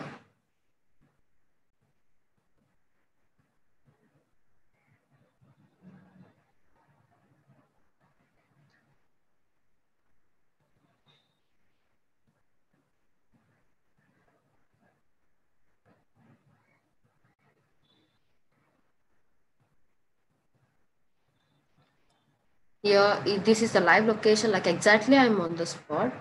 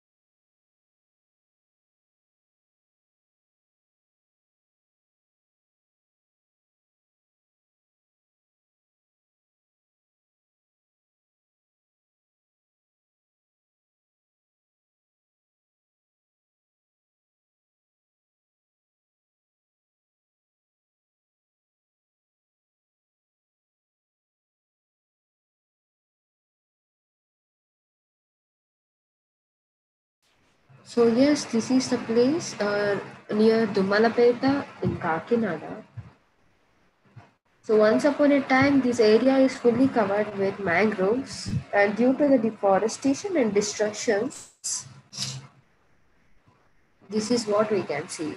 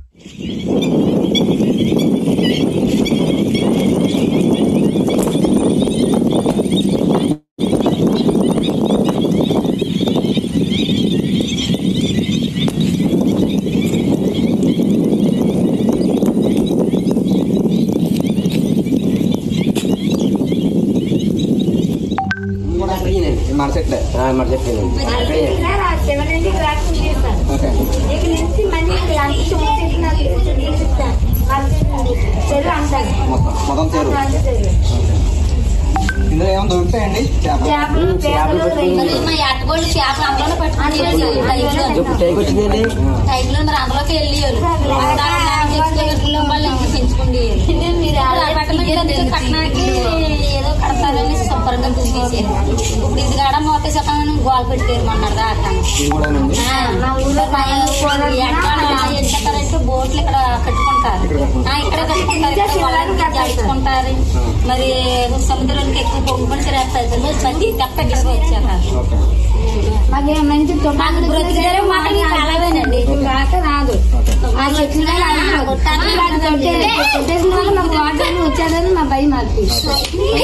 మధ్యలో ఒకసారి కప్పెట్టేస్తే ముందుకెళ్ళాలి లేకపోతే మీ మీదకి వస్తాను. So దుమ్ముపేటలో maximum మీ ఏరియాలో అందరూ చేపలు పట్టుకుని ఎక్కువ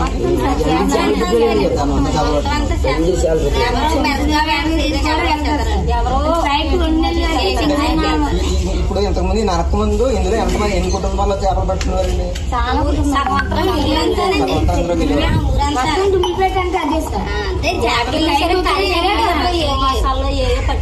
రైలు పేటలు ఎక్కువ చెట్లు ఉండేవి.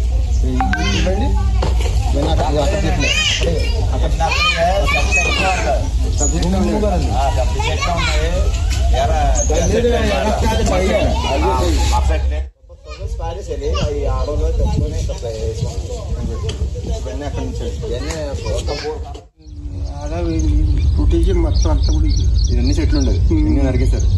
మొత్తం ఎన్ని చేయబుట్లు ఉంది. నక్కలే, కుక్కలే, మేకలు, పందిలు అన్ని ఉంది. నక్కలు ఉండేవి. నక్కలే అన్ని ఉంది. ఇప్పుడు ఇది లేదు. అంటే కొంతమంది ఏంటంటే ఈ చిన్న చిన్న మొక్కలు అంటున్నారు. బాబా బాగా పెద్దయండి. పెద్ద చెట్లు ఉండేవి. అందరికి వెళ్తే మాకే బాగా భయం వేసేది.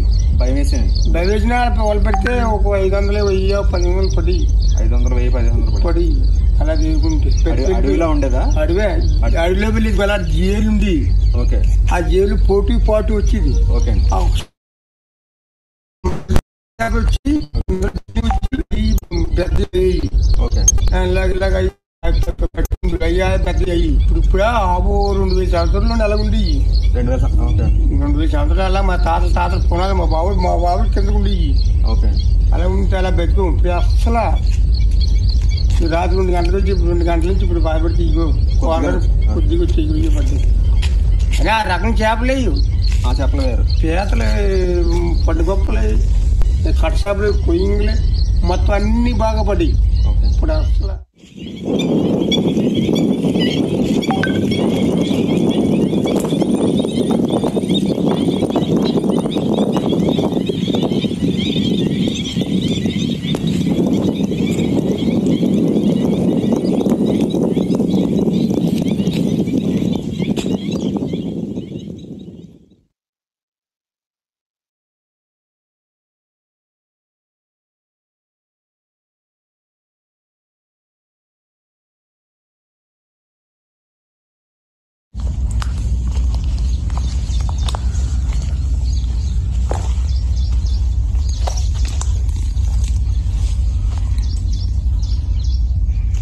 డైరెక్ట్గా బిలో పెడతాను. బాగుంది.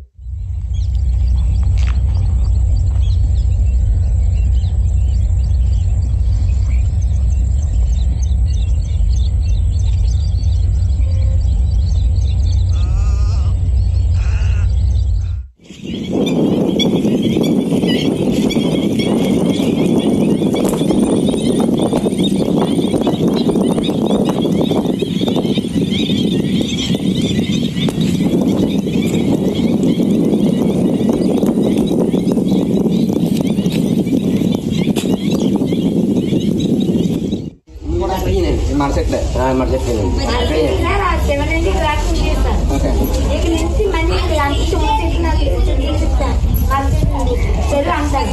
మొత్తం చేరు. ఇందులో ఏమైనా దొరుకుతాయండి చేపలు?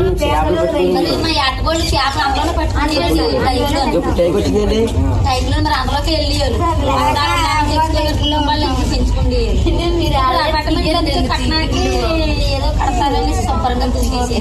ఇప్పుడు ఇది కాడ మోత శాతం గోల్ పెట్టేరమన్నారు. ఎంటారంటే బోట్లు ఇక్కడ కట్టుకుంటారు. ఇక్కడ కట్టుకుంటారు. మరి సముద్రంలోకి ఎక్కువ పొంగుకొని తిరేస్తారు. ప్రతి తప్ప వచ్చారు.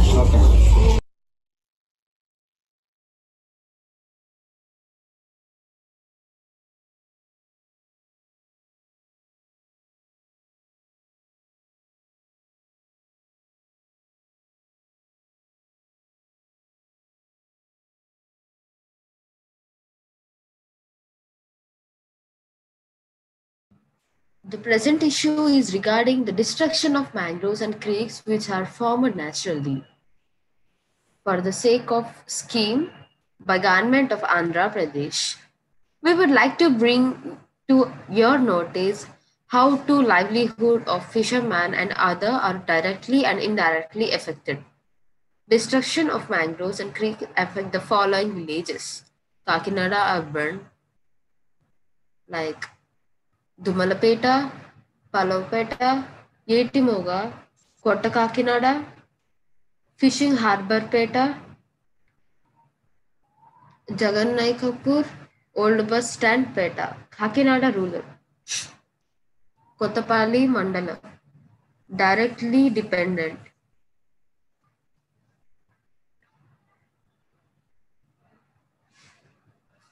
Here is a list who have directly dependent on the mangroves.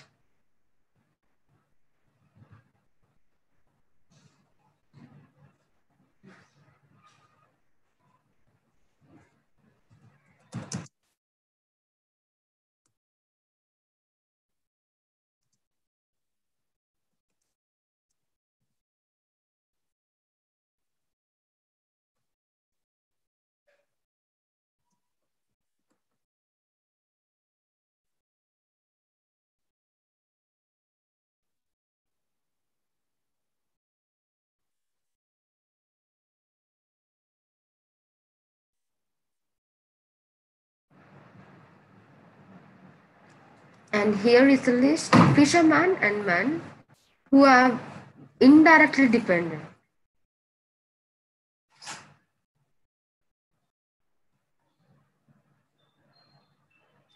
Indirectly dependent on the mangroves.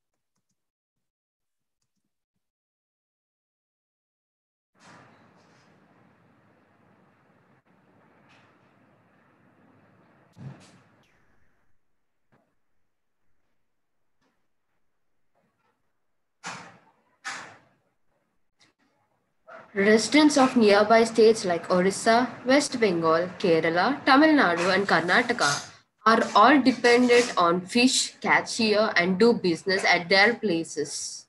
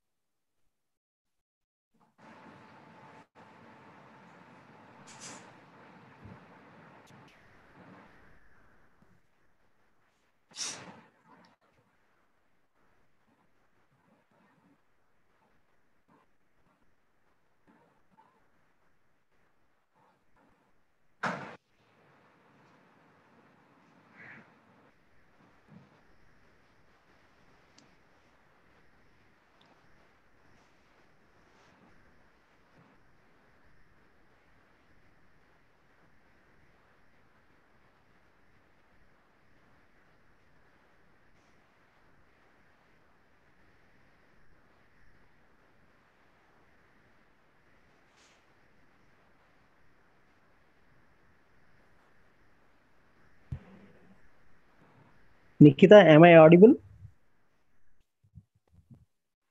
Yes, sir. You are. Can I start? Yes, sir. Welcome to our call, sir. Pardon? Welcome to our call. Oh, okay. Thank you. So, like we spoke about this earlier, we will be talking about the current situation of the mangroves in Kakinada, right? Yeah. Yes. Am I audible now?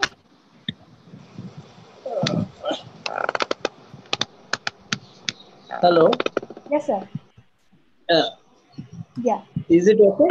Yes, sir. Shall I start? Yes, please. I'll be starting in Telugu and as well as in English. Yeah? Okay. Yes, sir. Is it fine with you? Yes, sir.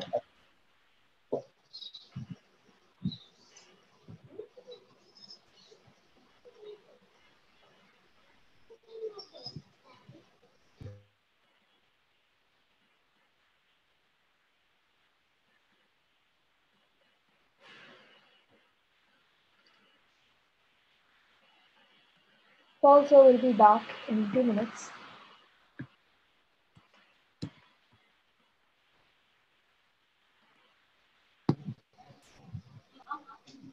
Hello. Hi, sir. Okay.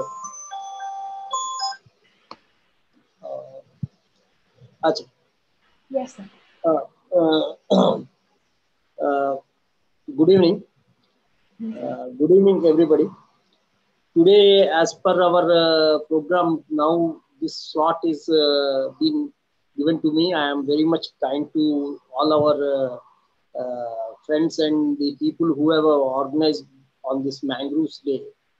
ఈ రోజు మన ప్రపంచ మడాడుగుల దినం కావున ఈ మడాడుగుల దినం యాక్చువల్గా మన యొక్క మత్స్యకారులు మరియు యావత్తు జనాభాకి ఏ విధంగా ఇది ఇమిడి ఉంది అన్నది మనం ఒకసారి అర్థం చేసుకోవాల్సిన అవసరం ఉంది.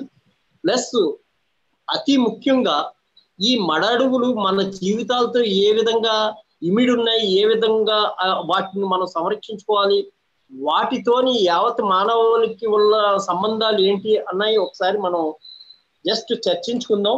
ప్లస్ దాన్ని సంరక్షించుకోవాల్సిన మార్గాలు తీసుకోవాల్సిన మన అవసరాన్ని కూడా మన మీద, మన భుజస్కంధాల మీద మనం పరిరక్షించుకోవాల్సిన బాధ్యతల మీద ఇమిడదు. సో అందులో ఈ ప్రపంచ కార్బన్ చక్రంలో మన యొక్క ప్రకృతి సమతుల్యాన్ని సంరక్షించుకోవడానికి సముద్రం అన్నది చాలా అతి ముఖ్యమైన పాత్రని ఇచ్చేస్తుంది. ఆ సముద్రంతో ఇమిడి ఉన్నదే ఈ మడాడి.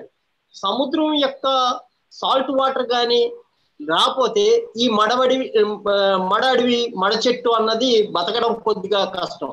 కానీ అదే విధంగా సముద్రంలో బతికే జీవరాశులన్నిటికి కూడా వాటి యొక్క గుడ్డు దగ్గర నుండి, వాటి యొక్క ఎదుగుడు దగ్గర నుండి, వాటి యొక్క ఆహారం దగ్గర నుండి అవి ఎదిగి ఇచ్చేసుకోవడానికి రకరకాలైన ఇబ్బందుల్ని, రకరకాలైన పెంచి పోషించడానికి ఈ అన్ని పరిస్థితుల్ని అవి మనకి ఈ మడాడుగుల ద్వారానే జరుగుతూ ఉంటది.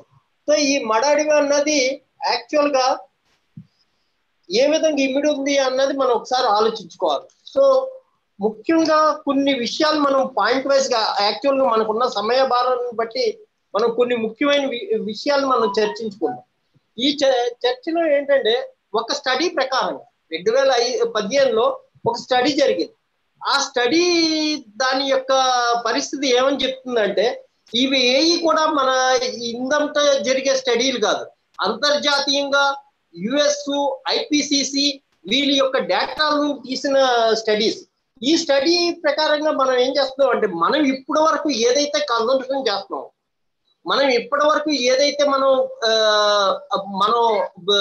వాటి ద్వారా వచ్చే ఉత్పత్తులను మనం వినియోగించుకున్నాం, ఏ విధంగా మనం ఆహారంగా ఉపయోగించుకున్నాం, తర్వాత వాటిని వాడుకున్నాం, తర్వాత వాటి నుండి వచ్చే ఎన్నో ఖనిజ సంపదలను మనం వివిధ రూపాలను ఉపయోగించుకున్నాం.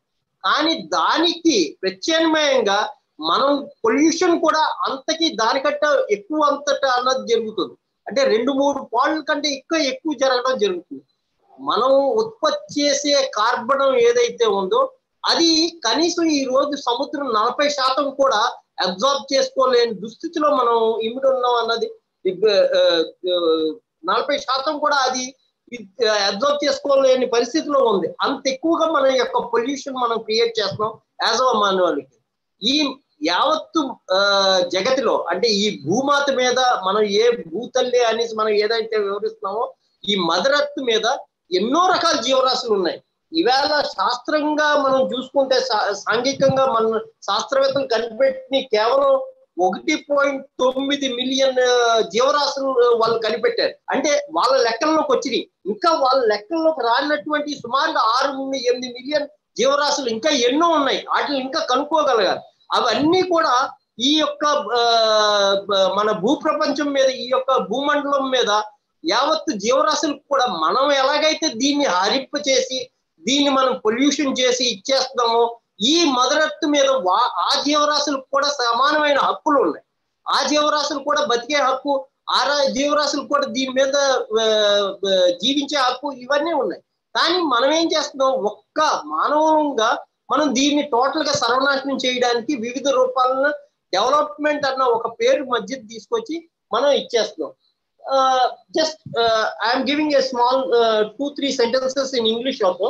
As per the study of 2015, the scale of consumption and water generation by only the species like us, that is human, nearly 1.9 millions and more, 1.9 million species came into the account of the scientists, those who have found these are the species which are being come into our findings. But other than nearly 6 to 8 millions of species are still there. Those who are, if they are having the equity right on this mother earth to survive on this earth as well as on this water bodies.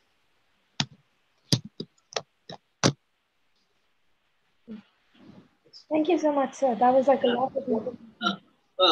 The second point. Now, the water cycle.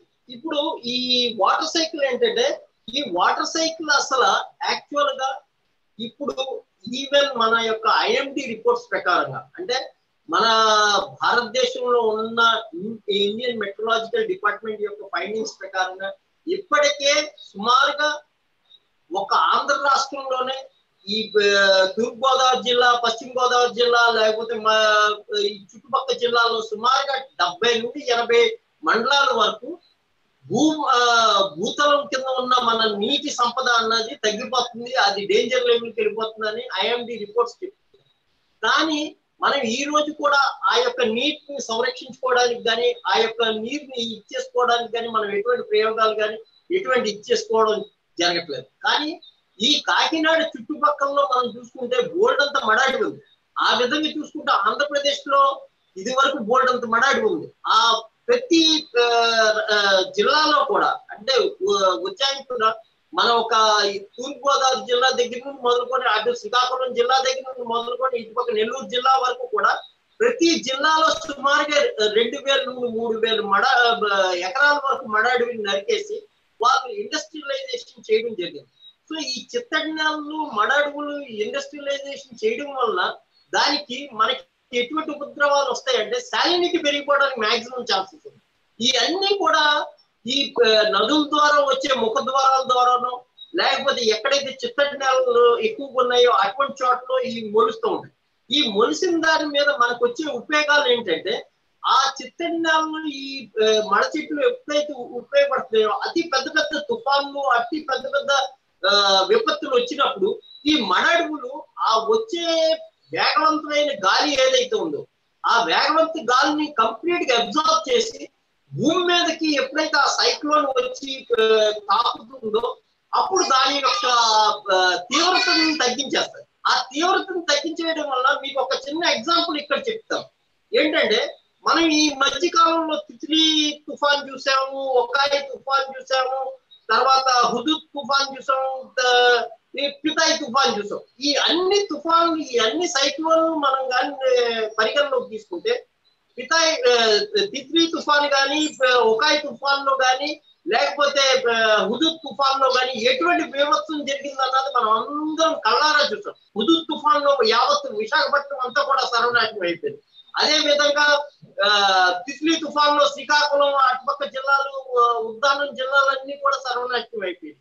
ఆ తర్వాత ఒకాయి తుఫాన్లో complete Kerala అంతా కూడా సర్వనాశనం అయిపోయింది. కానీ ఇన్ని సర్వనాశనం అయినా కానీ ఈ పితాయి తుఫాన్లో ఎప్పుడైతే మనకి పితాయి తుఫాన్ మన భూమి మీదకి వచ్చి తాకిందో, అంటే కాకినాడ పరిసర ప్రాంతాల్లోకి ఎప్పుడైతే తాకిందో, ఆ యొక్క వేగవంతమైన తుఫాన్ యొక్క వేగవంతమైన వేవ్స్ ఏవైతే ఉన్నాయో ఆ భూమి మీదకి తాకినప్పుడు వేగవంతమైన వేవ్స్ అన్నిటిని కూడా ఈ కోరింగ మడాడివి, తర్వాత దాని చుట్టుపక్కల ఉన్న ఇంకా మడాడుగులు అన్ని కూడా ఇచ్చేది. సో దాని వలన ఆ గాలి తీవ్రతను అంతటిని కూడా ఇది అంతా గాలిలోనే ఆపేయడంతో దాని యొక్క తాకిడి ఎక్కువ లేకపోవడం వల్ల ఇక్కడ డౌన్ ఎప్పుడైతే ల్యాండ్ ఫాల్ అవుతుందో ఆ సైక్లోన్ ల్యాండ్ ఫాల్ అయిన తర్వాత ఇక్కడ కాకినాడలో ఎటువంటి బీభత్సం జరగదు. కానీ అదే మీరు కేరళలో చూసినా లేకపోతే విశాఖపట్నంలో చూసినా మొత్తం అంతా చెట్లు గిట్లు మొత్తం అన్ని కూడా సర్వనాశనం అయిపోయింది. సో ఈ మడడివి అంతటి ఇదిని సంరక్షిస్తూ ఉంటుంది.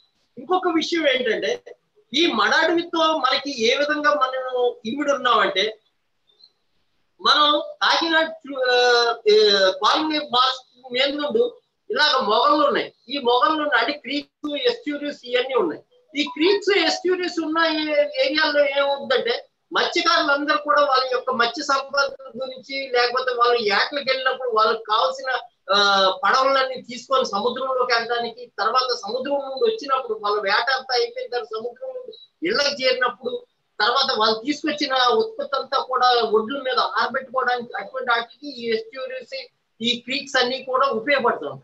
సో ఈ క్రీక్స్ ఇవన్నీ ఉపయోగపడి ఎంతమంది జీవిస్తూ ఉంటారంటే ఒక్క కాకినాడ చుట్టుపక్కలలోనే కేవలం ఈ బోట్స్ మీద, షిప్పింగ్ మీద, ఫిషింగ్ మీద సుమారుగా 1,00,000 మంది పైన మత్స్యకారులు జీవిస్తూ ఉంటారు.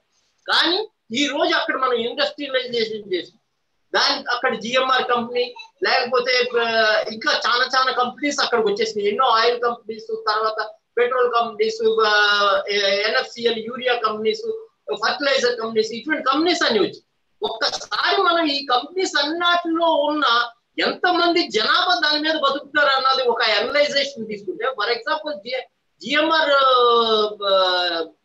పవర్ కంపెనీ ఉంది. ఆ జిఎంఆర్ కంపెనీలో hardly 200 to 300 people are being employed in that company. అంటే నేను ఎందుకు చెప్తున్నానంటే ఏ నిష్పత్తిలో మనం ఇన్ని కోట్ల రూపాయలు అంటే ఒక కంపెనీ పెట్టాలంటే ఇలా తీయనగా ఎంత తక్కువలో తక్కువ అయినా సరే 300 నుండి 400 కోట్ల రూపాయలు మనం అక్కడ పెట్టుబడి కింద పెడుతున్నాం.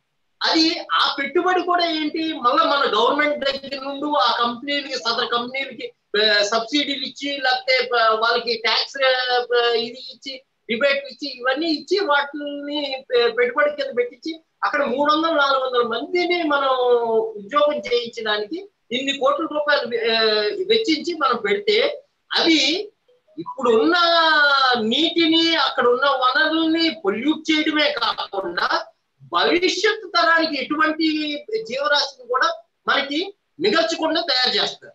ఫర్ ఎగ్జాంపుల్ ఒక ఫర్టిలైజర్ కంపెనీ కానీ అక్కడ ఎన్ఎఫ్సిఎల్ కంపెనీ ఉంది, గోదావరి ఫర్టిలైజర్స్ ఉన్నాయి, కార్బన్ ఫర్టిలైజర్స్ ఉన్నాయి, ఇలా రకరకాల కంపెనీలు ఉన్నాయి. ఈ కంపెనీలు పొల్యూట్ చేసే నీరుని మనం చూస్తే ఆ చుట్టుపక్కల ఆ కంపెనీ ఉన్న చుట్టుపక్కలలో ఉన్న జీవరాశి అంతా కూడా అక్కడ పునరుత్పత్తి అయ్యే పరిస్థితి లేదు. అక్కడ జీవరాశి అన్న దొరకని పరిస్థితి. ఈ రోజు మత్స్యకారులు ఎక్కడికో వెళ్ళి బతుకోవాల్సిన పరిస్థితి, వాళ్ళ ఏటలన్నీ కూడా ఎక్కడో దూరంకి వెళ్ళి ఏటలు చేసుకోవాల్సిన పరిస్థితి ఏర్పడుతుంది. సో ఇటువంటి పరిస్థితుల్లో మనం పెట్టుబడి పెడుతున్నాం, డెవలప్మెంట్ చేస్తున్నాం. ఎవరి గురించి డెవలప్మెంట్ చేస్తున్నాం అంటే అక్కడ ఉన్న జనాభాకి ఏ విధంగా ఉపయోగపడుతుంది, అక్కడ ఉన్న జనాభాలో వాళ్ళు ఏ విధంగా బతకగలుగుతారు, వాళ్ళ జీవితాలతో అది ఏ విధంగా ఇమిడి ఉంటుంది, అక్కడ ఉన్న పరిస్థితులు నాశనం చేస్తాయా, అక్కడ ఉన్న గాలి పరిస్థితి ఎలా ఉంటుంది, అక్కడ ఉన్న వాతావరణం పరిస్థితి ఎలా ఉంది, రాబోయే విపత్తులు ఏమున్నాయి, దానివల్ల వాటి మీద మనం ఒక స్టడీ చేయడానికి కానీ లేకపోతే ఒక రకమైన సమావేశం చేయడానికి కానీ లేకపోతే ఒక రకమైన దాని మీద చర్చ చేయడానికి కూడా ఎటువంటి మిషనరీ ఈ రోజు పోస్టులో లేకుండా పోయింది. కారణం ఏంటంటే ఇప్పుడు కొత్తగా వచ్చిన సిఆర్జెడ్ యాక్ట్ కానీ లేకపోతే రీసెంట్ గా 2018-19లో వచ్చిన సిఆర్జెడ్, 2019లో వచ్చిన సిజెడ్ఎంపీ, లేకపోతే ఇప్పుడు రీసెంట్ గా వచ్చిన ఈఐఏ యాక్ట్, ఇవన్నీ కూడా కేవలం కొంతమంది పెట్టుబడి జస్ట్ 1 సెకండ్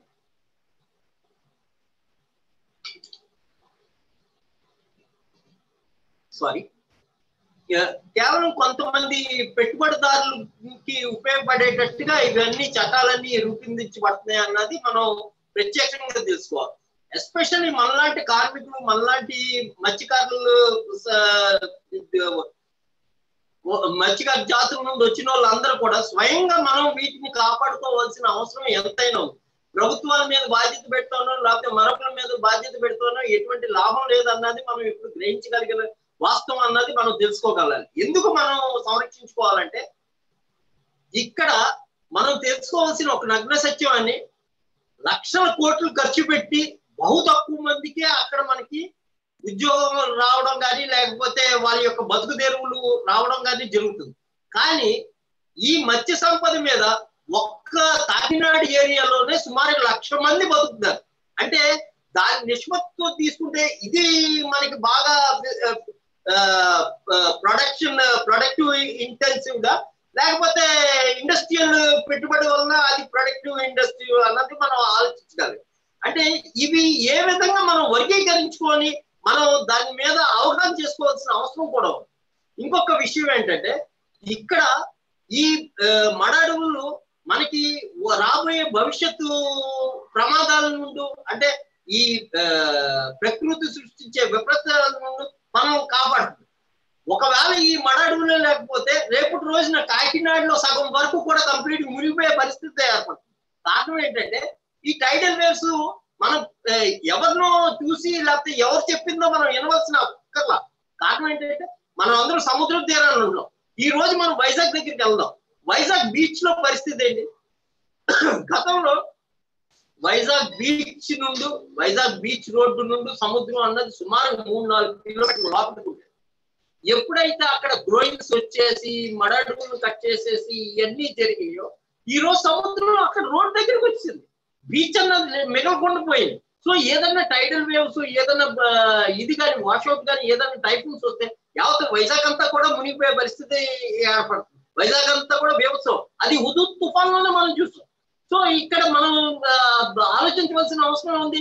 ఇది ప్రత్యేకంగా మనం కూడా సొంత మన మానవాళికి కూడా భవిష్యత్ తరం అంటే మన తరం అంటే అయిపోవచ్చు, మనం ఏదో ఈ ఆత్మ చేస్తాం. కానీ మన భవిష్యత్ తరం మన పిల్లలు వాళ్ళ పిల్లల పరిస్థితి ఏంటి? వాళ్ళు కనీసం గాలి పీల్చుకోవడానికి స్వచ్ఛమైన గాలి కూడా మిగల్చలేని దుస్థితికి మనం నెట్ వేయబడుతున్నాం అన్నది మనం గ్రహించగలగాలి. ఆ స్వచ్ఛమైన గాలి తీసుకుని ఈ రోజు మనకి ఈ విపత్తు వచ్చింది, కోవిడ్ విపత్తు వచ్చింది. ఇది కూడా యాక్చువల్ గా ప్రకృతిలో మనం చేస్తున్న ఈ వైపరీత్యాల పుణ్యం అంటే మనం చేస్తున్న ఈ బీభత్సం, ఈ మనిషి చేస్తున్న బీభత్సం వల్లనే వచ్చింది ఈ కోవిడ్ అన్నది కూడా. ఎందుకంటే ఒక విధంగా గ్రహిస్తే ఈ మంచినీటి గురించే ఆలోచన. ఈ మంచినీటి యొక్క అవసరం ఎవరు ఇబ్బంది పడుతున్నారు? ఇప్పటికి కూడా యావత్ ప్రపంచంలో సుమారుగా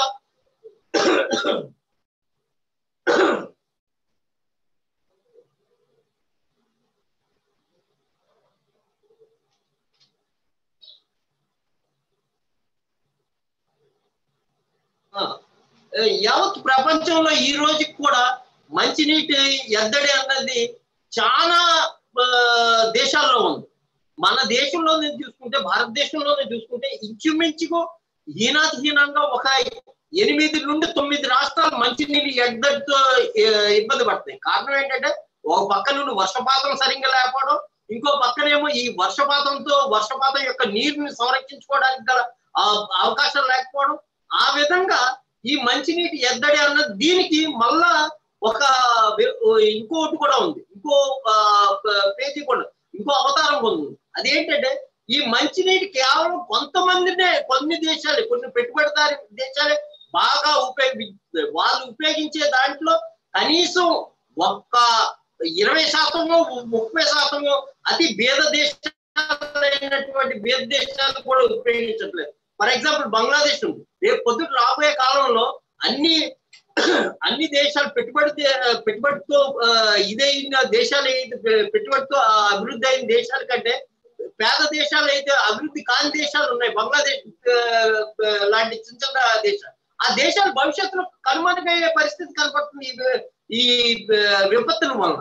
ఎందుకంటే రాబోయే 2030 2050 బంగ్లాదేశ్ బహుశా ఈ గ్లోబల్ వార్మింగ్ వల్ల మనకు కనపడకపోవచ్చు. ఎందుకంటే ఈ ఉపద్రవం ఆ విధంగా వచ్చే పరిస్థితి ఉంది. దాని గురించి ఎవరో మనం ఆలోచించుకోవట్లేదు. కానీ వీళ్ళు కొన్ని మీటింగ్స్ లో, పెద్ద పెద్ద ఇంటర్నేషనల్ మీటింగ్స్ లో వాళ్ళు ఒక నిర్వచనాన్ని వాడుతున్నారు. అంటే there are repeated phrases in internal seminars that these are not in the future, it is here now with the future holding darker threats అని చెప్పేసి రెగ్యులర్ గా ఈ ఐపీసీసీ కానీ లేకపోతే యుఎన్ కౌన్సిల్ మీటింగ్స్ లో కానీ వీటిల్లో వీళ్ళు వాడుతున్న ఫ్రేజెస్ ఇవి. అంటే ఇక్కడ అర్థం చేసుకోవాల్సిన అవసరం మనకి ఏంటంటే, ఈ విషయాలు ఏవైతే ఉన్నాయో ఒక విధంగా వాళ్ళు అన్ని మాటలకైతే చెప్పడానికి ఉంటున్నారో కానీ కార్యరూపం దాల్చడానికి వాళ్ళు మటుకు ముందుకు రావట్లేదు.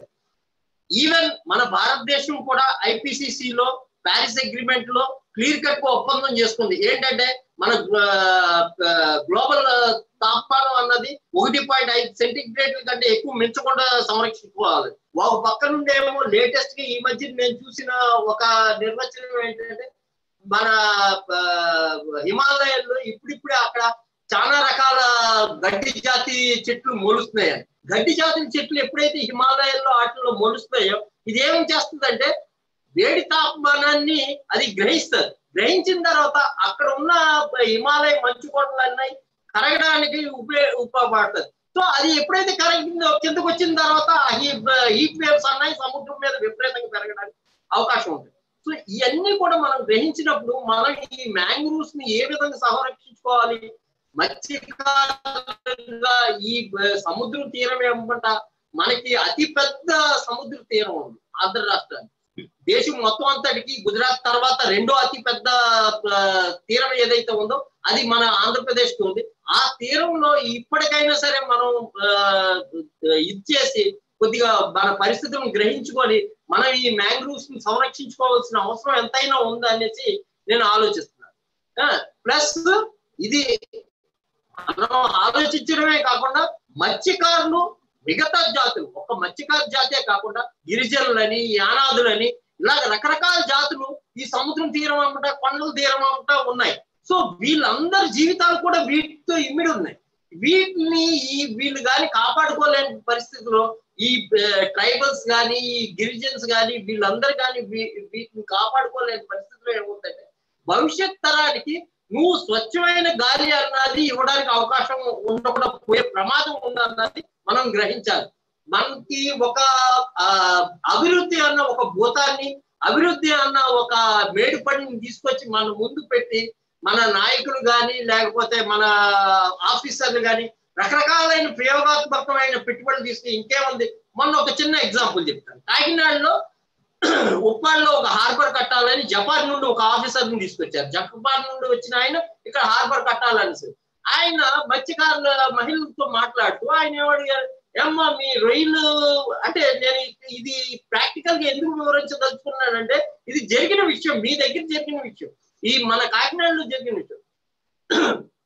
ఏమన్నాడంటే ఏమ్మా మీరు ఈ రొయ్యలు ఎంత అమ్ముతున్నారని అంటే 120 రూపాయలండి, 130 రూపాయలండి అని చెప్పేసి.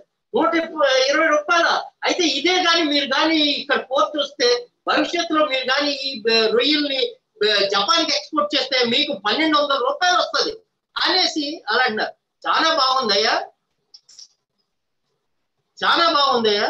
ఇప్పుడు అది 120 రూపాయలకి అమ్ముతున్నాం, ఇది దీనివల్ల ఇక్కడ పోర్ట్ కడితే మీరు 1200 రూపాయలకు అమ్మడానికి అవకాశం ఉందని మీరు అన్నారు. కానీ మీరు మీ యొక్క ఫిషరీస్ డిపార్ట్మెంట్ తరఫున ఎంపెడా ద్వారా ఒక లెటర్ మీరు ప్రవేశపెట్టారు. ఆ లెటర్ లో మీరు క్లియర్ కట్ గా ఏం చేశారంటే ఏమన్నారంటే no marine ships should be exported to the foreign countries అన్నారు. ఎందుకన్నారు మీరు? Why aquaculture shrimp only to be exported? What is your internal thinking in that? What is the conspirated idea behind it అన్నది మనం గ్రహించట్లా. మీరు చెప్పింది అంటే మీ యొక్క ద్వంద్వనాన్ని, మీ యొక్క వైరుధ్య భారితమైన మీ యొక్క పాలసీల గురించి నేను ఇక్కడ చర్చిస్తాను.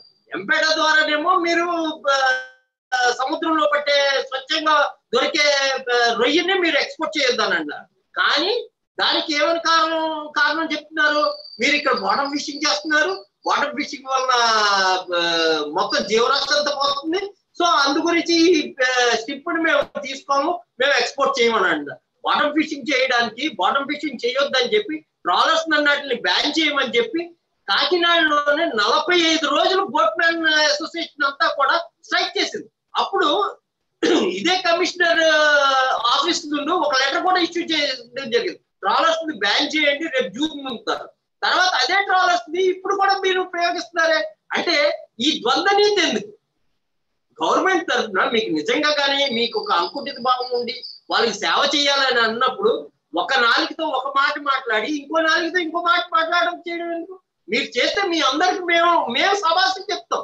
మీ ప్రభుత్వానికి కానీ లేకపోతే మీ ఆఫీసర్లకు కానీ మేము చేయూతనిచ్చి ముందుకు మేము ఉంటాం మీ ప్రతి ప్రయోగంలో. కానీ మీరు ఒక పక్కనేమో ఒక వర్గానికి వెన్నుకాస్తూ ఇంకో పక్క నుండేమో మీ మంచి గురించే చేస్తాం అనేసి ఈ ద్వంద్వనాలిక విధానం అన్నది చేయడం వల్ల మనల్ని మోసం చేసుకుంటున్నాం.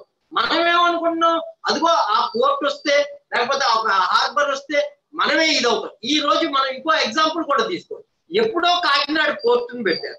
కాకినాడ పోర్టు పెట్టి ఇలాంటి లేదంటే రమారమి సుమారు 70-80 సంవత్సరాలు అవుతుంది. ఎప్పుడో బ్రిటిష్ హమాల్లో పెట్టారు. ఈ 70-80 సంవత్సరాల్లో ఎంతమంది మత్స్యకారులు అక్కడ అభివృద్ధి చెందారు ఆ పోర్టు రావడం వల్ల? ఎంతమంది పెట్టుబడిదారు వర్గాలు అందులో లాభపడ్డారు? వాళ్ళ యొక్క కార్గో షిప్పింగ్ వల్ల కానీ లేకపోతే మరో దారుల వల్ల కానీ రకరకాల ఉపయోగాలు చేసుకొని, కానీ ఈ లేబర్ ఎవరైతే ఉన్నారో, ఈ అట్టడుగు వర్గాలు ఏవైతే ఉన్నాయో, ఈ పేద ప్రజలు ఎవరైతే ఉన్నారో, అంటే ఇక్కడ వర్కింగ్ క్లాస్ రూలింగ్ క్లాస్ ఏమో లాభపడుతుంది. వర్కింగ్ క్లాస్ ఏదైతే ఉందో వాళ్ళ జీవితాలన్నీ కూడా అలాగే దాంతోనే ఇంకా బుగ్ అయిపోయే పరిస్థితి ఏర్పడుతుంది.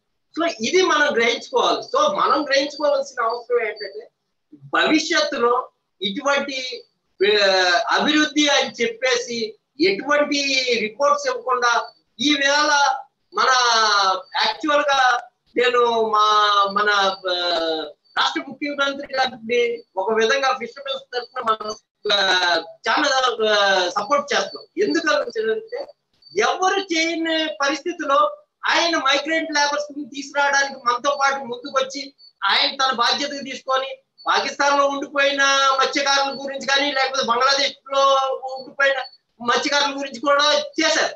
ఆయన ఒక మంచి మాట కూడా అన్నారు, ఈ మైగ్రెంట్ లేబర్స్ నేను భవిష్యత్తులో బయటకు పంపకుండా ఇక్కడ డెవలప్మెంట్ చేస్తాను. కానీ అందులోనే మళ్ళీ వైరుధ్యం ఆయన మళ్ళీ ఏమన్నారంటే ఈ మైగ్రెంట్ లేబర్స్ అంతా ఇక్కడ హ్యాపీగా బతకడానికి నేను సుమారు ఒక 3,000 కోట్లతో నేను 8 కోట్లు కడతానన్నారు. ఆల్రెడీ మనకి ఇక్కడ ఆంధ్ర రాష్ట్రంలో మన ఆంధ్రప్రదేశ్ లో సుమారుగా 8 పోర్ట్లు హార్బర్లు ఉన్నాయి.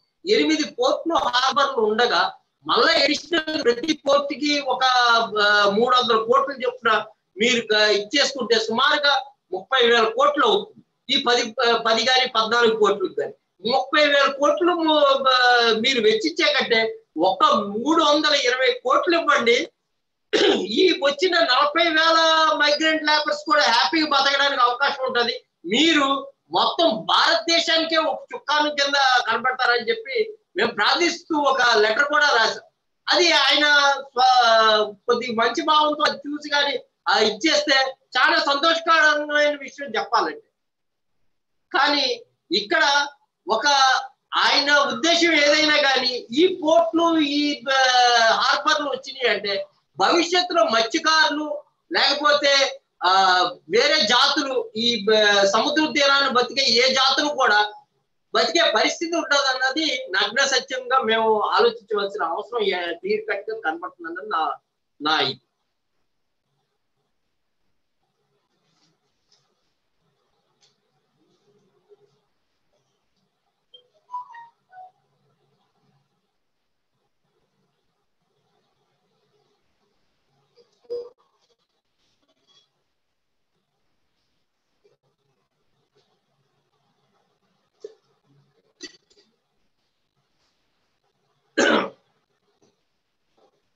తర్వాత ఈ వాటర్ వల్ల వచ్చే కొన్ని ఇష్యూస్ మనం తీసుకుందాం. అంటే వాటర్ రిలేటెడ్ ఇక్కడ సాల్ట్ ప్యాన్స్ ఉన్నాయి. సాల్ట్ ప్యాన్స్ అన్ని కూడా కాకినాడ చుట్టుపక్కల ఉన్న సాల్ట్ ప్యాన్స్ అన్ని కూడా గతంలో ఒక టైంలో మడాడు. ప్లస్ ఇప్పుడు అదే మడాడవులు ఉన్న ఏరియాలో పేదలకు ఇల్లు అని చెప్పి ఒక క్రీక్ టోటల్ గా కప్పెట్టేసి మనం పేదలకు ఇల్లు ఇస్తాం. ఈ వెట్లాండ్స్ వాటి మీద అంతర్జాతీయంగా కొంతమంది సైంటిస్టులు ఇచ్చిన ఒక రిపోర్ట్ ఏంటంటే ఆ వెట్లాండ్స్ రేపు పొద్దుటగా ఇనాండేటేషన్ అయిపోతుంది. అక్కడ ఇల్లు కడితే అవన్నీ కూడా మునిగిపోతాయి. అవి ఎప్పటి నుండి కూడా ఈ వర్ష సముద్రాలు ఇదైనప్పుడు, లేకపోతే వరదలు అవి వచ్చినప్పుడు, లేకపోతే విపరీతమైన సైక్లోన్స్ వచ్చినప్పుడు అక్కడ వాటర్ వచ్చేసి ఇంకిపోయి ఉంటది.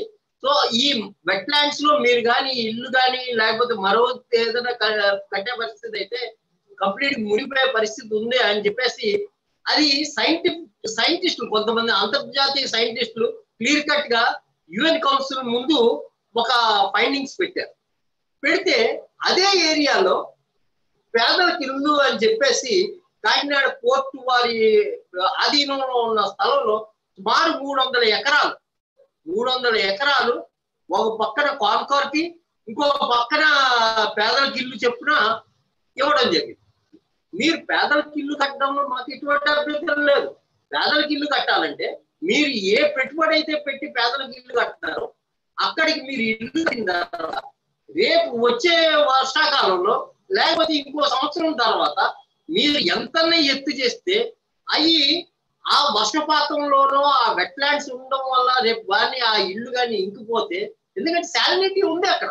మీరు ఎంత ఇదిగా కట్టినా కానీ అక్కడ ఉన్న శాలినిటీ వల్ల మీరు ఏ ఐరన్ వేసి ఏ సిమెంట్ వేసి ఏ ఇదేసి మీరు కట్టుతారో అవన్నీ కూడా జంగు పట్టేసి ఇళ్ళన్ని నాశనం అయ్యే పరిస్థితి ఉంటుంది. మీరు ఒక వైట్ వాషింగ్ చేస్తే శాలినిటీ వల్ల ఆ మొత్తం అది కూడా పెచ్చులు కింద ఊడిపోయే పరిస్థితి ఉంటుంది. సో అటువంటి ప్రమాదకరమైన స్థలంలో మనం ఇల్లు కట్టి పేదలకు ఇల్లు అని చెప్పడం కంటే, అంత పెట్టుబడి మనం వేస్ట్ చేసే కంటే వేరే చోట మీరు కట్టి గోల్డ్ అన్ని ఏరియాస్ ఉన్నాయి మీకు కాకినాడ చుట్టుపక్కల పేదలకు ఇల్లు కట్టించి ఇవ్వాలంటే అటువంటి ఏరియాలో కట్టించండి. లేదు మీరు పేదలకు సాయం చేయాలని అనుకుంటున్నారు కదా, మంచి అక్కడే ఒక మంచి మార్కెట్ యార్డ్ ఒకటి కట్టి పెట్టండి, డ్రైవింగ్ యార్డ్ కట్టి పెట్టండి. గోల్డ్ అంత చేపలు ఎండబెట్టుకోవడానికి యాక్చువల్ గా యావత్ భారతదేశం అంతా కూడా కాకినాడ ఎండు చేపలు తీసుకెళ్తా ఉంటుంది, డ్రై ఫిష్ తీసుకెళ్తా ఉంటుంది. సో అటువంటి డ్రై ఫిష్ ఎండ డ్రై చేసుకోవడానికి ఒక యార్డ్ కట్టి పెట్టండి వాళ్ళకి, అది ఉపయోగకరం. ఇటువంటి ఉపయోగకరమైన విషయాలను మీరు గ్రహించాలి. ఈ ఉపయోగకరమైన విషయాలు ఈ కాకినాడలో మనం చేసుకుంటున్నప్పుడు చాలా విషయాలు ఉన్నాయి. మరొక విషయం ఏంటంటే ఈ కోరింగా ఫారెస్ట్ కి కొద్దిగా యువతలే, అంటే హార్డ్లీ దీనికి పేదల ఇళ్ళకి దానికి ఏరియల్ సర్వే తీస్తే 700 to 800 మీటర్స్ డిఫరెన్స్. ఎంత? 700 to 800 మీటర్స్ డిఫరెన్స్ ఉంటుంది. ఈ 700 to 800 మీటర్స్ డిఫరెన్స్ లో మీరు దాన్ని పరిగణలోకి రాదు, అది కోరింగా ఫారెస్ట్ పరిగణలోకి రాదు. మేము ఫారెస్ట్ అన్నానంటే ఏ ల్యాండ్ అన్నా మనం వేరే వాళ్ళకి అమ్ముకోవచ్చు, మనం దీన్ని ఎవరికన్నా ఇచ్చుకోవచ్చు అని అనుకుంటే అది కరెక్ట్ అయిన పద్ధతి కాదు. అమ్ముకొని చేసుకోవడానికి బోల్డ్ అన్ని స్థలాలు ఉన్నాయి. రెండోది ఇంకో ముఖ్యమైన విషయం అంటే మనకున్న ల్యాండ్ అంతా ఒకవేళ ఇది రేపు మీరు ఇచ్చేస్తే రేపు ఇదంతా కూడా వాషౌట్ గురవుతుంది. రేపు సైక్లోన్స్ అవన్నీ వచ్చి కోతకు గురవుద్ది. కోతకు గురైతే ఒక్కసారి కానీ కోతకు గురయ్యి భూమి అంతా కానీ లోపల సముద్రం లోపలికి వెళ్ళిపోతే మన తరం కాదు మళ్ళా ఆ భూమిని మనం వెనక్కి తెచ్చుకోవడానికి. మనకున్న భూమండలంలో ఉన్న భూమి ఎంతటిది? సో సముద్రం కానీ మొత్తం భూమి అంతా కూడా వాషౌట్ చేసుకొని తీసుకొని వెళ్ళిపోతే మీ కంపెనీలన్నీ ఉండవు. మీరు దానికి గ్యారంటీ ఇవ్వగలరా? దాని మీద ఏమన్నా స్టడీ చేశారా? పోనీ ఆ స్టడీ చేసిన డిపిఆర్లు ఏమైనా ఉంటే ఉండే, డీటెయిల్ ప్రాజెక్ట్ రిపోర్ట్స్ ఏమైనా ఉంటే మీరు ఫైండింగ్స్ చేసి ఈ విధంగా రాదు అని చెప్పడానికి ఇంతమంది శాస్త్రజ్ఞులను కనిపెట్టి చెప్పిందంతా కూడా అడ్డంగా తప్పు అని చెప్పి నిరూపిస్తూ మీరు ఒక ఫైండింగ్ ఇవ్వండి, ప్రజల ముందుకు తీసుకురండి. మేమేం కాదను, ఎందుకంటే ప్రభుత్వాలకు మేమేం వ్యతిరేకం కాదు, ప్రభుత్వాలను మేమేం తప్పు పట్టట్లా. కానీ ప్రభుత్వాలు ఎలాగైతే కొంతమందిని వెనకేసుకొని కొంతమందికి ఎలాగైతే సపోర్ట్ చేస్తాయి, అదే విధంగా సామాన్యులను కూడా సంరక్షించుకొని బతకాల్సిన అవసరం కూడా మనకు ఉంది. ఎందుకంటే ఈ జీవరాశి అంతా కూడా ఈ మదర్ ఎర్త్ మీద బతకాలి. సో ఈ మదర్ ఎర్త్ మీద బతకడానికి వీళ్ళందరికీ కూడా అవకాశం ఉంటేనే అందరు కలిసి ఇమిడి వాటి మీద బతికే అవకాశం ఉంటుంది. అది లేదంటే where is the chance for your natural right for you, మీ యొక్క సహజ సిద్ధమైన హక్కు ఏది? బతికే హక్కు అన్నది మనం కాన్స్టిట్యూషన్ లో పెట్టుకున్నాం. So what is the natural right for you అన్నది మనం గ్రహించాలి. ఇంకొక విషయం ఏంటంటే ఫుడ్. ఈ ఫుడ్కి మనం ఈ రోజు కూడా ఇంత అభివృద్ధి చెందిన భారతదేశం, ఇంత ప్రపంచ పరంగా ఐటీలోని టెక్నాలజీలోని రకరకాలుగా ఎన్నో విధాలు అభివృద్ధి చెంది, ఐటీలో అయితే ప్రపంచంలోనే మనం ప్రాథమికమైన స్థానంకి వెళ్ళి, సాధించే స్థానంకి వెళ్ళి, ఫార్మాలో కూడా మనం ఒక ఉచ్చ స్థానంకి వెళ్ళి ఇండియా ఎదుగుతున్న స్థానంలో ఈ రోజు కూడా మన యొక్క భారతదేశంలో మాల్ న్యూట్రిషన్ అన్నది చాలా ఎక్కువ ఉంది. 49% of the children are suffering with malnutrition below 6 years. ఎందువల్ల అంటే మీరు అటు గ్రామాల్లోకి కానీ వెళ్ళండి, లేకపోతే ఇటు ఏ పక్క గ్రామాల్లో కానీ, నేను ఒక ట్రైబల్ ఏరియాస్ గురించి చెప్పట్లా, మన మామూలుగా టౌన్ లో ఉన్న ఏరియాల్లోనే మీరు గ్రామాల్లోకి వెళ్తే అక్కడ మాల్ న్యూట్రిషన్ తో వాళ్ళకి అతి సులభంగా అతి చీప్ గా వచ్చే ఏదైనా ప్రోటీనస్ ఫుడ్ ఏదైతే ఉందో అది మత్స్య సంపద అన్నది మనం గ్రహించాలి. సో ఇంత మత్స్య సంపదని పెంపొందించి ఇంత ఇదిగా అతి చీప్ గా అతి తక్కువ ధరలో సామాన్య ప్రజలకి ఫుడ్ పరంగా ఫుడ్ సెక్యూరిటీని క్రియేట్ చేస్తుందంటే అది కేవలం ఈ సముద్రం, ఈ వాటర్ బాడీస్, ఈ రివర్స్ తప్పితే మరొకటి కాదన్నది మనం గ్రహించుకోగలగాలి.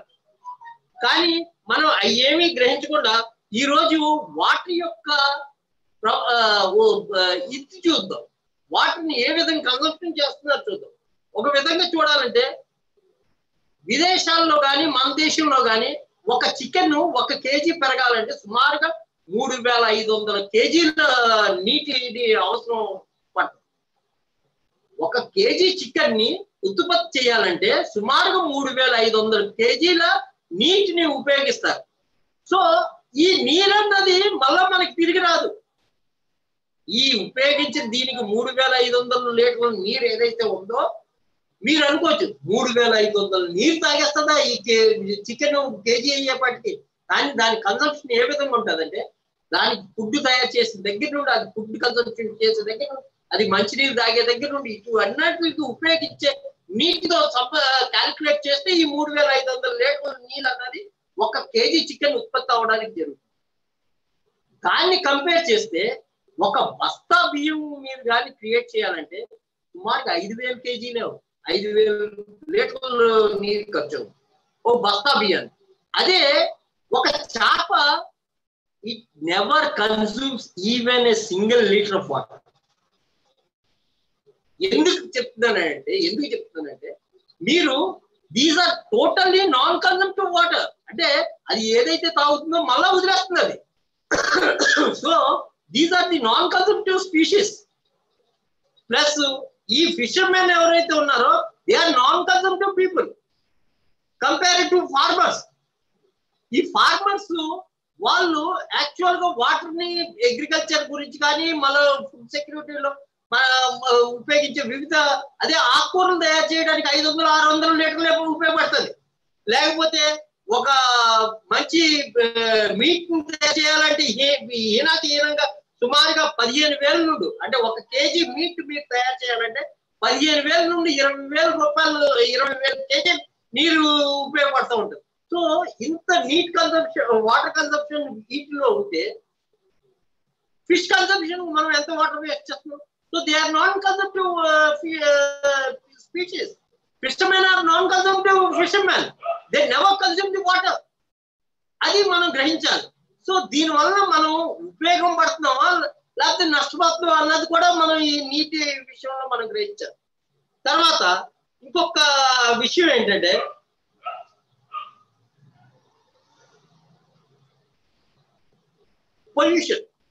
పొల్యూషన్ లోకి వస్తే ఎయిర్ పొల్యూషన్ లోకి కానీ మనం వెళ్తే ఎయిర్ పొల్యూషన్ వలన ఈ రోజు వరకు మనకి రీసెంట్ గా అంటే 2013-2015లో వచ్చిన ఒక లెక్కల ప్రకారంగా air pollution, common atmospheric pollution వలన ఇప్పటి వరకు 55 లక్షల మంది వివిధ పొల్యూటెడ్ క్లైమేట్ తో చనిపోవడం జరిగింది.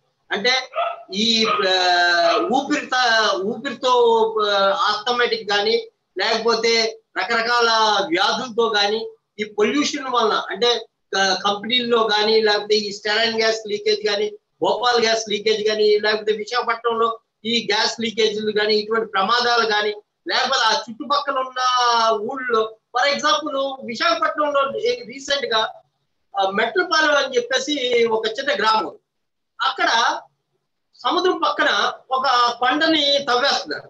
తవ్వేసి అది క్వారీ కింద తయారు చేశారు లోపల, అంటే సముద్రానికి కొద్ది దూరంగా ఉంటుంది.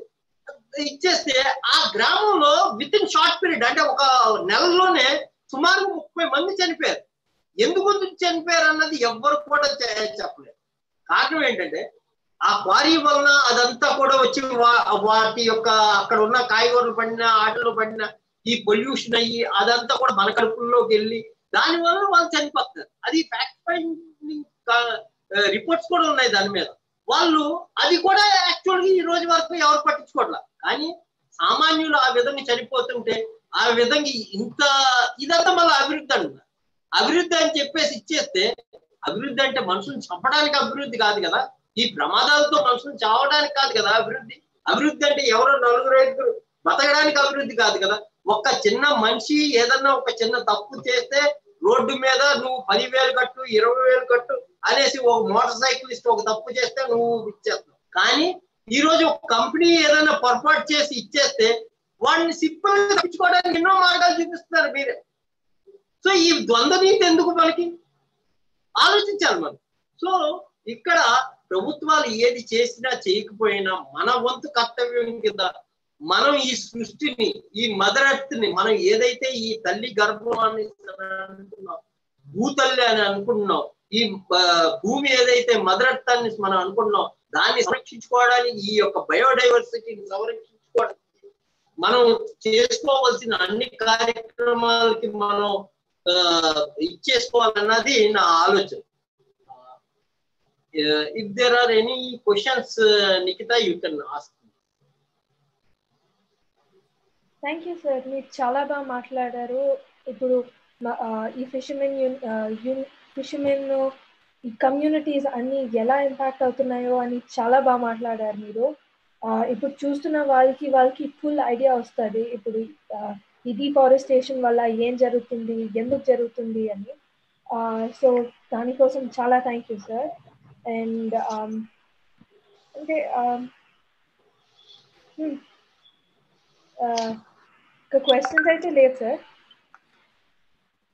క్వశ్చన్స్ ఇంకేమైనా పాయింట్స్ కవర్ చేయమంటావా? షూర్ సార్, మీ దగ్గర ఉంటే కవర్ చేసేయండి.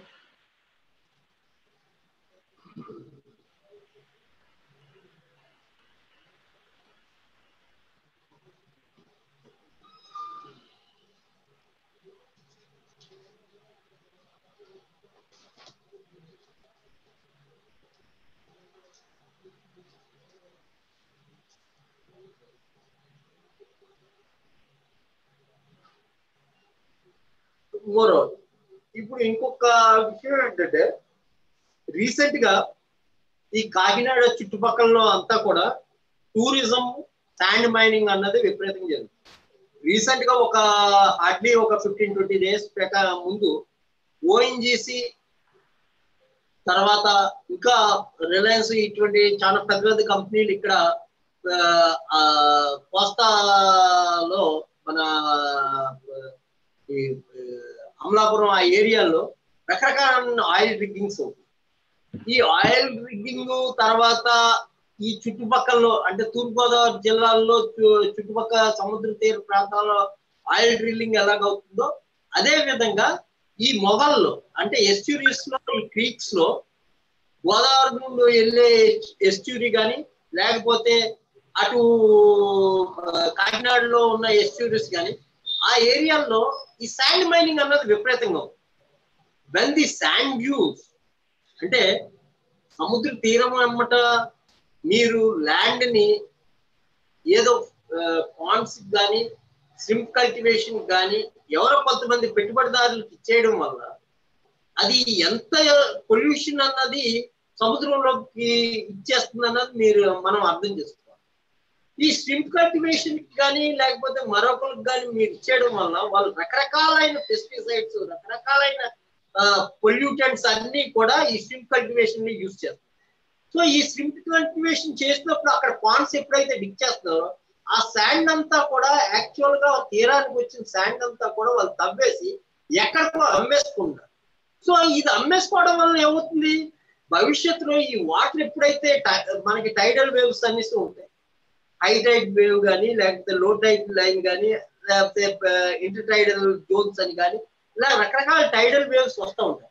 ఈ వేవ్ లో వచ్చిన వాటర్ ఏదైతే ఉందో ఎప్పుడైతే శాండ్ డ్యూన్స్ ఉంటాయో వాటర్ అక్కడితో వచ్చి మళ్ళీ వెనక్కి వెళ్ళిపోతూ ఉంటాయి. సో అక్కడ నుండి కానీ నువ్వు శాండ్ అంతా కానీ ఇవాక్యువేట్ చేసి నువ్వు కానీ ఇచ్చేస్తే భవిష్యత్తులో నువ్వు అక్కడ సిమెంట్ కట్టడి చేసుకుంటే ఏమవుతుందంటే ఈ వాటర్ వచ్చిన వాటర్ అక్కడ ఆగకుండా పక్కన నుండి కోసుకుని పోతూ ఉంటారు. సో సాయిల్ ఇరోషన్ అన్నది జరుగుతూ ఉంటుంది, మడ్ ఇరోషన్ అన్నది జరుగుతూ ఉంటుంది. సో ఇదొక ప్రదేశంలో రీసెంట్ గా ఒక 15-20 days ముందు గోగుల్ మట్టం ఆ ఏరియాలో ఒక అతను ఎన్జిటికి వెళ్ళడం జరిగింది. ఎన్జిటి క్లియర్ కట్ గా ఇన్స్ట్రక్షన్స్ కూడా ఇచ్చింది, ఇక్కడ ఈ విధమైన శాండ్ మైనింగ్ చేయకూడదు. అదే విధంగా గోదావరి నది ఉంది. గోదావరి నదికి అడ్డంగా మన ఒక ఈ కోవిడ్ టైంలో అడ్డంగా ఓ బ్రిడ్జ్ కి ముందు రాళ్లతోని ఆటలతోని ఒక వే అన్నది కట్టేయడం. సో ఇదేమవుతుంది, డౌన్ స్ట్రీమ్ ని అప్ స్ట్రీమ్ ఆఫ్ వాటర్ ని కంప్లీట్ గా హ్యాంపర్ చేస్తుంది. సో ఇంటర్ టైడల్ జోన్స్ మొత్తం అంతటిని కూడా హ్యాంపర్ చేస్తుంది. ఇప్పుడు ఈ పోటు ఆటు అంటాం మనం తెలుగు, ఈ టైడల్ వేవ్స్ ని పోటు ఆటు అంటాం. ఈ పోటు ఆటు వచ్చినప్పుడు నీరు పైకి వచ్చినప్పుడు నదిలోకి వస్తూ ఉంటది. సో ఈ స్వీట్ వాటర్ వెళ్ళి ఆ సాల్ట్ వాటర్ తో కలవడం వల్ల ఒక రకమైన చేప, ఈ మన వలస ఇటువంటి చేపలన్నీ కూడా పిల్లలన్నీ కూడా నదిలోకి వస్తూ ఉంటాయి. సో అది రాకుండా నువ్వు ఎప్పుడైతే ఇక్కడ బండిలాగా వేసేసావో త్రూ అవుట్, సో ఇదంతా కూడా అక్కడ ఉన్న నేచురల్ బయోడైవర్సిటీని హ్యాంపర్ చేస్తుంది. అక్కడ శాండ్ మైనింగ్ చేయడం వల్ల ఏమవుతుందంటే నీకు శాండ్ మైనింగ్ చేయడానికి ఒక్క చిన్న క్లాజ్ ని వీళ్ళు దుర్వినియోగం చేసుకున్నారు. శాండ్ మైనింగ్ చేయడానికి నది గర్భంలో శాండ్ మైనింగ్ చేయాలంటే it should be done only manually. But here people are using heavy machineries with excavators, dumpers, with all sort of heavy machineries. Even nowadays they are taking the pumping machines onto the boats. గోదావరిలో ఇప్పుడు ఏం జరుగుతుందంటే pumping machine తీసుకొచ్చి sand ని evacuate చేస్తారు. ఆ విధంగా sand గానీ మీరు ఒక బ్యారేజ్ దగ్గర ఇవాక్యువేట్ చేస్తే సడన్ గా వాటర్ ఫాల్ వచ్చిందంటే అక్కడ బ్యారేజ్ ఎదురుకుంటే మీరు చేస్తున్నారు హార్డ్లీ 500 to 600 meters డిస్టెన్స్ లో మీరు డ్యామ్ కి ముందు మీరు శాండ్ మైనింగ్ చేస్తుంటే అది ఎంతవరకు ప్రభావం చేస్తుందో ఒకసారి ఆలోచించండి. ఒకవేళ సడన్ గా డ్యామ్ ఏమైనా డ్యామేజ్ అయ్యి డ్యామ్ గా ఇరిగిపోయింది అనుకోండి, హెవీ వాటర్ ఫ్లో రావడం వల్ల ఆ డ్యామ్ తట్టుకోలేని స్టేజ్ కి వచ్చింది అనుకోండి, మీరు డోర్స్ ఓపెన్ చేస్తారు. డోర్స్ ఓపెన్ చేస్తే తాత్కాలికంగా కొంత వాటర్ వస్తుంది, కానీ స్టాండర్డ్ అయిన వాటర్ ఆ వాటర్ యొక్క ప్రెషర్ దాని మీద పడుతుంది, అది స్లోలీ దాన్ని నెట్టుతుంది. ఆ నెట్టినప్పుడు కానీ ఇచ్చేస్తే కింద ఉన్న విలేజెస్ అన్ని మునిగిపోతాయి. దాని గురించి మీరు ఒకసారి గ్రహించారా? మీరు ఇంత ఆల్రెడీ కూడా వెస్ట్ గోదావరిలో ఆ విధంగా చేసినందుకు అప్పుడు ఒక 2 సంవత్సరాల క్రితం అక్కడ ఉన్న కలెక్టర్ కి క్లియర్ గా ఒక సస్పెన్షన్ ఆర్డర్ కూడా వచ్చింది. ఆయన మీద రకరకాల యాక్షన్ కూడా డిపార్ట్మెంట్ ఎంక్వైరీస్ కూడా జరిగింది. అవన్నీ తెలిసి కూడా రాజమండ్రిలో ఈ రోజు శాండ్ పంపింగ్ ద్వారా పంపింగ్ మిషన్స్ ద్వారా బోట్స్ మీద ఫిక్స్ చేసి శాండ్ మైనింగ్ చేయడం అన్నది ఎంతవరకు ధర్మం అన్నది నేను ఒకసారి ఆలోచించమని చెప్పి. మీరు శాండ్ మైనింగ్ కి అవకాశం ఇస్తున్నారు, కానీ ఎవరికి ఇస్తున్నారు? Whether they are really the sand mining people, whether they are intensive to the people who are working in ground? No, due to these pumping machines, the common people, the actual workers who are eking out their livelihood by evacuating sand, they are not been taken care of. ఆ వాళ్ళు survive అవ్వట్లేదు. వీళ్ళు ఎవరో కొద్దిమంది ఎవరైతే భారీ పెట్టుబడులు పెడతారో, ఈ 10 లక్షలు 20 లక్షలు పెట్టుబడులు పెట్టేవాళ్ళు ఆ మిషన్ తెచ్చుకుంటారు, డైరెక్ట్ లారీల మీద ఇచ్చేసుకుంటారు, తోలుకుంటున్నారు, పంపించుకున్నారు. వాళ్ళు లాభాలు ఇచ్చేస్తారు. అంతేగాని కూలినాలు చేసుకునే వాళ్ళు ఇచ్చేయట్లేదే.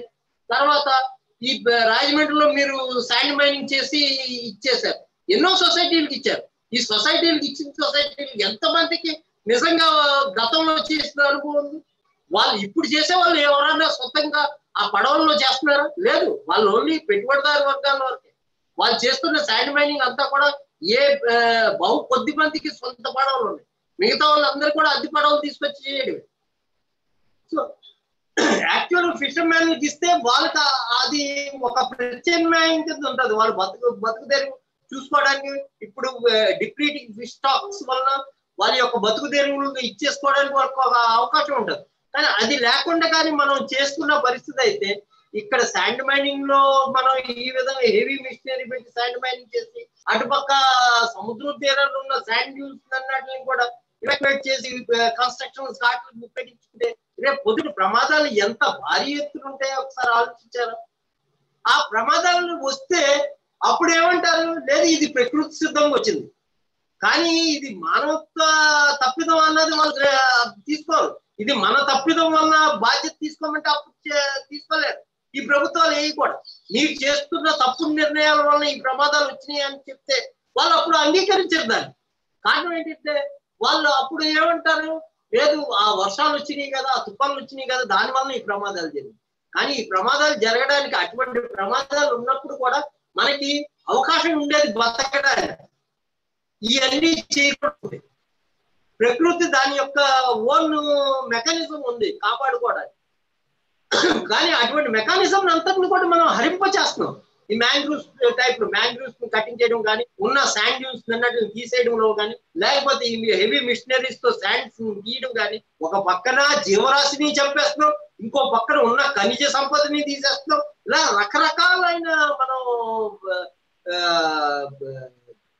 మనుషులకి ఉపయోగపడని, లేకపోతే మానవులకి ఉపయోగపడినటువంటి మనం నిర్ణయాలు తీసుకొని ఎవరో కొద్ది మందికి మనం కానీ లాభం చేకూర్చడానికి మనం కానీ ఇటువంటి పరిస్థితులు తీసుకుంటే దానివల్ల ఉపయోగం ఎవరికి ఉపయోగపడుతున్నారు అన్నది మనం గ్రహించాలి. దీనివల్ల విపత్కర పరిస్థితులు అంటే ఈ కోవిడ్ లాంటి ప్రమాదాలు, ఉపద్రవాలు ఇంకా పెరిగిపోతాయి. ఇప్పుడు మనం కేవలం మాస్క్ వేసుకొని తిరిగే పరిస్థితి ఉంటుంది. భవిష్యత్తులో డౌన్ ది లైన్ ఇంకో 10-15 సంవత్సరాలు అంటే 2040, 2050 తర్వాత బహుశా మాస్కుల దగ్గర మనం ఆక్సిజన్ సిలిండర్లు ఈప్లోకి పెట్టుకొని తిరిగే పరిస్థితి ఏర్పడుతుంది. సో ఆ పరిస్థితి మనం రాకుండా ఉండాలంటే ఈ కాపాడుకోవాల్సిన బాధ్యత మానవుల కింద మనం ఈ బాధ్యత మనం తీసుకోవాలి. కాబట్టి గవర్నమెంట్ చేయనప్పుడు గవర్నమెంట్ యొక్క బాధ్యత మనమే తీసుకోవాలి కనుక అది తీసుకోమని చెప్పేసి నా యొక్క హృదయపూర్వకంగా అందరికీ మనవి చేస్తాను. Thank you sir. మన జనరేషన్కి చాలా అవేర్నెస్ స్ప్రెడ్ చేశారు. ఇది ఒక ఐ ఓపెనర్ లాగా మిగిలిపోతుంది. ఈ ఫుల్ కాంటెంట్ వీడియో ఒక ఐ ఓపెనర్ లా ఉంది. ఇంత జరుగుతుందని నాకు కూడా తెలీదు. థ్యాంక్ యూ సో మచ్ ఈరోజు మీరు ఈ లైవ్ స్ట్రీమ్లో పార్ట్ తీసుకున్నందుకు. And we hope to see you soon on our channel again. Sure. Thank you.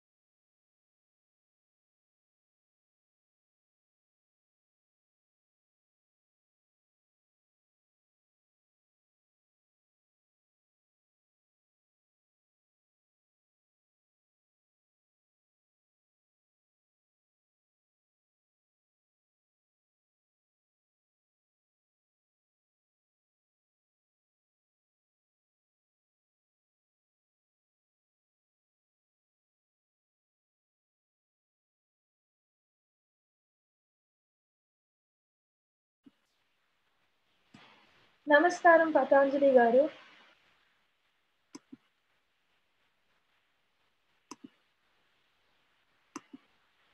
Patanjali గారు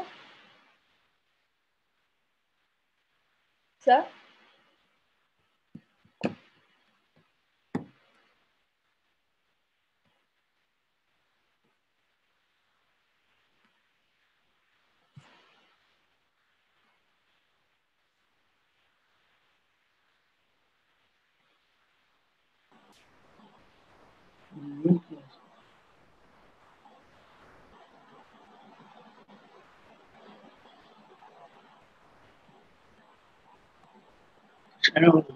హాయ్ సార్. హాయ్, నా వాయిస్ వినపడుతుందా? వినిపిస్తుందా? You can see me. Yes, sir. That's good.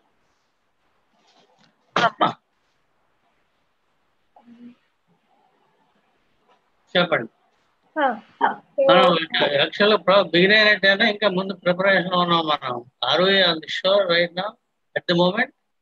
Sorry sir. మనం బిగిన్ అయిందా షో? స్టాక్ మొదలైందా లేకపోతే మనం ఇంకా ప్రిపరేటరీ దీంట్లో ఉన్నాం? అయిపోయింది సార్. Okay, so everybody is listening to us right now. Yes. Okay, చెప్పండి. Yes, sir. So, like you know, we welcome to our channel first. Welcome to Fridays for Future, and thank you for agreeing to talk with us today. Thank you very much. అంటే ఇటువంటి ముఖ్యంగా young people, interested people join అయిన ప్రోగ్రాంలో ఉండడం నాకు సంతోషంగా ఉంది. చాలా కాలం 32 years నుంచి నేను ఇందులో పనిచేస్తున్నాను. I'm not a great environmentalist or activist. In my own small way పనిచేస్తున్నాను. ఎప్పుడు టీచర్స్తో పనిచేస్తాను నేను. Countless number of student groups, young people వీళ్ళతో వర్క్ చేసాను చాలా. So once again nice getting connected with people like you.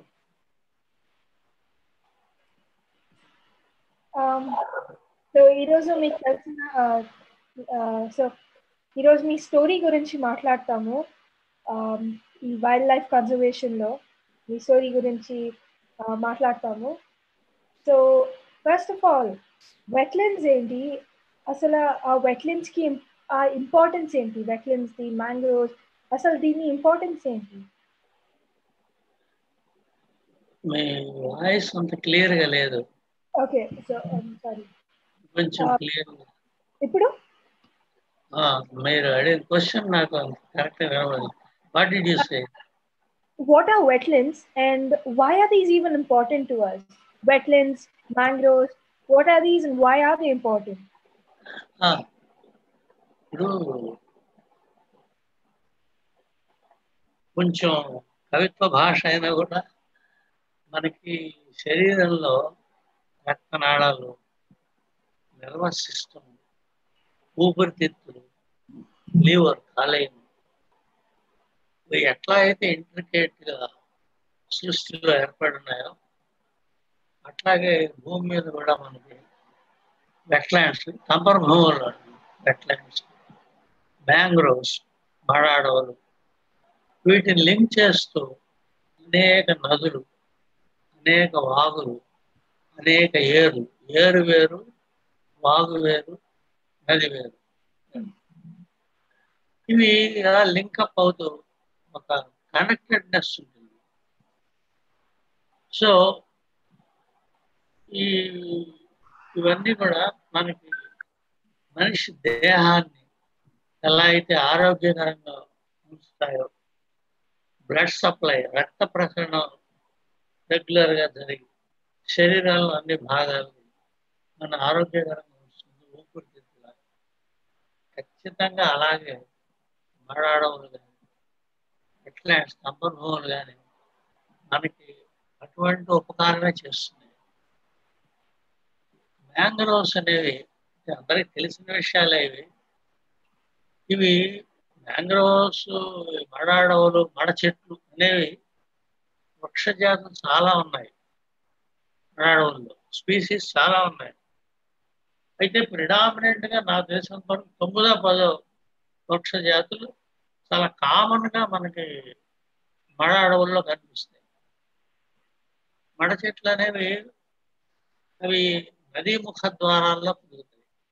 అంటే ఎస్ట్యూరీస్ అంట English, where the river meets the sea. ఆ స్వీట్ వాటర్, మంచి నీరు, ఉప్పు నీరు కలిసే చోట వైడ్గా స్ప్రెడ్ అయ్యి అడవుల్లాగా మనకి వెళ్తాయి. వీటి ప్రత్యేకత ఏంటంటే ఆర్బోరియల్ రూట్స్, భూమి నుంచి పైకి ఉంటాయి వీటి రూట్స్.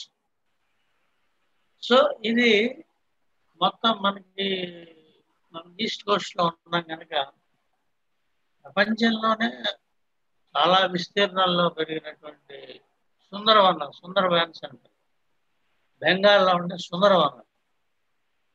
తర్వాత సౌత్ ఇంకా మన కిందకి వచ్చినట్టయితే తమిళనాడులో పిచ్చావరం, మడాడవరం ఉన్నాయి.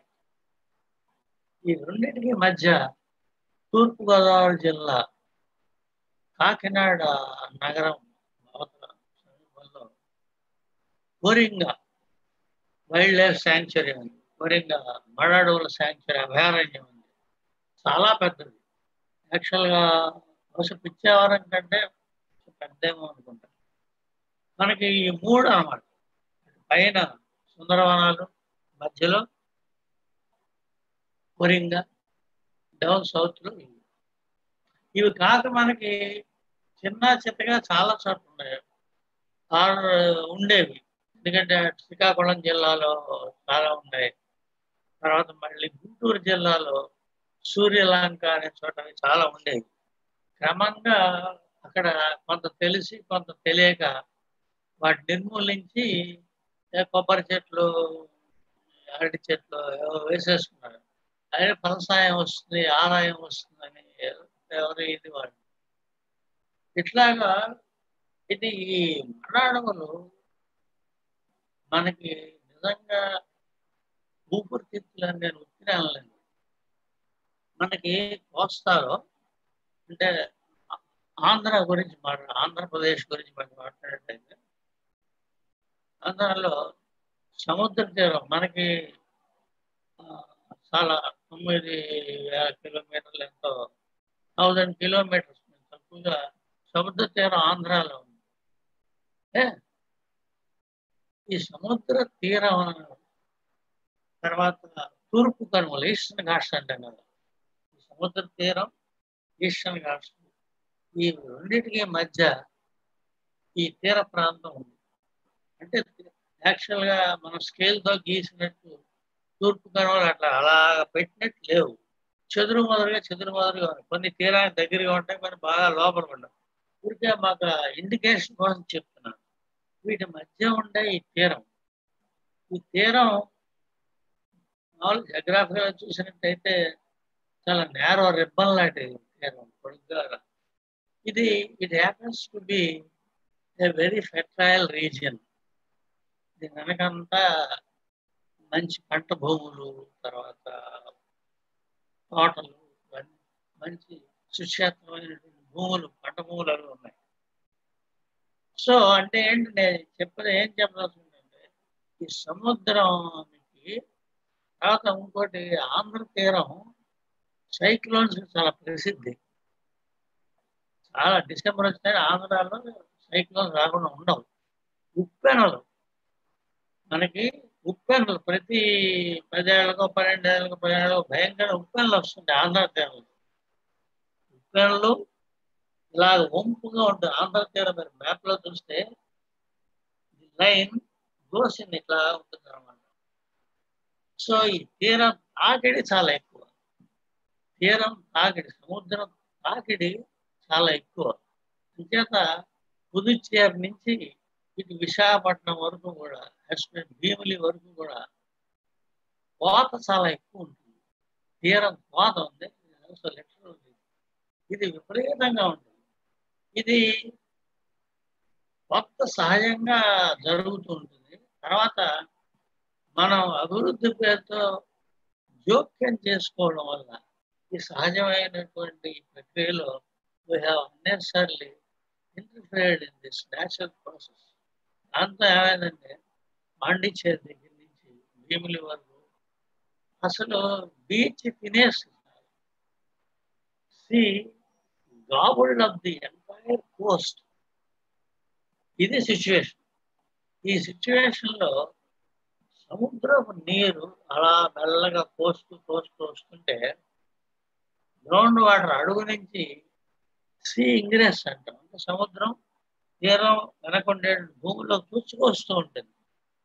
అది కూడా natural process. Sea enters the inland. ఈ ఇన్లాండ్లో ఏముంటాయి మనకి? ఫ్రెష్ వాటర్ యాక్విఫర్స్ ఉంటాయి. స్వచ్ఛమైన తాగే నీరు లేదా పంట ఉపయోగించే భూగర్భ జలం ఉంటుంది, గ్రౌండ్ వాటర్ ఉంటుంది. సో ఈ భూగర్భ జలానికి గ్రౌండ్ వాటర్కి ఈ సముద్రానికి మధ్య ఉండే డిస్టెన్స్ చాలా తక్కువ. జగ్రాఫికల్ చాలా తక్కువ. యుగాల నుంచి ఇలాగా జరుగుతూనే ఉంది. ఇది ఇలా బాగానే ఉంది. వీటిని రక్షిస్తుంది ఏంటంటే మన గవర్నమెంట్ కాదు, మనం కాదు. వీడి ఈ సీ ఇంగ్రెస్ని, సముద్ర పోతని లోపలికి రాకుండా కాపాడుతున్నవి మడడవులు. ఈ మడడవులు చక్కగా ఎక్కడ నదులు సముద్రంలో కలుస్తాయో అలాగ స్ప్రెడ్ అయ్యి విపరీతంగా స్ప్రెడ్ అయ్యి వందల వేల ఎకరాల్లో స్ప్రెడ్ అయ్యి అడవులు లోపలికి రాకుండా కాపాడుతున్నాయి. అయితే చాలా చోట్ల చాలా వంట చెరువు కోసం పశుగ్రాసంలో ఎలా పడితే వాటిని కొట్టేశారు, కొట్టేసి చంపేశారు. చాలా బాగా తర్వాత వీటిని అటవీ శాఖ వాళ్ళు అభయారణ్యాలుగా గుర్తించి వాటి లోపలికి రాకుండా చేయడం ఏదో కొంత ప్రయత్నాలు చేశారు. వాళ్ళ వాళ్ళు నిలబడింది. 100% సక్సెస్ఫుల్ కాబట్టి మొత్తానికి అవంటూ వాళ్ళ వాళ్ళు నిలబడ్డాయి. సో ఈ మడవడలు మనకి లోపల ఉండే భూగర్భ జలాన్ని కాపాడతాయి. రెండోది ఏం చేస్తాయంటే అవి చాలా తుఫాను గాలులు వస్తుంటాయి కదా, విండ్ వెలాసిటీ చాలా ఎక్కువ ఉంటుంది. మోర్ దాన్ 120 కిలోమీటర్స్ 100 కిలోమీటర్స్ అట్లా వస్తాయి కదా. ఈ వెలాసిటీని హింటర్ ల్యాండ్ లోపలికి రాకుండా ఆ స్పీడ్ని, ఆ వేగాన్ని బ్రేక్ చేస్తాయి మడాడు. నేచర్ ఎట్లా చేసిందంటే మీరు అబ్జర్వ్ చేయండి. మీరు ట్రైన్లో ట్రావెల్ చేస్తే తీరంలో మడాడవులు మీకు కనిపించవు, కానీ కొన్ని వేల ఎకరాల్లో తాడి చెట్లు కనిపిస్తాయి. తాటి వనాలు ఇప్పుడు కొట్టేశారు. హౌసింగ్ ప్రాజెక్ట్స్ కోసం, ఇండస్ట్రీస్ కోసం కొన్ని వేల ఎకరాల్లో కొన్ని లక్షల తాడి చెట్లు కొట్టేశారు. ఈ తాడి చెట్లు ముందు ఫస్ట్ లైన్ ఆఫ్ డిఫెన్స్ మనకి మడాడవులు. దెన్ తాడి చెట్లు, తాటి వనాలు. ఇది ఈ తుఫాను గాలుల వేగాన్ని తగ్గిస్తాయి. సో లోపల యువర్ సేఫ్, మీ తోటలు దొడ్లు వగేరా. ఇట్లా ఇది మనకి ఉపయోగిస్తుంది. ఇంకొక చాలా మందికి తెలియని విషయం ఏంటంటే ఈ మడ అడవులు అనేవి ఎక్కడుంటే అక్కడ they are great fish spawning centres. పక్షులు చేపలు, ఎన్ని మత్స్య జాతులు అనేకం. ఈ మడ్ ఫ్లాట్స్ ఉంటాయి కదా, అదంతా లోపల అడుగు పెట్టలేము మనం. అక్కడ పిల్లలు పెడతాయి, అలా ఆరువేది అక్కడ పెద్ద అవుతుంది. చాలా సేఫ్గా పిల్లల్ని పెట్టి అవి మెల్లగా మళ్ళీ సముద్రాలు పోస్తాయి. గోదావరి జిల్లాలో ఇప్పుడు నేను చెప్పిన కోరింగా ఉంది. ఈ కోరింగా మడాడవులో పుట్టిన చేపల్లలే పెద్దవి సముద్రంలో పోయి కాకినాడ నుంచి విశాఖపట్నం వరకు ఉండేటువంటి అనేక మంది ప్రజలకి భోజనం పెడుతుంది. మత్స్యకారులకి వేట సప్లై చేస్తుంది. ఇవి పిల్లలు పెరిగి అలా చేస్తుంది. ఎంత ఇట్స్ కాల్డ్ ఎకలాజికల్ సర్వీస్, ఎంత ఉపకారం చేస్తుంది. చేత మడాడవులు లేకపోతే మన లంగ్స్ పాడైపోయినట్లే.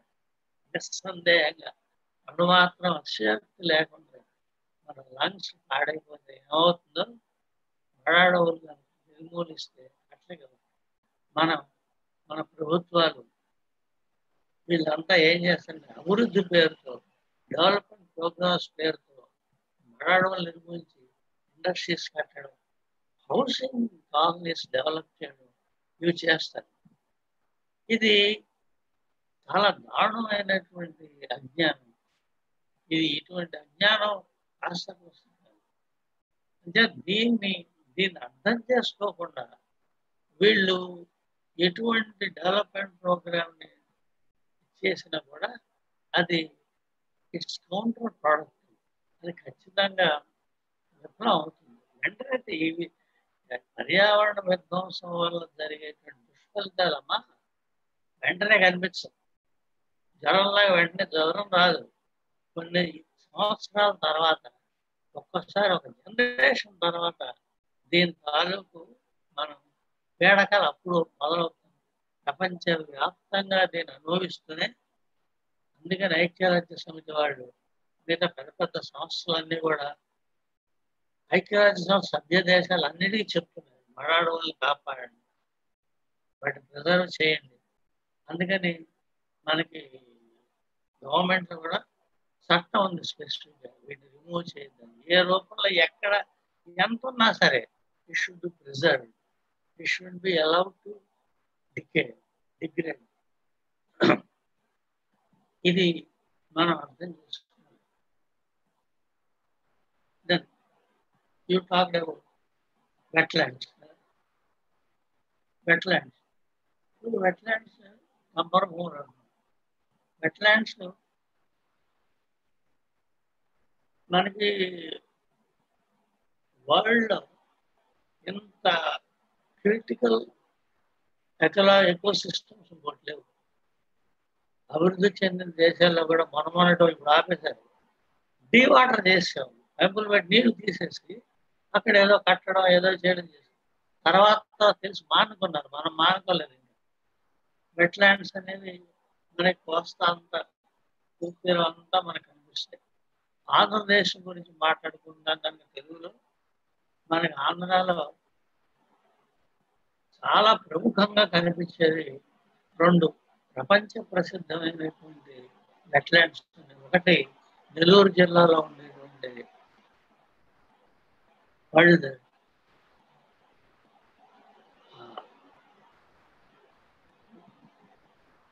forgot the name.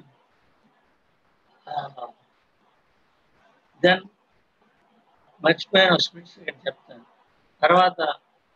తూర్పు పశ్చిమ గోదావరి జిల్లా, కృష్ణా జిల్లాలో స్ప్రెడ్ అయినటువంటి పుల్లేరు సమస్య. ఈ 2 మనకి భగవంతుడు లేకపోతే సృష్టి మనకి ప్రసాదించినటువంటి వరాలు 2. ఈ 2 ఒకటి నెల్లూరు జిల్లాలో ఉన్న మన పులికాట్. ఈ పులికాట్ సరస్సు ప్రత్యేకత ఏంటంటే అది బ్రాకిష్ వాటర్. ఎందుకంటే సముద్రపు టైడ్స్ లోపలికి వచ్చి దాని నుంచి బ్యాక్ వాటర్స్ వల్ల ఏర్పడిన. అండ్ దెన్ పుల్లేరు ఏంటంటే అది ఫ్రెష్ వాటర్ లేక్. ఈ ఫ్రెష్ వాటర్ లేక్ దీని గొప్పతనం ఏంటంటే కృష్ణా గోదావరి లోయర్, కృష్ణా గోదావరి నది లోయలో సహజంగా ఏర్పడినటువంటి ఒక డిప్రెషన్. ఇది కొంచెం తక్కువగా 1,00,000 ఎకరాలు ఉంటుంది. 1 lakh acres, కొంచెం తక్కువగా. 1000 kilometers రేడియస్. ఇది పశ్చిమ గోదావరి జిల్లాలో 9 మండలాలు, 7. కృష్ణా జిల్లాలో 2 మండలాలు స్ప్రెడ్ అయి ఉంది. దీని ప్రత్యేకత ఏంటంటే 175 పైగా పక్షి జాతులకి ఆవాస కేంద్రం అది. వలస పక్షులు, మైగ్రేటరీ బర్డ్ హ్యాబిట్. ఇది వరల్డ్ ఫేమస్. పులికాటు ఇది కూడా వరల్డ్ ఫేమస్ మైగ్రేటరీ బర్డ్ హ్యాబిటట్స్ 2. ఇంకో ప్రత్యేకత ఏంటంటే ఇట్స్ కాల్డ్ రంసార్ సైట్. రంసార్ సైట్ అంటాం. అంటే రంసార్ అంటే ఒక ఇరాన్లో ఉండేటువంటి ఒక నగరం. అక్కడ 1971 అనుకుంటాం అక్కడ ఐక్యరాజ్య సమితి ఆధ్వర్యంలో సభ్య దేశాలందరూ కలిసి సమావేశం పెట్టారు. ఇందిరాగాంధీ గారు వెళ్ళారు. అక్కడ వాళ్ళు ఏం చేశారు, ప్రపంచంలో ఇటువంటి సరస్సులు ఏవైతే వెట్లాంటి ఏవైతే ఉన్నాయో వాటిని పీరియాడికల్గా గుర్తించి వాటిని రక్షించాలని చెప్పి ఒక అంతర్జాతీయ ఒప్పందం చేశారు. అందులో భారతదేశం కూడా సంతకం పెట్టింది. అంటే ఏమిటి, ఈ తంబర్ భూములను కాపాడాల్సినటువంటి బాధ్యత నైతికమైంది, ప్లస్ లీగల్ అంతర్జాతీయ ఉడంబడిక వల్ల ఏర్పడింది. అటువంటి కొల్లేటి సరస్సు ఒక అద్భుతమైనటువంటి జీవావరణ వ్యవస్థ. అందులోకి 4 పెద్ద వాగులు వస్తాయి, ఇంకా ఏర్లు వస్తాయి, 35-40 వాగులు అందులో ఎంటర్ అవుతాయి, ఎక్కడెక్కడి నుంచో వచ్చి. ఇన్ని వేల పక్షి జాతులు ఒక స్వర్గంలా ఉండేది అటువంటి కొల్లేరు. ఆ కొల్లేరు అది 1998లో కొల్లేరు అభయారణ్యంగా దాన్ని డిక్లేర్ చేశారు. అందులో 75-73 ఎకరాలు అవుట్ ఆఫ్ హోల్ లేక్ ఇది అభయారణ్యం అని చెప్పారు. కానీ యాక్చువల్గా ఐక్యరాజ్య సమితి రంసార్ సదస్సు వాళ్ళు ఏం చెప్పారంటే మొత్తం కొల్లేరు 1,00,000 ఎకరాలు దరిదాపు కొల్లేరు అంతా రక్షించాలి, అభయారణ్యం కాదు. ఎందుకంటే అప్పుడు అభయారణ్యం లేదు అసలు. వాళ్ళు బ్రిటిష్ వాళ్ళు ఉండేటప్పుడు కొల్లేరు చుట్టూ ఒక 100 మైల్స్ ఒక రక్షణ కవచం ఏర్పడింది. తర్వాత దాన్ని 10 మైల్స్ కూల్చారు అవుట్ సైడ్ కొల్లేరు. ఇంత జాగ్రత్త పడ్డారు చూడండి వాళ్ళు. మన దగ్గరికి వచ్చేసరికి దానికి అతి కష్టం మీద 99లో దాన్ని అభయారణ్యం చేశారు. ఈ కొన్ని సంవత్సరాల పాటు ఆ కొల్లేటి సరస్సుని ఒక ఫిష్ మాఫియా ఏర్పడ్డారు. అందులో శాసనసభ్యులు ఉన్నారు, కొంతమంది అధికారులు ఉన్నారు, మత్స్యకారులు, వీళ్ళందరూ కలిసి ఆక్రమించారు. శుభ్రంగా కొల్లేరు ఆక్రమించేసి అందులో చేపల చెరువులు తవ్వారు. 1500 ఎకరాలు, 1000 ఎకరాలు, 500 ఎకరాలు ఇష్టమైన తవ్వారు. చాలా విలక్షణమైనటువంటి ప్రత్యేకమైనటువంటి జీవావరణ వ్యవస్థ దాన్ని సర్వనాశనం చేశారు. They have destroyed a very unique and very fragile ecosystem, completely destroy చేశారు. అక్కడ చాలా ఎండమిక్, చాలా ప్రసిద్ధి పొందిన కొల్లేరు చేప ఉంది, అది ఎక్కడ స్పీసీస్, అదేమో ఎక్స్టెంట్ అయిపోయింది. కొల్లేరులో నిజానికి చాలా చోట్ల ఉంటుంది అనమాట. నీటి అడుగున క్రీపర్ ఉంటుంది, ఆ క్రీపర్స్ అలాగా నీళ్ళని ఎప్పటికప్పుడు శుద్ధి చేస్తాయి, దాన్ని చంపేశారు. లేదు, ఈ రకంగా కొల్లేరుని ఒక దరిదాపు మునిగుంటగా చేశారు. కొన్ని లక్షలుగా కొల్లేరు ప్రపంచంలో ప్రసిద్ధి ఏంటో తెలుసు, ఇట్ ఈస్ ఎ పెలికనరీ. అంటే పెలికన్ పక్షులు ఆ రోజుల్లో ఆ ఒక్క పెలికన్ పక్షులు 1,00,000 వచ్చేవి. Can you believe it? 1 lakh birds, 1 lakh of only one species, మిగతా కాదు.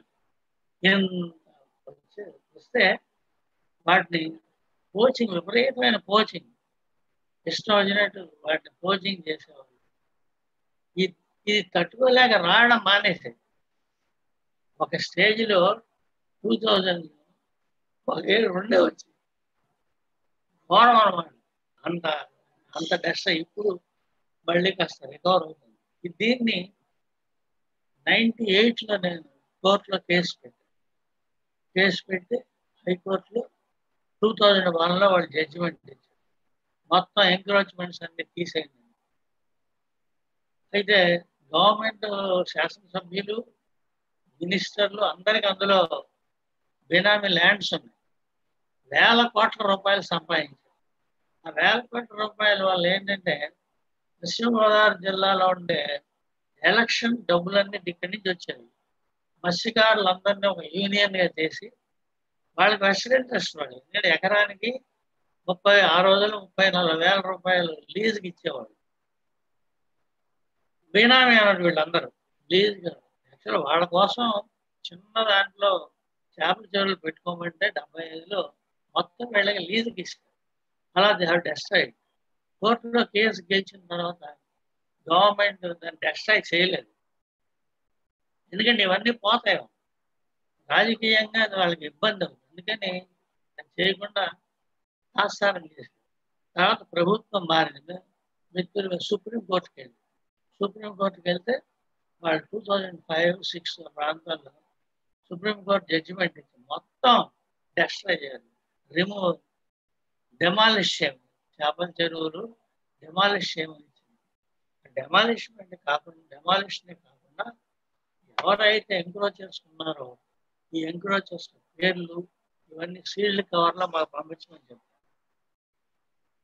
అప్పుడు రాజశేఖర రెడ్డి గారు ముఖ్యమంత్రి, ఆయన వెంటనే యాక్ట్ చేసి మొత్తం తీసాడు, అలాగే పంపించారు.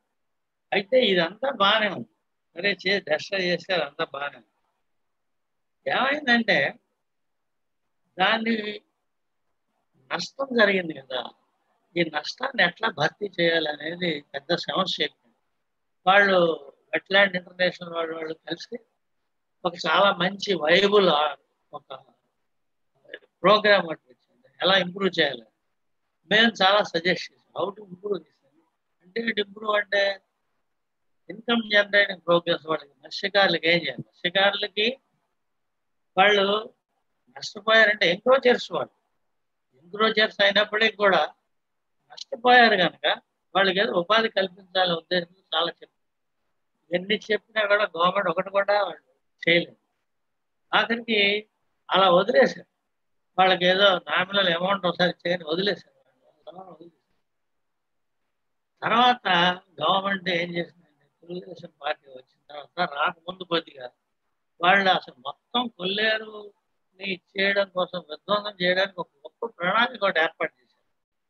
వాళ్ళు ఏం చేశారంటే అసలు కొల్లేరు కంట్రోల్స్ అంటారు తెలుసు కదా, sea level, mean sea level నుంచి 0 నుంచి లెక్క పెడుతూ ఇలాగా వాటర్ లెవెల్కి 0 నుంచి 10 వరకు ఉంటుంది కొల్లేరు లెవెల్. కానీ 10 వరకు వాటర్ ఎప్పుడు ఉండదు, 5 వరకు వాటర్ ఉంటుంది బాగా వర్షాలు వచ్చింది. కొల్లేరు అభయారణ్యం ఏంటంటే 0 నుంచి 5 వరకు ఉంది. వీళ్ళు ఏం చేశారంటే అప్పుడు ఈ వాటర్ కోసం, డబ్బు కోసం కొల్లేరుని 3వ కంటూరుని తగ్గించేయమన్నారు.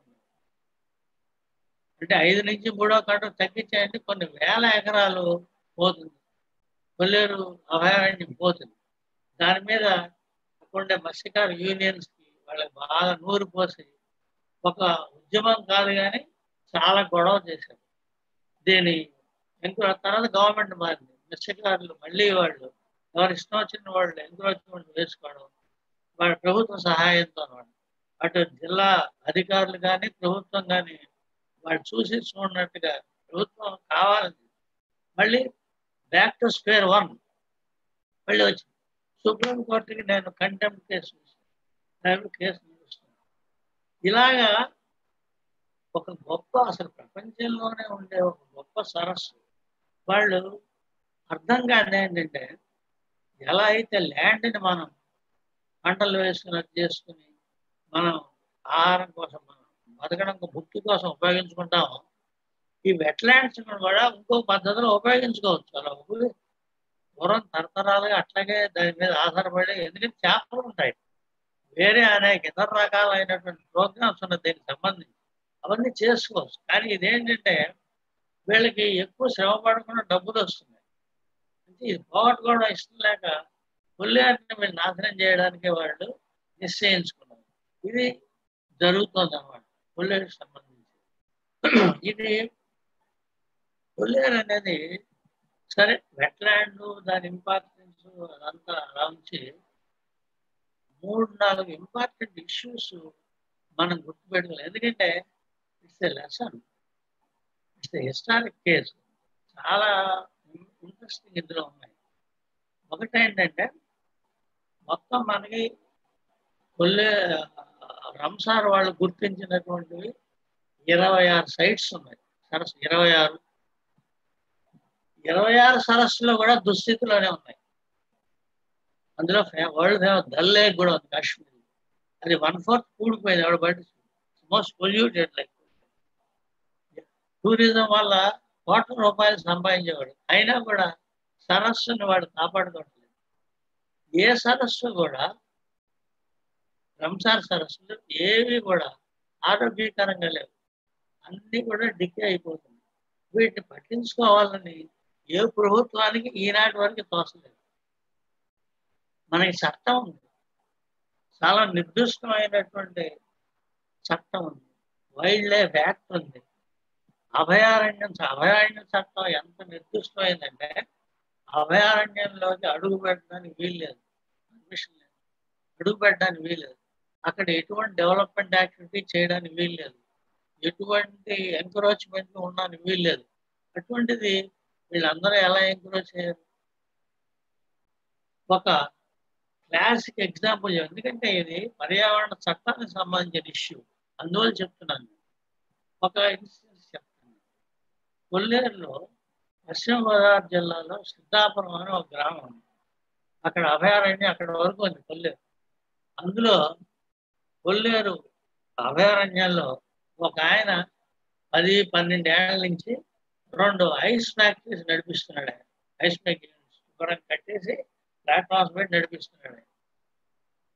కొల్లేరులో చిన్న కిల్లింగ్ కోట్ పెట్టుకుంటే you can be arrested, non bailable arrest warrant, you can be arrested without bail. అటువంటి కేసులు నువ్వు ఎవరన్నా ministry, MLA, MP, president of India అయినా సరే you can be arrested without bail. అటువంటిది ఆ పెద్ద మనిషి 12 సంవత్సరాల నుంచి 14 సంవత్సరాలు హాయిగా రన్ చేస్తున్నాడు. ఆ ఐస్ మే చేసి చేపల ఎక్స్పోర్ట్ కోసం అన్నమాట. ఒకప్పుడు కొల్లేరు ఈ ఎంక్రోచ్మెంట్ ముయ్యక ముందు ఏం చేసి తెలిసిన, కొల్లేరు నుంచి బెంగాలు రోజుకి 500 ట్రక్స్ వెళ్ళేవి. 500 fish laden trucks that travel to Bengal. So అవి నడిపిస్తున్నాడు. ఇక్కడ చిత్రం ఏంటో తెలిసిన ఎట్లా జరిగిందంటే ఇప్పుడు అక్కడ ఏదన్నా పెట్టాలంటే ఎక్కడైనా సరే ఏ గ్రామం ఏ ఇండస్ట్రీ పెట్టాలని ఆ విలేజ్ పంచాయత్ సెక్రటరీ పర్మిషన్ ఇవ్వాలి, ఎంఆర్ఓ పర్మిషన్ ఇవ్వాలి, పొల్యూషన్ కంట్రోల్ బోర్డు ఇవ్వాలి, ఫ్యాక్టరీ డిపార్ట్మెంట్ వాళ్ళు ఇవ్వాలి, ఫైనల్గా రెవెన్యూ వాళ్ళు ఇవ్వాలి. ఇంతమంది పర్మిషన్లు ఇస్తే కానీ నువ్వు కిల్లి కొట్టు కూడా పెట్టుకోలేవు. అందరూ పర్మిషన్లు ఇచ్చారు, ఇంతమంది పర్మిషన్లు ఇచ్చారు. ఏది అభయారణ్యం, ఫారెస్ట్ డిపార్ట్మెంట్ దాని పక్కనే ఉంటుంది. అభయారణ్యంలో అతను 12 ఏళ్ల నుంచి రన్ చేస్తుందని పర్మిషన్ ఇచ్చారు. మనం ఊహించలేము అనమాట. ఎవరినో పేదవాడు అక్కడ ఏదైనా కట్టుకుంటే వెంటనే బుల్డోజర్తో తోసేస్తారు, వాళ్ళని జైల్లో పెడతారు. వీడు 12 ఏళ్ల నుంచి రన్ చేస్తున్నాడు ఆయన ఎవరు. అప్పుడు అక్కడుండే ఒక రైతు ఏం చేశాడంటే నానా కష్టాలు పడి 2018లో కేసు పెట్టాడు. అప్పుడు ఫారెస్ట్ వాళ్ళు మేలుకొని వాళ్ళు కూడా ఒక కేసు పెట్టారు. పెడితే సరే కేసు ఇప్పటికీ నడుస్తుంది. ఎందుకు నడుస్తుందో తెలియదు అసలు కేసు లేదు. అది ఫారెస్ట్ వాళ్ళు ఏం చేయాలంటే కేసు లేదు, లోపలికి వెళ్ళి మూయించాడు.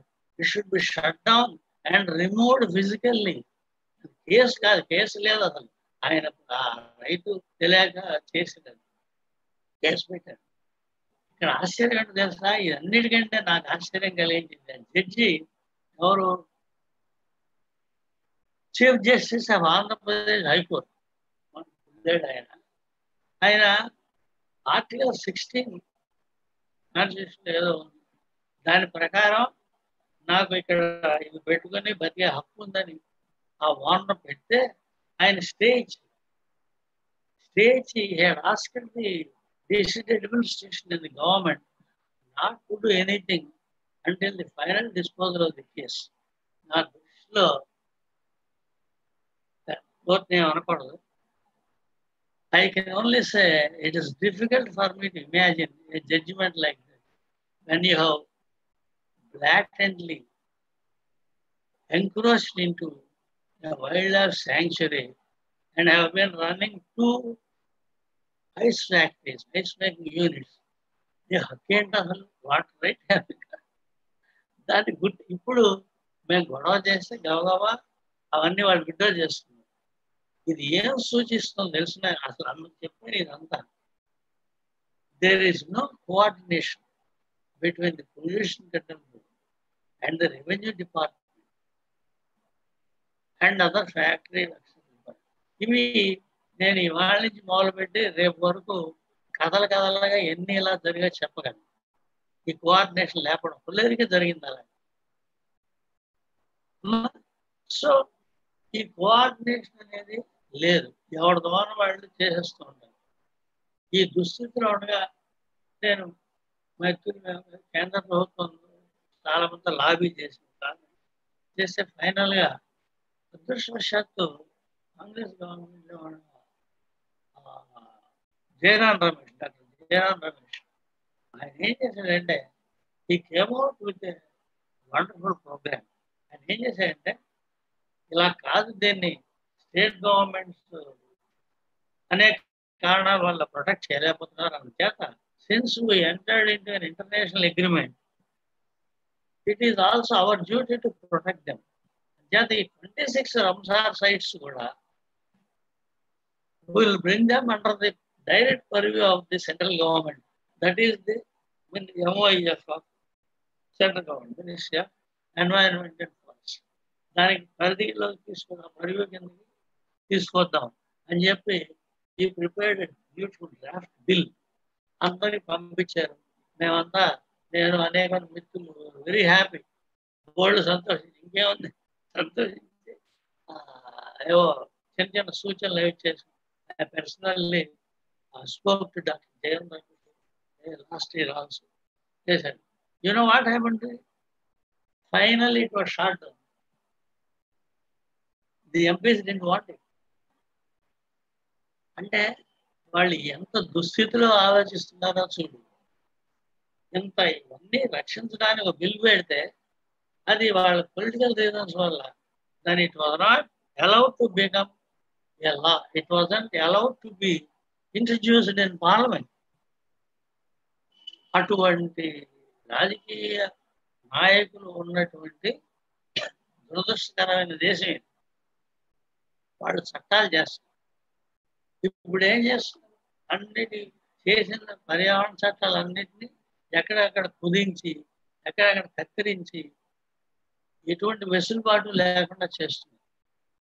ఇది చాలక ఇప్పుడు ఉన్న 26 సైట్స్తో పాటు ఇంకొక 10 రంసార్ సైట్స్ రంసార్ లిస్టులో చేర్చారు. కొన్ని నెలలు అయింది. మినిస్టర్ గారు జవదేకర్ గారు he was excited and very happy statement ఇచ్చాడు. మరొక 10 సరస్సులు వాటెవర్ అవి రంసార్ సైట్స్లో చేరని చెప్పడానికి సంతోషిస్తున్నాడు. నేను మాత్రం చాలా వెరీ సాడ్. ఎందుకంటే అవి కూడా ఈ విధ్వంసం లిస్టులో చేరిపోతున్నాయి అన్నమాట. చూసి ఇది వై ఇట్ ఈస్ హ్యాపెనింగ్. ఇది సైట్స్ అడవులు ఇంకోటి ఇవి ఎందువల్ల జరుగుతున్నాయి? 2-3 విషయాలు చెప్తాను. ఒకటి ఏంటంటే మీరు ఒక ఇండస్ట్రీ పెట్టాలనుకోండి. ఒక ఇండస్ట్రీ పెట్టాలంటే ఏం చేస్తారంటే ల్యాండ్ కావాలి, 20 ఎకరాల భూమి కావాలి. భూమి కావాల్సి వచ్చినప్పుడు మీరు ఏం చేస్తారంటే అక్కడ లోకల్గా ఏదో జిల్లాలో రెవెన్యూ డిపార్ట్మెంట్ అడుగుతారు ఎక్కడ ల్యాండ్, లేకపోతే ముందు వీళ్ళే సెలెక్ట్ చేసుకుంటారు. మరి ఇక్కడ ల్యాండ్ కావాలి, మీ రెవెన్యూ డిపార్ట్మెంట్ ఏంటి దాన్ని మార్క్అవుట్ చేసి ఇది మీ ల్యాండ్, మీరు ఇందులో పెట్టుకోవచ్చు. సో పేపర్ వర్క్ జరుగుతుంది. ఇవన్నీ జరిగిన తర్వాత ఏం చేస్తారు? గవర్నమెంట్ ఏం చేస్తుంటే ఓకే ఒక ఎన్వైరన్మెంట్ ఇంపాక్ట్ అసెస్మెంట్ పర్యావరణ ప్రభావ నివేదిక తయారు చేసి తీసుకురాము. ఈ పర్యావరణ ప్రభావ నివేదిక ఎవరు తయారు చేస్తారంటే state central government 14-15 accredited agencies ఉన్నాయి, వాళ్ళే చేయాలి. లేకపోతే ఇంకెవరన్నా యాక్సెప్ట్ చేసిన వాళ్ళ సైంటిస్ట్ చేత ఎవరైతే ఎంటర్ప్రెన్యూర్ ఉన్నారో వాళ్ళిద్దరూ కలిసి they have to prepare this EIA. EIA అయిన తర్వాత దానికి పబ్లిక్ హీరింగ్, ఎందుకంటే I was member of all these committees. Public hearing జరుగుతుంది. అది అయిన తర్వాత ఇండస్ట్రీ పెట్టుకుంటారు. ఇందులో ఇన్ని సంవత్సరాల నుంచి ఏది ఇవాళ 26వ తారీఖు వరకు గుర్తించారు. ప్రభుత్వం గుర్తించినటువంటి గొప్ప విశేషం ఏంటంటే, ఈ ఇండస్ట్రీస్, పరిశ్రమలు, ఈ పరిశ్రమల తాలూకు కాలుష్యాన్ని నియంత్రించేది రెగ్యులేటరీ బాడీ దేశవ్యాప్తంగా పొల్యూషన్ కంట్రోల్ బోర్డే ఉంది. This pollution control board is very important institution. ప్రతి జిల్లాలో ఉంది. It has presence in every district. వాళ్ళు కంట్రోల్ చేస్తారు, వీళ్ళు కంట్రోల్ చేస్తారు. ఇక్కడ ఏంటి, నువ్వు ఇండస్ట్రీ పెట్టేటప్పుడు నువ్వు ఇండస్ట్రీ పెడుతున్నావు, నీ ఏ ప్రిపేర్ చేయడానికి పొల్యూషన్ కంట్రోల్ బోర్డు సంబంధం లేదు. I don't no. ఈ ఎంటర్ప్రైనర్ ఇంకెవరినో పట్టుకుని ఏ తయారు చేస్తారు. పొల్యూషన్ కంట్రోల్ బోర్డు వాళ్ళు ఏం చేస్తారు, వాళ్ళు పబ్లిక్ హియరింగ్ ఆర్గనైజ్ చేస్తారు. నువ్వు మీ బెంగళూరు పక్కన ఏదో ఊళ్ళో పెడతావు అనుకో, ఆ విలేజ్లో ఉన్న వాళ్ళే ఎవరన్నా పిలుస్తారు, చాయ్ కాఫీలు ఇచ్చి పిలుస్తారు, మంచి టిఫిన్ అది పెడతారు. అప్పుడు పీసీబీ వాళ్ళు వచ్చి ఆ పిలిచే మెంబర్స్ ఉంటారు, మాకు టీలు అవి ఇస్తారు. దర్శనం పొల్యూషన్ కంట్రోల్ బోర్డు అక్కడ ప్రమేయం ఏంటంటే టీ హాస్పిటాలిటీ చేశారు, టీ దర్శనం. చూసి ఇందులో ఎంత ఘోరమైన లక్ష్యంగా ఉందో అర్థమైందండి. ఎవరైతే నియంత్రించాలో వాళ్ళకి, ఆ ఇన్స్టిట్యూషన్కి దీనికి సంబంధం లేదు. వాడు ఎవడో తయారు చేస్తాడు. అయితే నువ్వు అడగచ్చు, వాళ్ళు సైంటిస్టే కదా, వాట్ ఈజ్ రాంగ్ అని. What is wrong. ఇప్పుడు నీకు ఒక ఎంప్లాయీగా నువ్వు ఇన్కమ్ ట్యాక్స్ రిటర్న్స్ ఫైల్ చేస్తావు కదా అనుకుందాం. నువ్వు ఫైల్ చేస్తే నువ్వు ఒక ఆడిటర్ దగ్గరికి వెళ్తావు. Auditor income tax returns file చేస్తావు. అందులో నీకు ఇన్కమ్ ట్యాక్స్ సాధ్యమైనంత వరకు కట్టకుండా, సాధ్యమైనంత వరకు నీ ఇన్కమ్ తగ్గించి రకరకాల ఇచ్చేసి ఆడిటర్ ఏం చేస్తాడు, ఆడిట్ రిపోర్ట్ ఇస్తాడు. అవునా కాదు? పెద్ద పెద్ద ఇండస్ట్రియలిస్ట్ ఆడిట్ రిపోర్ట్ చూస్తే పాపం వీళ్ళకి సాయంకాలం భోజనం ఉందో లేదో అనిపిస్తుంది. అలా తయారు చేస్తారు. వాడు ఏ ఆడిటర్ కూడా వాళ్ళ క్లయింట్కి హామ్ కలిగే పరిస్థితులు, హామ్ కలిగేట్టుగా, అపకారం జరిగేట్టుగా ఇన్కమ్ ట్యాక్స్ రిటర్న్స్ ఫైల్ చేస్తాడా? కామన్ సెన్స్ కాదు అది. Are you with me? Auditor నీ గురించి, నీ యోగక్షేమాల గురించి ఆడిట్ రిపోర్ట్ తయారు చేసి ఇన్కమ్ ట్యాక్స్ రిటర్న్స్ ఫైల్ చేస్తాడు. అంతేగాని నువ్వు డబ్బులు ఎక్కువ కట్టడం తగ్గించడానికి ట్రై చేస్తాడు. అలాగే ఒక ఎంటర్ప్రెన్యూర్ కోట్ల రూపాయలు పెట్టి ఇండస్ట్రీ పెడుతుంటే, ఆ ఎవరైతే ఇతను హైర్ చేస్తాడో వాడు డబ్బులు ఇస్తాడు కదా, హెవీ ఫీజు ఉంటుంది. అంత ఫీజు పే చేసి తీసుకున్నవాడు ఇండస్ట్రీ వల్ల ఇక్కడ పర్యావరణ విధ్వంసం జరుగుతుంది, ఇక్కడ విషవాయువులు ప్రబలంగా, ఇక్కడ పంటలు పోతాయి, తోటలు పోతాయి, దొడ్డు పోతాయి, ఏ బుద్ధి ఉన్నవాడైనా ఇస్తాడా? Have you ever come across a damn fool who gives an adverse EIA to his own entrepreneur?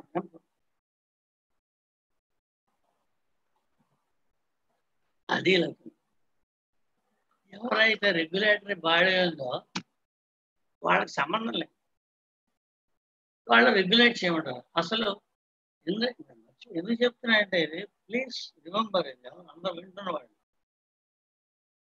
ఇండస్ట్రీతో సమస్య ఏంటి? చాలా మంది ఏమంటారు, పర్యావరణంలో పనిచేసే వాళ్ళు బుద్ధి లేని వాళ్ళు అభివృద్ధి చెందుతుంటే దాన్ని అడ్డకట్టు వేయడానికి ట్రై చేస్తూ అభివృద్ధి నిరోధకులు వీళ్ళు, యాంటీ డెవలప్మెంట్ లీగ్ రాస్కల్స్ అంటారు.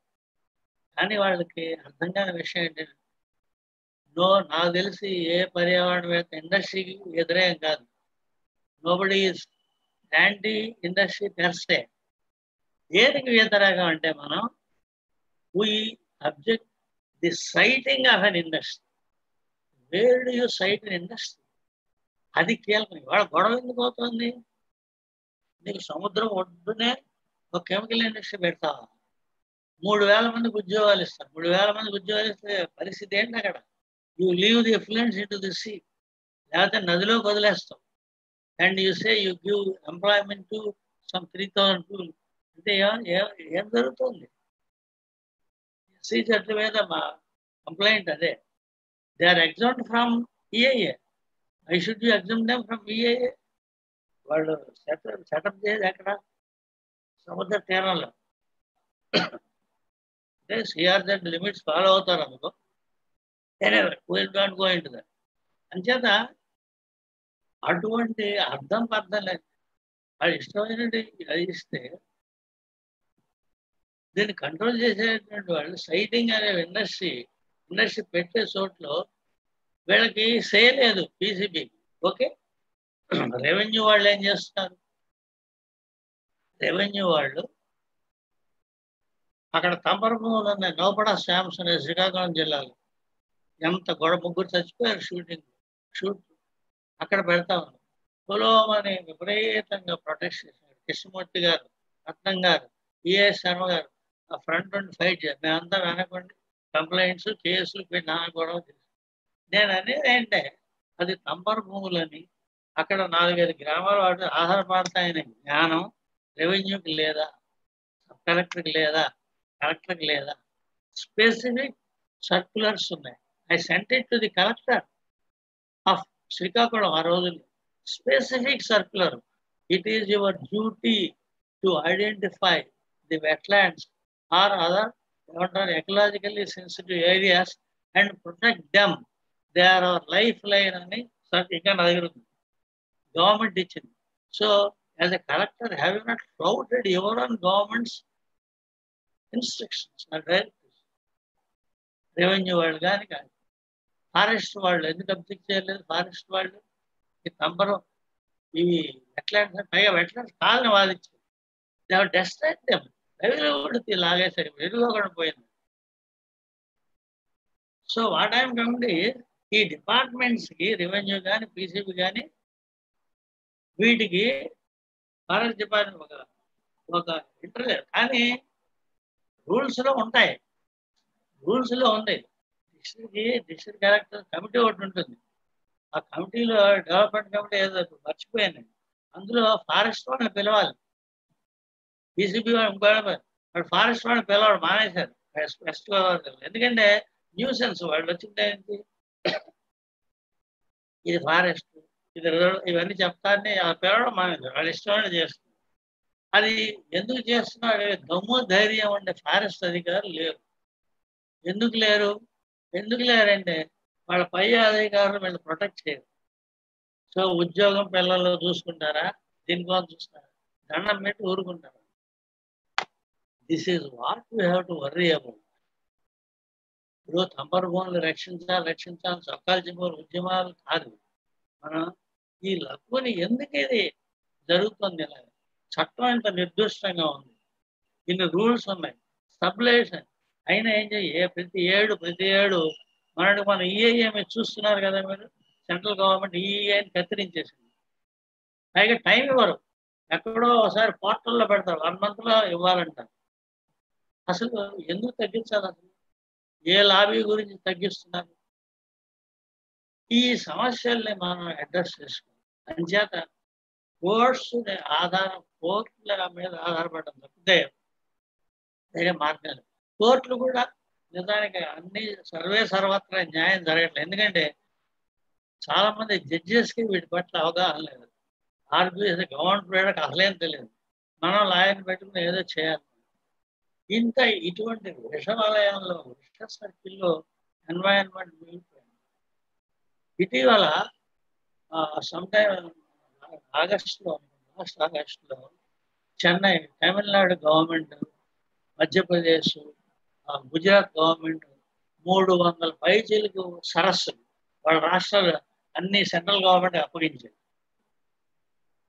You maintain them and they accepted. నేనేం చెప్తానంటే, why don't you hand over full to union government? మీరు చేసే ఉపకారమైన వాటికి తగలేయడం తప్ప అంటే ఉపకారం లేదు. ఎవరన్నా నిజాయితీ ఉంటే చాలా మంది నిజాయితీ పనులు ఉండే యాక్చువల్గా, కానీ పడలేదు. రాజకీయ నాయకులతో ఇప్పుడు ఎంకరేజ్మెంట్ జరుగుతాయమ్మా. చెరువులు తవ్వేస్తారు ఇల్లీగల్గా కొల్లేరు. పాపం వీళ్ళు ఫారెస్ట్ వాళ్ళు వెళ్ళి పట్టుకుంటారు. ఆ ప్రొక్లైన్ సరే తీసుకుని వాళ్ళ ఇంటికి వచ్చే లోపల ఎమ్మెల్యే ఫోన్ చేస్తారు, లీవ్ దెమ్. అది నో అనే ధైర్యంగా చేయగల ఆఫీసర్స్ ఉండరు. ఎవడు పడతాడు ఇవన్నీ మీకు సస్పెండ్ చేయాలి జరిగాయి. ఒక పెద్ద ఆయన చేసేవాడు, ఎంత ఘోరంగా వెళ్ళి ట్రీట్ చేశారు చెప్పలేము. అలా చేశారు వాళ్ళు కొల్లేరు విషయం. ఆఫీసర్ 24 hours పాపం ట్రాన్స్ఫర్ చేస్తారు, పెద్ద ఆఫీసర్ పైగా. ఓకే గోయింగ్ అంచేత ఇక్కడ నేను పాయింట్అవుట్ చేయదలుచుకుంది ఏంటంటే మరాడోలు కానీ వెట్లాండ్స్ కానీ ఇలా ఏదో ఎవరికి కావాల్సినట్టు వాడు డెస్ట్రాయ్ చేయడానికి అవ్వడానికి కారణం ఏంటంటే చట్టాన్ని సరిగ్గా అమలు చేయకపోవడం, 2 చట్టాన్ని వాళ్ళకి అనుకూలంగా మార్చుకోవడం, 3 ఏంటంటే ఏ జిల్లా యంత్రాంగం అయితే ఉందో ఎవరైతే దీన్ని రక్షించాలో వాళ్ళకి దీని గురించి ఇంట్రెస్ట్ లేదు. ఎందుకు ఇంట్రెస్ట్ అంటే చాలా ఆలోచించాను. చాలా మంది అధికారులు చాలా మీట్ అయిన 36 వాళ్ళకి చాలా మంది డిస్ట్రిక్ట్ కలెక్టర్స్కి ఎన్వైరన్మెంట్ మీద అవగాహన లేదు. ఎన్వైరన్మెంట్ చాలా ఇంపార్టెంట్ అని చెప్పి వాడు క్లాసుల్లో ఎక్కడో బీటెక్లో అవి చదివించిన వాడు ఎక్కువ భాగం ఉంది, వాళ్ళకి అర్థమైంది. కానీ యాక్చువల్గా హౌ సెన్సిటివిటీ అనేది వాళ్ళకి అక్కర్లేదు. ఎందుకు అక్కర్లేదో చెప్పండి. ఎందుకు అక్కర్లేదంటే మన రాజకీయ వ్యవస్థ ఏం చెప్తుందంటే అభివృద్ధి చెందాలంటే పర్యావరణం దీనికి స్పీడ్ బ్రేకర్ లాంటిది. Unless we remove the speed breaker మనకి డెవలప్మెంట్ ఉండదు అని వాళ్ళు సిన్సియర్గా నమ్మి, ఇప్పుడు చాలామంది ఎమ్మెల్యేలు వాళ్ళకి వాళ్ళు చేసే ఈ స్టూపిడ్ థింగ్స్ అన్నీ కూడా తెలిసి చేయరు. కొంతమంది తెలిసి చేస్తారు. చాలా మందికి అదే చదువుకున్న వాళ్ళు ఉన్నా చదువు అయ్యో దీనివల్ల శాశ్వతమైనటువంటి నష్టం జరుగుతుంది. పర్యావరణం అంటే వాళ్ళ ఉద్దేశం ఏం తెలిసిన పక్షులు, కొంగలు, జింకలు అందమైన ఇవి అని వాళ్ళ ఉద్దేశం. కానీ దే డోంట్ అండర్స్టాండ్ అది సహజ వనరులు. It is our resource base. శాశ్వతంగా we are responsible for the upkeep of this resource base for the next generation. ఇది మన బాధ్యత. ఆ జ్ఞానం వాళ్ళకి లేదు. ముందు డెస్ట్రాయ్ చేశాడు. ఏం పోయింది సార్ 10 ఎకరాలు ఏం ఎకరాలు పోతే ఏం పోవడం అంటే 1 ఇంచ్ పోవడానికి వీలు లేదు. ఎందుకంటే మన ప్రాస్పరిటీ దాని మీద ఆధారపడి ఉంది. It is giving us livelihood. ఈ ప్రాస్పరిటీ ఈ భూమిని, ఈ సరస్సుని, ఈ నదిని ఆరోగ్యకరంగా ఉంచడానికి అన్ని పశుపక్షాదులు తోడ్పడతాయి. Every single bird, every insect, every animal వాటిని ప్యూర్గా ఉంచడానికి, ఎప్పుడప్పుడు చేయడానికి. They are also carbon sinks, latest ఇవన్నీ తోడ్పడుతూ వాటిని కాపాడుతూ యుగాలని కాపాడుతూ వస్తుంటే we have people especially in the government ఇది అర్థం చేసుకో. వాళ్ళకి చెప్పేవాళ్ళు అంటే చదివిపోయాడు, అలాంటి వాళ్ళు చెప్పారు వెస్టెడ్ ఇంట్రెస్ట్ లేకపోతే యాంటీ డెవలప్మెంట్ ఏం తోసపోతే ఇది జైల్లో పడేసి. ఇటువంటి స్టూపిడిటీని ఎదుర్కోవడం అనేది it's not a small thing. And I will tell you something most important ఏంటంటే ఒక 35 years ముంబై, బెంగళూరు, ఢిల్లీ ముఖ్యంగా కొంత కాబట్టి ఈ ప్రాంతాల్లో ఇక్కడ ఉండే చాలా చదువుకున్న విద్యావంతులైన అనేక మంది ఎన్వైరన్మెంటల్ యాక్టివిస్ట్ ఎన్జిఓలు పెట్టి కాపాడారు. వాళ్ళు చేసిన సాహసాలు అన్నీ కావు, చాలా ప్రొటెక్ట్ చేశారు. ఆఖరికి వాళ్ళ వల్ల చాలా చట్టాలు వచ్చాయి. ఎన్వైరన్మెంట్ ప్రొటెక్షన్ కింద ఇందిరాగాంధీ తర్వాత వీళ్ళ గొడవ పడలే చాలా చట్టాలు చేశారు. గొప్ప జడ్జెస్ కొంతమంది ఉండడం వాళ్ళు చేశారు. మన పబ్లిక్ ఇంట్రెస్ట్ లిటిగేషన్ జడ్జి వల్లే కదా వచ్చింది, వాళ్ళ పుణ్యమే వచ్చింది. లేకపోతే మేము ఏమైపోయేవాళ్ళం. వీళ్ళందరూ అప్పుడు ఏం చేసిందంటే గవర్నమెంట్ ఎప్పుడైతే లిబరలైజేషన్ వచ్చేసిందో కార్పొరేట్ సెక్టర్ నాయకులు, పొలిటికల్ వాళ్ళ గ్రూప్ నెక్సెస్ వెనకాల సపోర్ట్ చేసి హెల్ప్ చేయడానికి bureaucracy. It's a nexus between these 3. వాళ్ళు ఏం ఆలోచించారంటే వీళ్ళ తోకలు కత్తిరించాలంటే మాటికి కోర్టుకి వెళ్ళి మాటికి ఆపేస్తున్నాడు వీళ్ళు, ఇక్కడ అభివృద్ధి ఆగిపోతుంది. అభివృద్ధి కాదు ఆగడం, కిక్ బ్యాక్స్ ఆగిపోతుంది. గవర్నమెంట్ ఎప్పుడు లో కాస్ట్ పట్టించుకోరు, పెద్ద ఆనకట్టు, పెద్ద బ్రిడ్జెస్ కాదు. ఎందుకంటే కిక్ బ్యాక్స్ ఎక్కువ ఉంటాయి. అలా ఉంచు. ఈ న్యూసెన్స్ తప్పించుకోవాలంటే వాళ్ళ ఒకటే మార్గం కనిపిస్తుంది. ఆ మార్గం పేరేంటంటే it is called corporate social responsibility. Corporate social responsibility అనే పేరుతో పెద్ద ఇండస్ట్రీస్ వాళ్ళ చుట్టూరా ఉండేటువంటి డెవలప్మెంట్కి హెల్ప్ చేస్తారు. స్కూళ్ళు కట్టిస్తారు, హాస్పిటల్స్ కట్టిస్తారు, స్కాలర్షిప్స్ ఇస్తారు, రోడ్డు వేయిస్తారు, మరుగుదొడ్లు కట్టిస్తారు, రకరకాల. సరే, లీడర్స్కి డబ్బులు చదివేరే విషయం. అంటే ఏంటి? ఒక సామాజిక బాధ్యత, విస్తృతమైనటువంటి సామాజిక బాధ్యతని ఒక ఎంటర్ప్రెన్యూర్ చేతిలో పెట్టేశారు. మొత్తం సమాజానికి ఏదైతే కాన్షియన్స్ ఉంటుందో, కాన్షియన్స్ కీపర్స్ అనుకుంటాం, వాళ్ళ చేతుల్లోంచి ఇనిషియేటివ్ చాలా తెలివిగా తీసుకుని వాళ్ళకి ఇచ్చేసారు. అసలే మన సమాజం చాలా నిర్లిప్తమైంది. మన సమాజానికి చైతన్యం చాలా తక్కువ. ఏమైపోతున్నా సరే మనకి పట్టదు.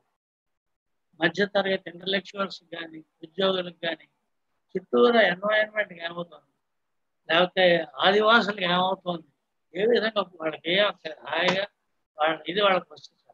ఈ నిర్లిప్తత బాగా తెలుసు గవర్నమెంట్, ఎవడేం చేయరు.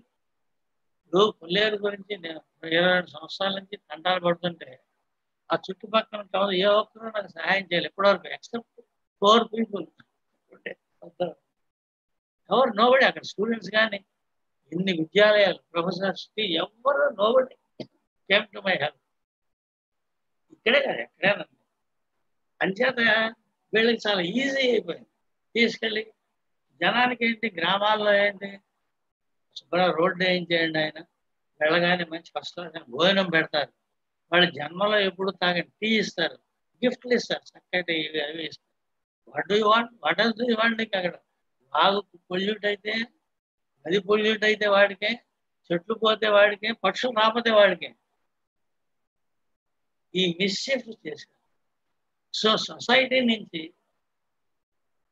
ఒక బాధ్యతకి అధికారానికి పెద్ద తేడా లేదు. దీన్ని చాలా ఇంటెలిజెంట్గా it is now gifted to somebody else. So weak అయిపోయింది. ఎన్వైరన్మెంట్ మూవ్మెంట్ లేదు ఇప్పుడు. ఎవరో ఓపిక ఇప్పుడు మైసెల్ఫ్ 75. సో వీక్ అయిపోయింది. అందుకే they are ruling the rules. హాయి వాళ్ళు ప్రాణానికి హాయిగా ఉంది. లేకపోతే ఈఐఏని తగ్గించడానికి ఎలా సాహసిస్తారు. సిఆర్జెడ్ ప్రాక్టికల్గా లేదు. నేను సిఆర్జెడ్లో సాధారణ మెంబర్, సోషల్ రెగ్యులేటర్ అథారిటీలో మెంబర్. మేము మాట్లాడితే ఎవరు కుయ్యేమనేవాళ్ళు కాదు.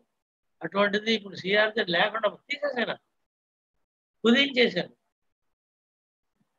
ఎవరు ఇష్టమైన వాళ్ళు ఎక్కడ పడితే ఏమన్నా పెట్టుకోవచ్చు. Development, they call it development. And anybody who says no, he is either anti-national or anti-development or just plain scoundrel or both, all three. ఇది ఈ సిచ్యువేషన్లో మనం ప్రశ్నించడం, తప్పుగా భావించేటువంటి ఒక సామాజిక పరిస్థితి, రాజకీయ వ్యవస్థ ఏర్పడింది. This what bothers many. ఎట్లా ఇది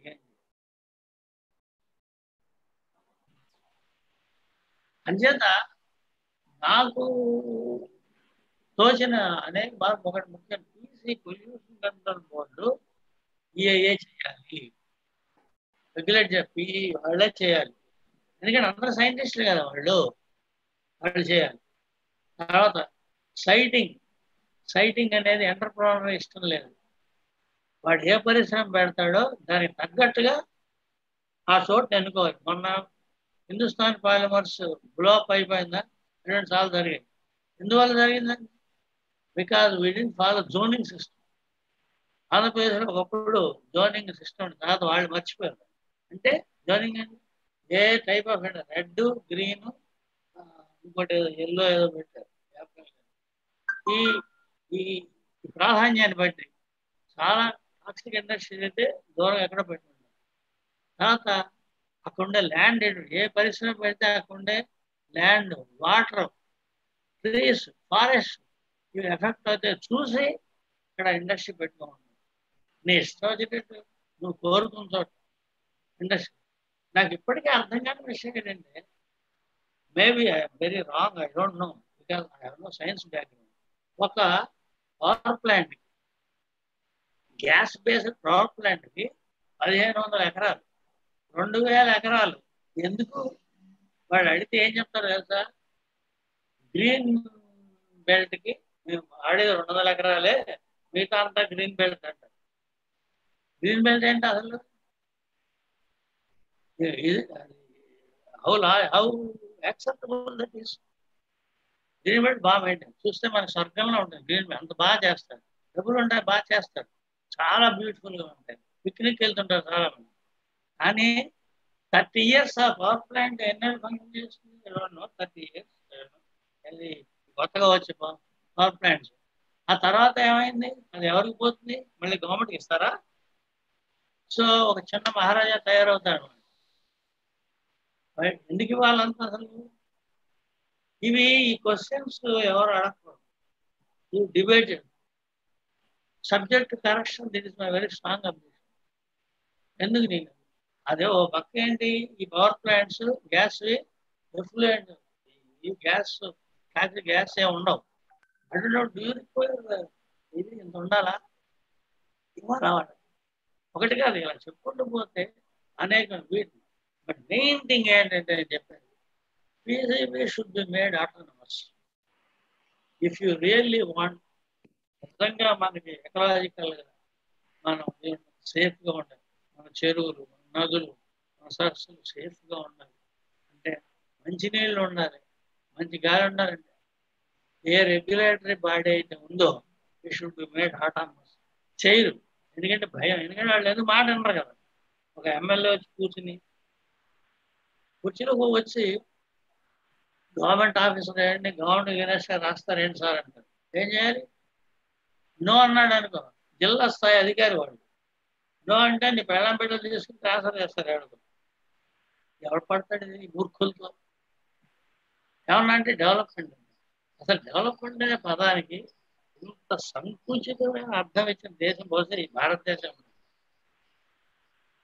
అది ప్రజలకి తెలియదు, అధికారులకి తెలియదు, నాయకులకి తెలియదు. అధికారులు నాయకులు మాకు తెలిసిన కొంతమంది మాట్లాడరు. అంత ధైర్యం ఎక్కడుంది ఆఫీసర్? ఇది జనరల్ సిచ్యువేషన్. వెట్లాండ్స్ అనేవి ఎన్ని అలా వెళ్తుంటే చూస్తుంటాం. వెట్లాండ్ ఎక్కడ డెస్ట్రాయ్ చేసి ఏదో ఒకటి కట్టేస్తుంది. ఆల్టర్నేటివ్ చూడడం అది మన కంప్లైంట్ ఏంటంటే, ఒక ప్రత్యామ్నాయం ఉండగా ప్రత్యామ్నాయం వెదికి ఖర్చు ఎక్కువైనా సరే ఇది ముఖ్యం. మనకి ఒక చెరువుని, సరస్సుని, వీటిని కాపాడడం ముఖ్యం. ఎప్పటికే చూడండి, ఆఖరికి నీళ్ళు లేని పరిస్థితి. తూర్పుగోదావరి జిల్లా కోనసీమ తీరాల్లో 8 మండలాల్లో గ్రౌండ్ వాటర్ అంతా పోయింది. ఏమో ఆడ ఉప్పు నీళ్ళు ఉంది. ఎప్పటి నుంచి? 10 ఏళ్ళ నుంచి ఉంది. They are not allowed to draw ground water for their crops. So సీయింగ్నెస్ అంటే excess of drawal of ground water was also a problem. ఈ లోపల మిత్రుడు ప్రొఫెసర్ గారు ఏం చెప్పాడు, ఈ తీరాల్లో భూమి సింక్ అవుతుంది గ్యాస్ ఎక్స్ట్రాక్షన్ వల్ల. దాని మీద ఏదో జరిగింది, కానీ లాజికల్గా సైంటిఫిక్గా దాన్ని క్లోజ్ చేయాలి. Maybe that man is wrong, but you have scientifically prove him wrong. మనం చూసుకోవాలి. చేత ఈ డౌన్వర్డ్ స్లైడ్ ఇది అభివృద్ధి పేరుతో జరుగుతుంది. ఇది పేదవాళ్ళ పేరు జరుగుతుంది. నిజానికి పేదవాళ్ళకి బెనిఫిట్ అయ్యేది ఏమీ లేదు ఇందులో. చెరువులు ఉంటే బాగుపడతాయి, ఉల్లేరు ఆధారం చేసుకుని ఎంతమంది బాగుపడతారు, ఎంతమంది ఎన్ని ప్రోగ్రామ్స్ చేస్తారు. దాన్ని ఒక అద్భుతమైనటువంటి ఈకో టూరిజం చేయొచ్చు. ఎన్నేళ్లలో 2001లో కేసు గెలిచాం, హైకోర్టు కొట్టేమని కదా. మరి 2001 నుంచి ఈనాటి వరకు ఈకో టూరిజం ఎందుకు పెట్టలేదు అక్కడ? నిలబడి ఆన్సర్. వీళ్ళు ఏం చెప్తారు, ఆటపాక అనే ఊళ్ళో ఒక బిల్డింగ్ కట్టారు, టూరిస్టులు వచ్చి బొమ్మలు చూడడం వల్ల. దాన్ని ఈకో టూరిజం అంటారా? ఇక్కడ ప్రజలు ఇన్వాల్వ్ అవ్వాలి, వాళ్ళకి డబ్బులు రావాలి. ఎన్ని పథకాలు ఉన్నాయి ఈకో టూరిజంలో, బోర్డు ఉన్నాయి. అక్కడ మత్స్యకారులు దేవీన్ పొలిటిసైజ్. పొలిటీషియన్ మాట్లాడతారు మత్స్యకారులు. Not like that, they are violent.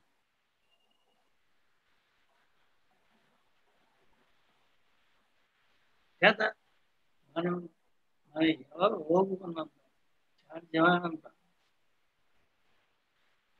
చట్టాలను లోసుకుంటే చట్టాలను కోర్టుకు వెళ్ళి ఫైట్ చేయాలి, వేరే మార్గం లేదు. ఉద్యమాలు అనేవి లేవు, జనాన్ని ఓటుకుని ఎవరు, ఎందుకంటే మనం వెనక ఎవరు రాదు, నష్టపోతున్న వాడు కూడా రాదు. ఇప్పుడు నేను చెప్పిన కబుర్లో నువ్వు ఏదైనా విలేజ్కి వెళ్ళి చెప్పు, వాళ్ళు రాలేవా, కొన్ని ఎక్సెప్షన్స్ తప్ప. సో ఎందుకంటే వాళ్ళకి తెలియదు, వాళ్ళకి ఎంతసేపటికి వాళ్ళకి ఒక టెక్నికల్ ఇదొకటి false propaganda, false development propaganda. ఇప్పుడు అమరావతి చేసినట్టుగా వాళ్ళకి ఫాల్స్ చూపిస్తారు, సినిమాలు చూపిస్తారు చూసారా, స్పీడ్గా వెళ్ళే రైళ్లు, ఆకాశ హర్మలు చూసి అది అంత పెద్ద క్యాపిటల్ అనుకుంటారు. ఇట్స్ బ్లండర్, బంగారం లాంటి భూమిని foolish, it's an ecological sin అనేది ఎవరు చెప్పగలరు? ఏం చేయాలంటే చిత్తశుద్ధితో కోర్టులకు వెళ్ళడం. అంటే కోర్టుకు వెళ్తే న్యాయం జరుగుతుందా అంటే ఇంకా వేరే మార్గం లేదు కదా, ఇంకా వేరే మార్గం ఏముంది, ఎవరితో పోట్లాడతాం?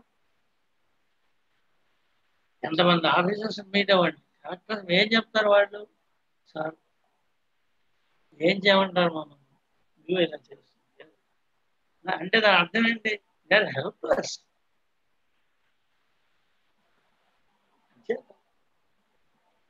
అట్లీస్ట్ కోర్టుకు వెళ్తే జడ్జి కన్నా ఈ విషయాలు తెలిస్తే కాపాడతాడు.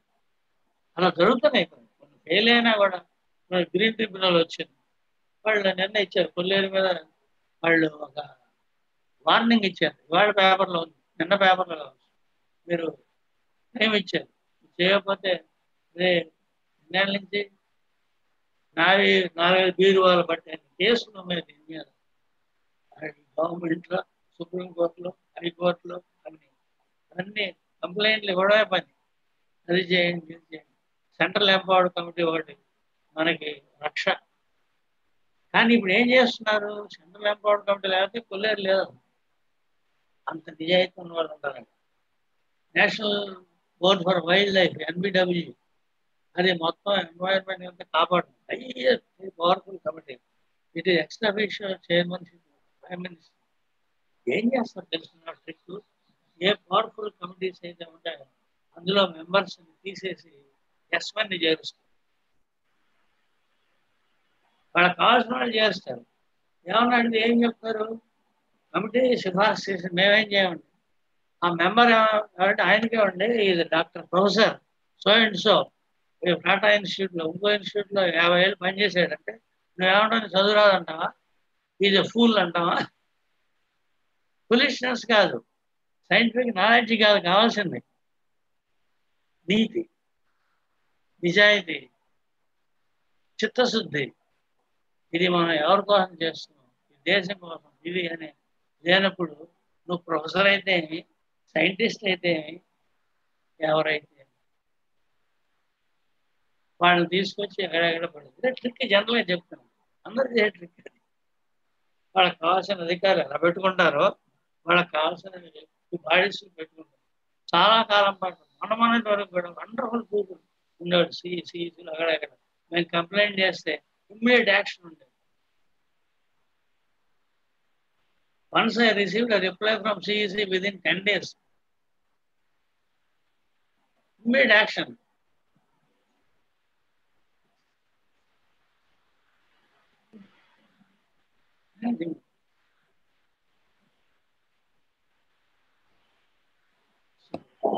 Thank you so much, sir. Me experiences, ఈ నాలెడ్జ్ మాతో షేర్ చేసినందుకు thank you so much. We hope to see you soon on our channel again. ఇంకో లైవ్ స్ట్రీమ్కి మళ్ళీ చూడాలని కోరుకుంటున్నాను. Okay. Stay home, stay safe. I think we're done with today's live stream. Yes. Thank you so much. It was a pleasure talking to you, to many others who have been watching this.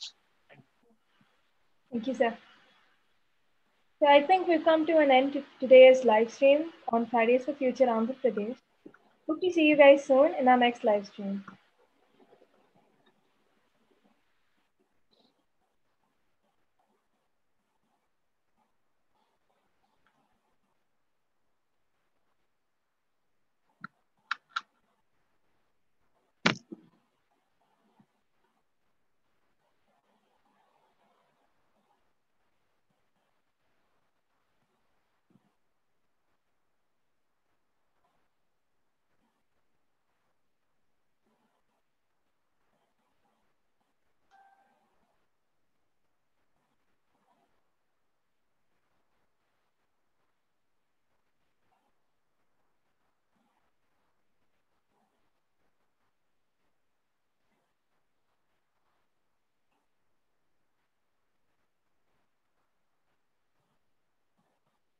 Hello ఎట్లా మీకు బాగుందండి ఏమన్నా